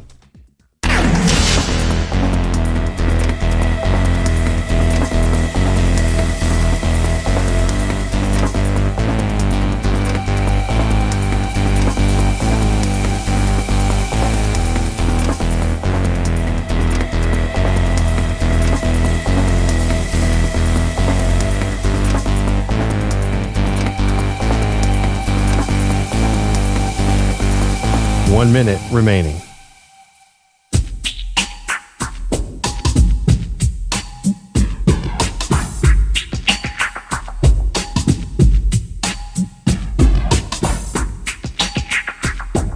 $45 seconds remaining.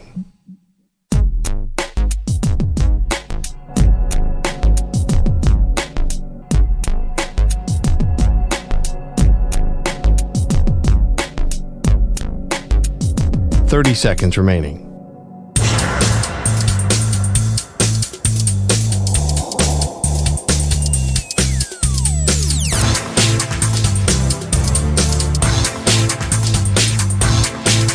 $15 seconds.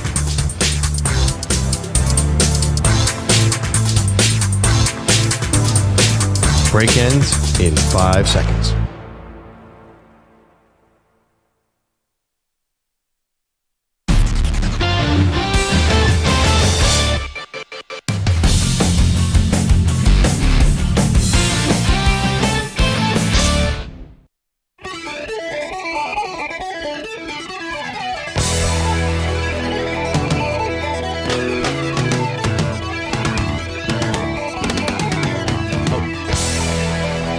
The Defensive Player of the Week is sponsored by the Navy Federal Credit Union, who proudly serves the Armed Forces, DoD, veterans, and their families. Their members are the mission. Learn more at NavyFederal.org. All right, we have a lot of sports going on for Defensive Player of the Week. Baseball, WNBA, and, of course, college football.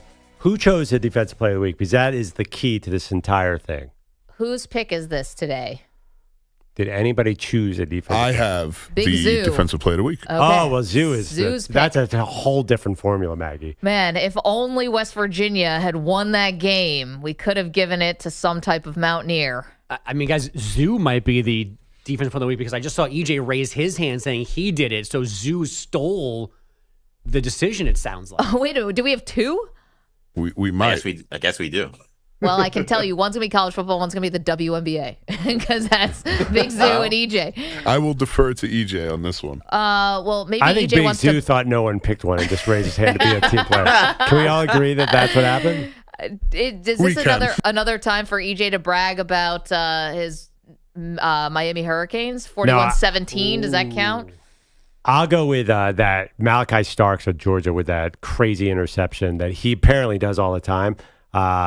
But he's healthy and part of the basically all NFL Georgia defense. That was I think probably the defensive play of the weekend because he was so athletic.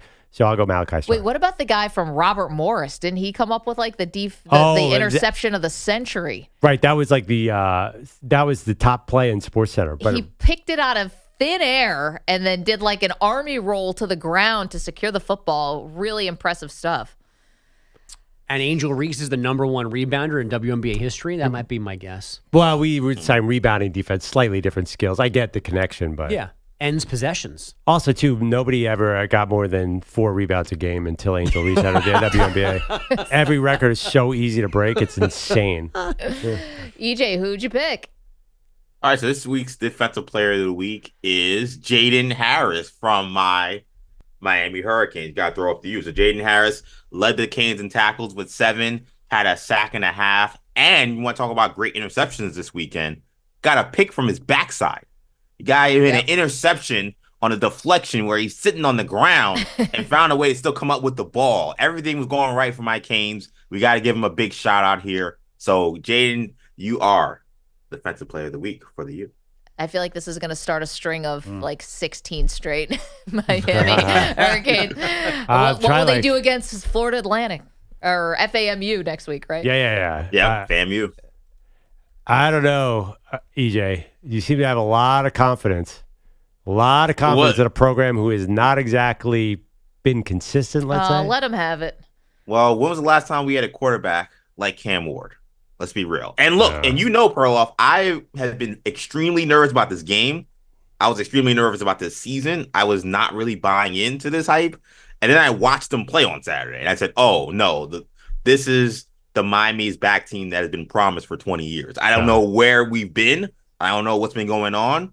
But to see the way the defensive line was just blowing people up, CamWard is throwing sidearm 30 yards into the back of the end zone. We're doing a gator chomp, thumbs down. I mean, I've not experienced a game like that in a long time. I mean, it is the right time. Florida helped you a little bit. The guys were just straight up quitting on the field. But no, I agree. It was very, very impressive. And so get ready. Now this show is taking on a whole new dimension with EJ's Miami Hurricane fandom. Gosh, if the Jets are good, this is just going to be an insane fall. They have a crazy easy schedule, like insanely. I know. It's like a high school schedule. So I'm saving up my money to bet against them in the playoff. Yeah, the only ranked team on their schedule now is Florida State. Spoiler, they will not be ranked in about an hour. Andrew Bogusch is here with headlines for us, and then we will finish out our NFL awards predictions on the other side. What's up, Bogusch? We don't have the details yet, but Niners All-Pro left tackle Trent Williams is back in Santa Clara this morning to finalize a new deal that'll end his holdout. Williams' current deal has no more guaranteed money left on it, hence that holdout. It's unclear if missing the summer prevents him from playing Monday night's opener with the Jets. And then there's this for San Francisco. Christian McCaffrey expected to practice today after missing most of camp with a calf strain. And the Dolphins had Tyreek Hill and Jalen Waddle back at practice yesterday, both apparently good to go for week 1. Neither receiver played a preseason game this summer. Hill's been battling a thumb injury. Waddle's issues were undisclosed. And we are now 2 days away from the first real NFL game of the season. Chiefs-Ravens, a rematch of the AFC title game, which KC won in Baltimore, in case you forgot. Revenge will not be on Lamar Jackson's mind, though. Any game I play, and I feel like it's a revenge game, so I'm not just going to look at this game like a revenge game. Anybody we played, no matter if we beat them or lost to them previous years, I just want to win. So the usual focus for opening night. I'm approaching every game the same way. I want to win regardless. Win, lose, or draw previous times, but every game motivation to me. I think there would be some awkward huddles before the game. Lamar's like, going up against the Tennessee Titans. He's like, we got to get back at these guys. This is a revenge game. Lamar, we beat them 47-3 last week. This is a revenge game. Yeah, I don't know if every game is a revenge game. It's a nice very Michael Jordan-esque. Yeah. He's got to invent revenge. But what if he never lost them? How do you paint that as a revenge game? Mental gymnastics. I have no idea. Or they're never revenge games? Like, it's a weird piece of logic. Every game is a revenge game. It's just funny for a team that usually wins every game. Well, he could do it because almost everyone passed on him in the first round of the draft. So maybe it's like a personal revenge. That's my theory. That's the tour. The never-ending revenge tour. Well, but he does say whether we played them recently or not. So he's talking about teams and games and results, not just everybody screwed me over. Listen, I mean, you want to get in the head of Lamar Jackson? Good luck. Thanks. That little number... Actually, it seems like a quite well-adjusted, pleasant it's a fine place to be. He's like the most self-actualized quarterback in the NFL. I'll gladly go in his head. I'd switch places in a second. That little number 10 next to Florida State will disappear when the new AP poll comes out this afternoon. After losing to Georgia Tech in Dublin, the Noles came home and lost to unranked BC last night. Castellanos takes a knee, and the Eagles are going to walk out of Tallahassee with an opening night win. They have knocked off the number 10 Florida State Seminoles 28-13. BC never trailed, and Bill O'Brien picks up his first win as BC's head coach. Take a bow, Boston College. Well done all around. Odd way to call it on Florida State radio. The 28-13 win included 263 rushing yards. The Eagles had 3 TD drives of 60-plus yards in the upset. The Mets win streak is 5 after a 4-1 final over the Red Sox last night. New York now a half game behind the Braves for the last NL wildcard spot. And last night at the U.S. Open, top seeds Iga Swiatek and Jannik Sinner both got straight set wins at Arthur Ashe Stadium. The quarterfinals begin today with Americans Emma Navarro and Taylor Fritz in action on center court. Guys, back to you. Who will Bill O'Brien be coaching next?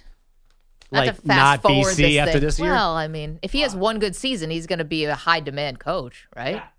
But can we judge a win over Florida? We don't know what a win over Florida State means, though, yet. No, we don't. I get the feeling he's a good coach. I think he's going to be good in college. I don't know. I'm not as high on him. He was not a good GM. He's a fine coach. I don't know. I felt like Alabama went in that I might have from Dable to Sark to Bill O'Brien, and he sort of slowed down that attack. As the offensive coordinator? Yeah, I was not a huge Bill O'Brien at Alabama guy. I mean, I did put up some big numbers, but did he win the last? He probably did win the last title. But he's kind of the only guy as far as Belichick assistants. Like we always say, all the Belichick assistants stink. But I mean, he did have a lot of playoff opportunity. He did have a lot of playoff appearances. Pardon me, with the I just think going 1-0 against a Florida State team that might be terrible does not mean that he's the next $12 million a year coach. No, he doesn't, but he's got the name and he does have a pedigree of being a high-level coach. So I think it's whether it's the NFL and going back to the NFL or whether it's going to be in college. If he has a good season with BC, he's gone. Didn't he almost take a coordinator job this year? With Ohio State. Yeah. Ohio State. So, yeah, he's gone. I don't know. I'm not sure. You are giving I feel like... Maggie, you're like taking my overreaction juice pretty strong today. I mean, you put USC in the title game. You have Bill O'Brien getting USC the in the Big LSU Ten job. Title game. Okay. The Big Ten title game, yeah, not the yeah. title game. You have all of a sudden you were looking at the Idaho Vandals as a possible group of 5 powerhouse. Nope, that's Boise. I will not jump off Boise. Okay, we have some NFL award predictions to get to. Bogus, thank you.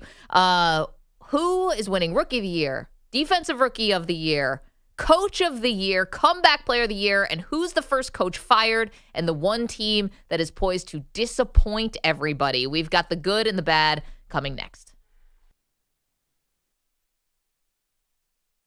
You're in a 5-minute break.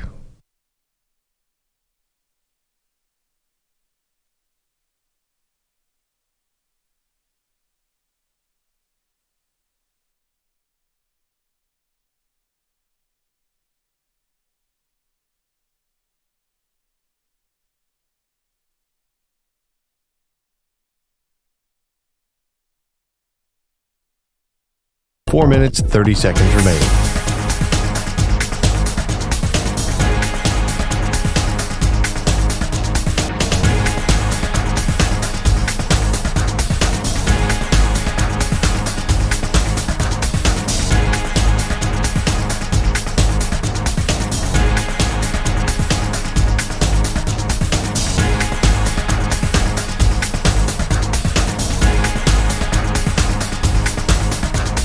Four minutes remaining.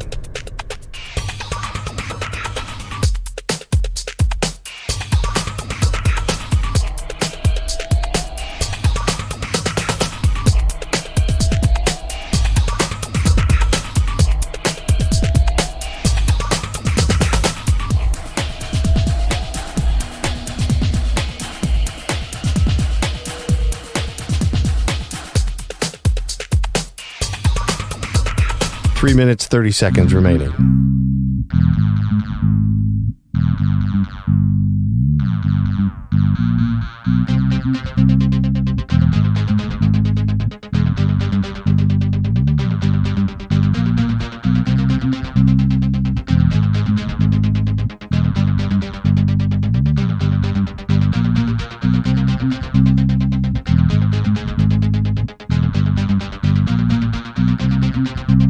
Three minutes remaining.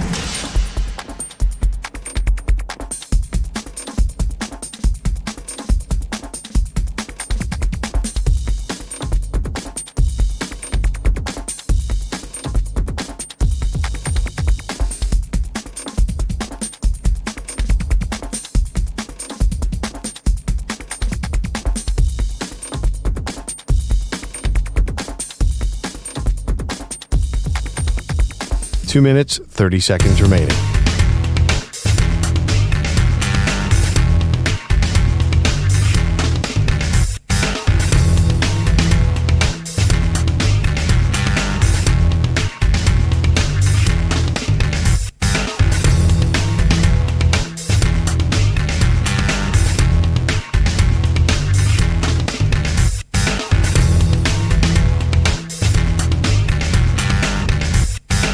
Two minutes remaining.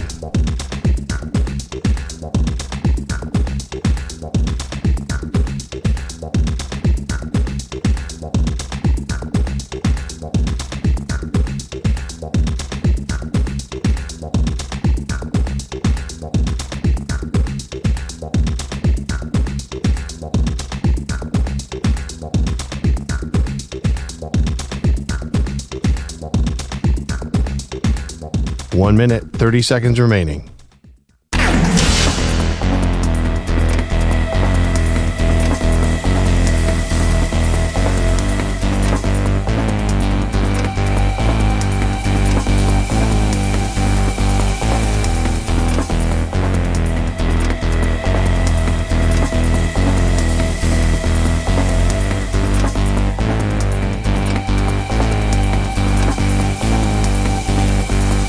One minute remaining.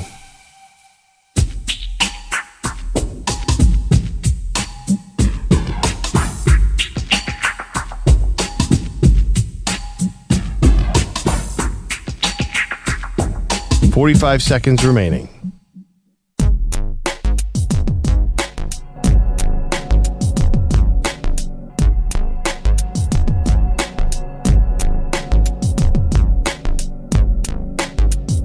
.30 seconds remaining.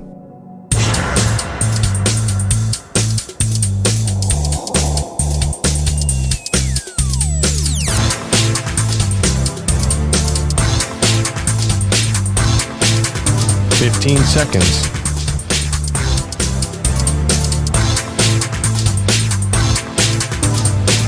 Break ends in 5 seconds.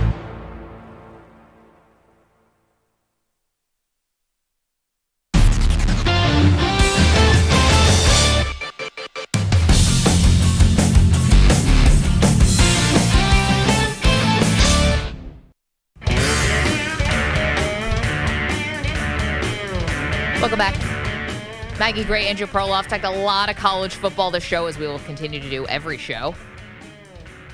But we got to get some NFL picks here on the record, Pearl, and we're doing preseason, we're doing awards, rather, individual awards, and we're going to do some good and also some of the bad stuff as well. Now, we've already made a few picks, so let's just recap them for everybody. For MVP, you have who? CJ Stroud.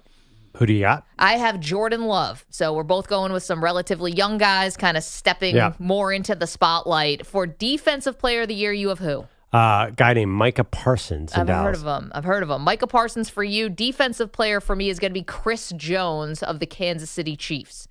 Offensive Player of the Year, you had who? Justin Jefferson. I'm actually grittying right now if you're listening on the radio. You just can't hear it. And for my Offensive Player of the Year, I went with Jahmyr Gibbs of the Detroit Lions. So that's where we had to leave it last hour. And we're going to pick it back up now to finish out the rest of our NFL individual awards. So let's go to Offensive Rookie of the Year, Perloff. All right, I'm going to zag a little bit. Everyone has Caleb Williams. Let's go with the number 2 overall pick, Jaden Daniels in Washington. Cliff Kingsbury will dial up some easy plays for Jaden Daniels. Adjust quickly. He can run. Now, a big part of this is a hope that he doesn't get injured because he will run. He's so fast and throws such a pretty pass. I think Caleb Williams is going to be great, too. I just think that Jaden Daniels will have slightly gaudier numbers. Kind of like when RG3 came in at the number 2 pick at Washington and beat out Andrew Luck, who is the number 1 overall pick, the generational quarterback for Rookie of the Year. Jaden Daniels, RG3 2.0. Hopefully he doesn't have the second year that RG3 had after that didn't end that well. After his knee got torn up because of the terrible turf in Washington. But I'm really high on Jaden Daniels, so I'll take him as a slight upset over Caleb Williams. Who do you got? I'm not going to overthink this one. I'm going to go with the favorite. I'm not going to feel bad about it. Caleb Williams, I think, is going to be wire to wire. I think he already has a pretty substantial lead in people's minds because he looked the part so much in the preseason. What? I'm telling you, I think. Well, he wasn't even the best. Bo Nix was the best preseason quarterback. There's a way that Caleb plays in terms of keeping the plays alive, the wow plays. He has not taken a snap. Caleb Williams? In the pros. Well, okay, but neither's Jade Daniels. You and Zoo are thinking he's watching too much Hard Knocks. Nothing's happened. You can't say that about him. The connection with Roma Dunze, I just think he's like the leader in the clubhouse already in people's minds because if he's good, he will have been thought of to live up to the hype. So I'm going to go with Caleb Williams for Offensive Rookie of the Year. What about Defensive Rookie of the Year? This one's easy. You saw what Florida State did against Georgia Tech and Boston College.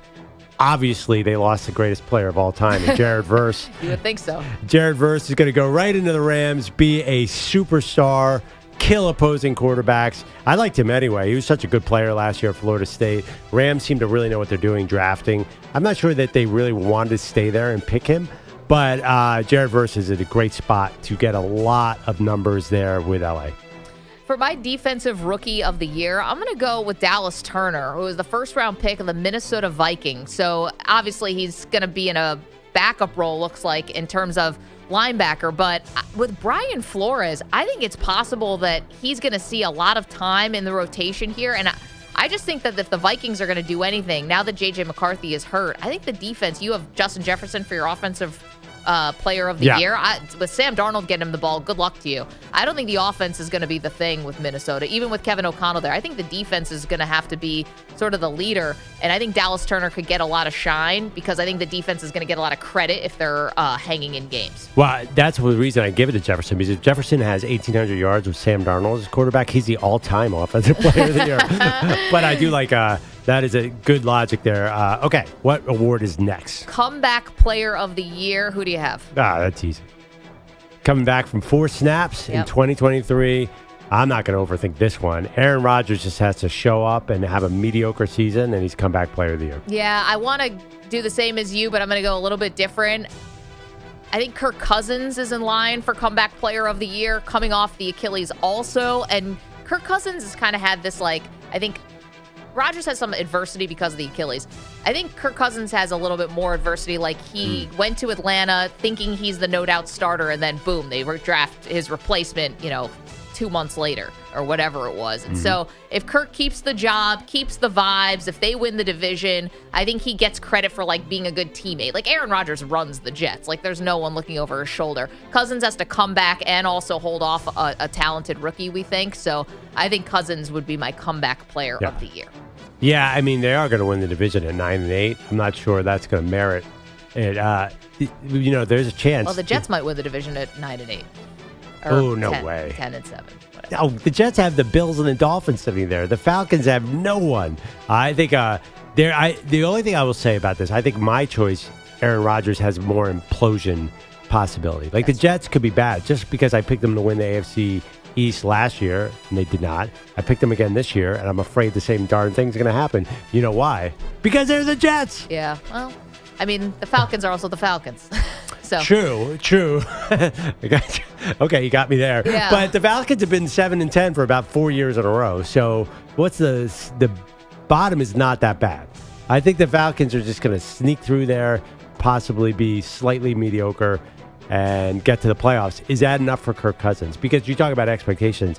Everyone thinks Kirk Cousins is going to be pretty good. He's Kirk Cousins. I think Rodgers is going to be watched closely, and anything Rodgers does is going to be so exciting to Jets fans. They're just going to be I just think he has actually a lower bar to pass. Like Aaron Rodgers does anything in a Jets uniform, it's going to be really appreciated. Yeah, he'll be a hero. We're doing our predicting our individual awards here. Final one, the Coach of the Year, Pearl.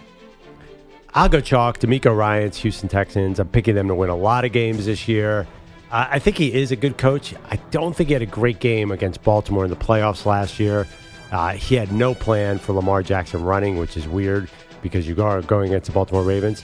But he just seems to have some of that Kyle Shanahan, always going to be good magic. I think he's going to be a consistently good coach. Guys love playing for him, and he's got all the talent in the world. I think that defense, we talk a lot about C.J. Stroud. He's my MVP pick. I think that defense is not being talked about enough. God, they're loaded on paper. I'm going Houston Texans coach DeMeco Ryans. Now, I had a thought here that I have Jordan Love as my MVP pick. So if he wins MVP, then obviously Matt LaFleur is doing something really good, and maybe he would win Coach of the Year. But then I almost forgot about someone very important who has entered the landscape, and that is Jim Harbaugh. Jim Harbaugh, year one with the Chargers. Jim Harbaugh is so good at making his impact be known right away. And if the Chargers win 10 games, I think he's getting Coach of the Year. And if they're battling with the Chiefs for that division and finally not just handing the division to the Chiefs, then I think Jim Harbaugh gets lots and lots of shine. I don't think this Michigan scandal has anything to do with that. I think people will vote for him. Jim Harbaugh is my Coach of the Year. I like it. I mean, I have the same concern. I don't care if it's Jim Harbaugh combined with John Harbaugh and Jack Harbaugh. Can that team stay healthy? Can Jim keep them healthy? I don't know what the power... He's strength coach. Yeah, I don't know. Everybody's hurt in camp. Doesn't matter. It's Harbaugh. Name a player, and he's limped off the field at some point.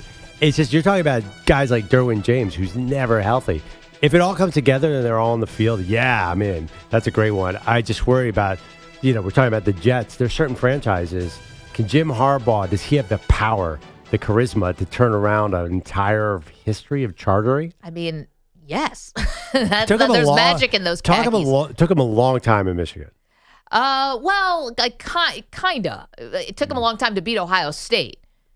Yeah, I mean, it took him a long time to be good. Well, to win a national title, yes, but he did get there and immediately had success with the 49ers, immediately had success with Stanford and other places. I think you get this new coach bump with Jim Harbaugh. Okay, so those are individual awards. We will tweet them out at Maggie and Pearl on X. Now, if we got to have the good, we got to have the bad, Pearl. So we know there will always be a coach, likely there'll be a coach fired in season. Who do you think is most likely to be the first coach fired? I don't know why Dennis Allen is still in New Orleans. Did anyone explain that to me? I don't know.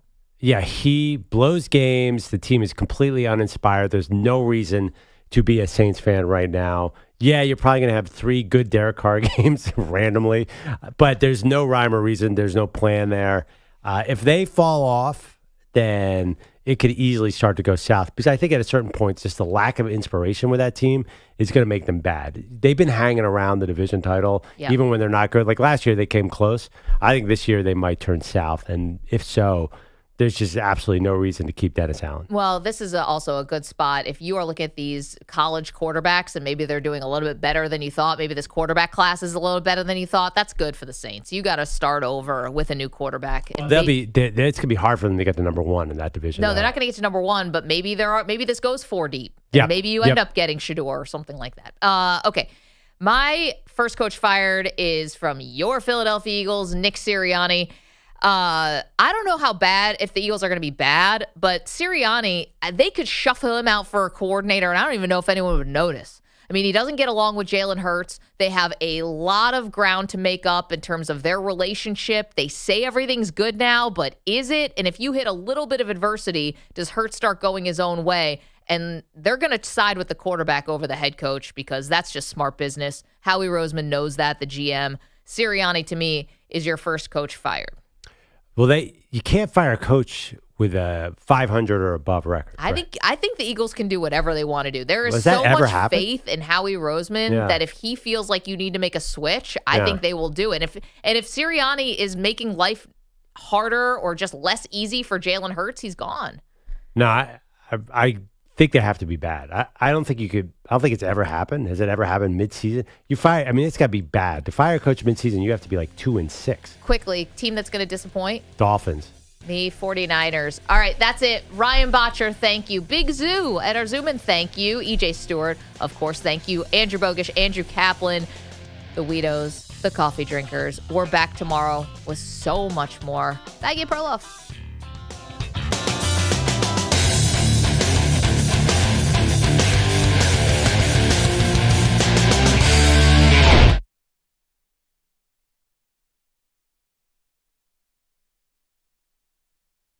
You're in a 5-minute break.